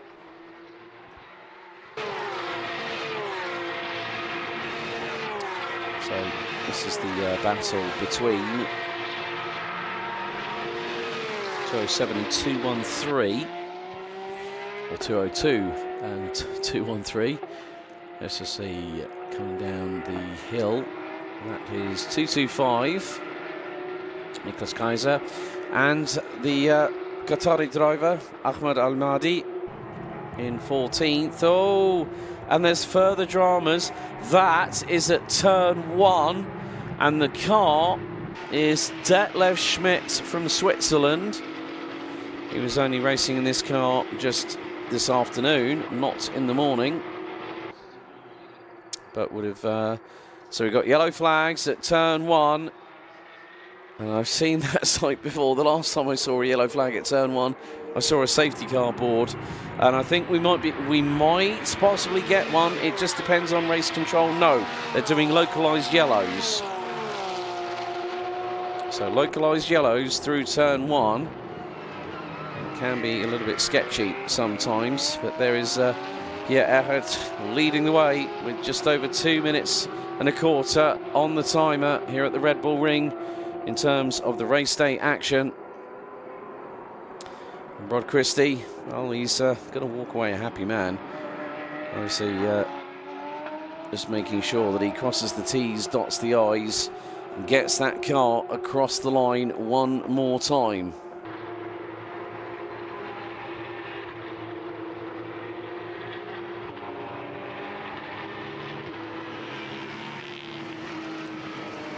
So Rod Christie trying to close in on good friend and occasional rival Stefan Heim. As I'm going to see one of the cars keep out of the way as Pierre Erhard from Germany leads by 1.6 seconds. And now we're going to go on to 2 more laps of racing. We're on to lap number 16. So to me that says 18 laps at a push for this particular occasion. And some of the drivers getting really, really close as the latter stages of this second round. And once we conclude everything here tonight, it will be a third of the season has been completed. And then roll on to round 2 at Imola.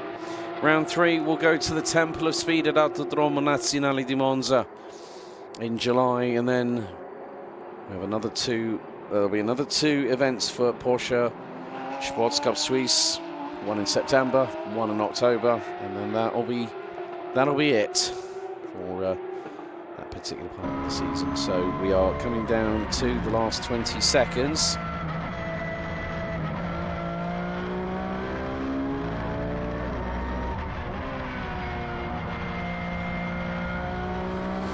So, timer counting down, it goes like this. 5, 4, 3, 2, 1. This time, it is going to be Pierre Erhard that leads them over the line. And, well, Stefan Heim crosses the line in second position. And then everything just sort of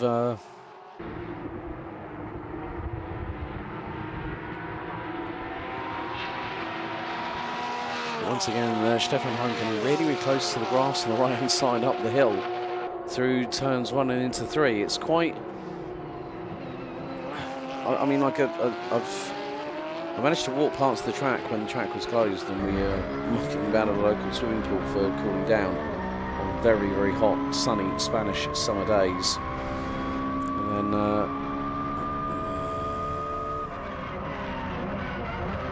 the timer has expired for one last time here at the famed Red Bull Ring, formerly known as the Österreich Ring and the A1 Ring.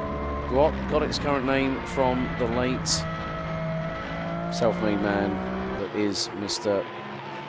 Dietrich Mateschitz. Without him, this facility would not be as glorious as it is now. Oh, and dramas again. That is 2:07 Dragos Buriu. And that race has not gone at all well for the driver that as the blue, yellow and red. But it is going to be, this time, checkered flag. Pierre-Éric takes the win in both races. Does the double. Stefan Heim wins Class 23, and winning Class 24 will be Pierre-Éric. Rod Christie will have to come fighting back at Imola. Alois Rieder, Max Mutschlechner. Then we got Sebastian Schmidt and Wolfgang Triller. Zeko Drimic, and then we got Helmut Rodig with Joe Monegro rounding out the top 10. Marcus Kresching and Ahmad Almedi taking the top 12. Top 15 rounded out by Nicholas Kaiser, Nicola Sarcinelli, Nikolai Florentinescu, Franz Lama and Manuel Zloff. Helmut Rodig, who's just been demoted down to 13th. So, rounding out the majority of the rest of the finishers. Eric Santos in 18th. Max Bolter drops down to 22nd. Dragos Buriu dropped down to 25th, and then some. But the drivers will very shortly be making their way towards Parc Fermé for the final time here at the second round of Porsche Sports Cup Suisse here at the Red Bull Ring in Austria. So your provisional results, Pierre-Éric takes the win. It has been a fantastic opportunity for us all to be here at the Red Bull Ring. There are your provisional results. Éric wins Class 21, Stefan Heim wins Class 23, and Max Mutschlechner brings the fight to Sebastian Schmidt, moving in to Imola in 4 weeks' time. And with that being said and done, it's time to head downstairs for our final interviews and our final highlights before we bid you all goodbye.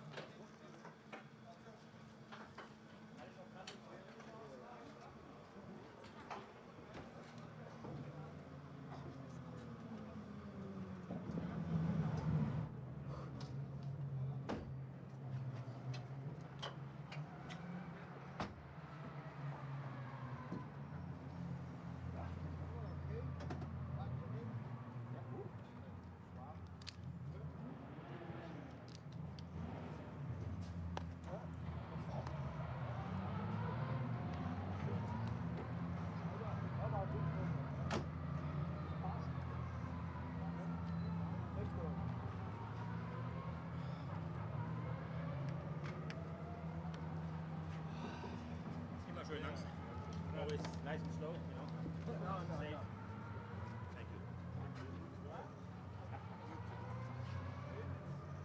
Safe. Thank you. Always better. Diesmal war gut. Das ist good. Good race. That was nice. Very good race. Yeah. All the way. All the way. Huh? We stayed on the asphalt. Huh? We did. We stayed on the asphalt. Yeah. That was good. There was no argy-bargy. Und? Hallo. Gratulation. Dankeschön.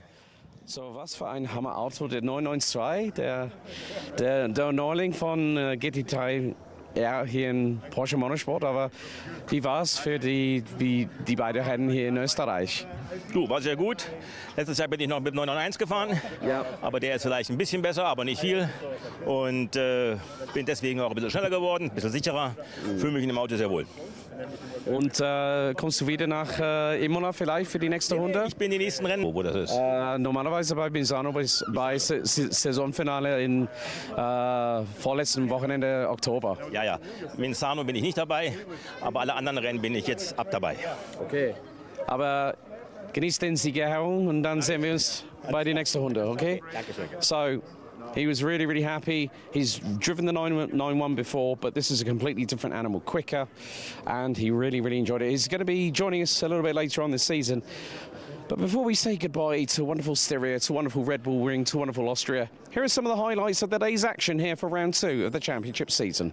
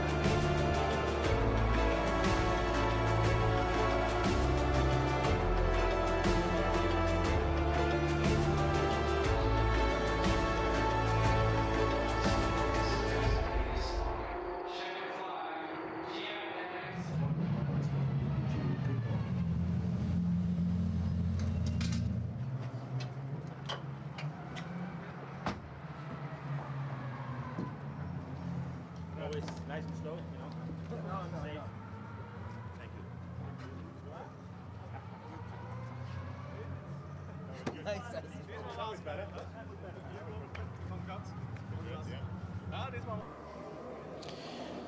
So, das war's, meine Damen und Herren. Die letzten sechs Rennen sind vorbei hier in Österreich. Und was für eine Veranstaltung bei dem zweiten Rennwochenende für Porsche Sports Cup Suisse hier in 2025.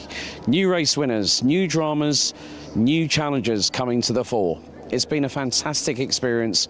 And we've had some great racing here at the Red Bull Ring. A big thank you to the circuit for helping us to provide a fantastic showcase for this. A big thank you to you all watching at home. A big thank you to the drivers, the teams, all the team behind the scenes here at Alpha Live for bringing this all to you in wonderful sound and vision. So we have to say so long, Spielberg. It's been simply lovely. And more to the point, where are we going next? Join us in just 4 weeks' time, 21st to the 22nd of June, as we go to the Autodromo Enzo e Dino Ferrari at Imola for the halfway point of the season. Until next time, thank you so much for watching and enjoy the rest of your weekend. We'll see you very soon. Goodbye for now.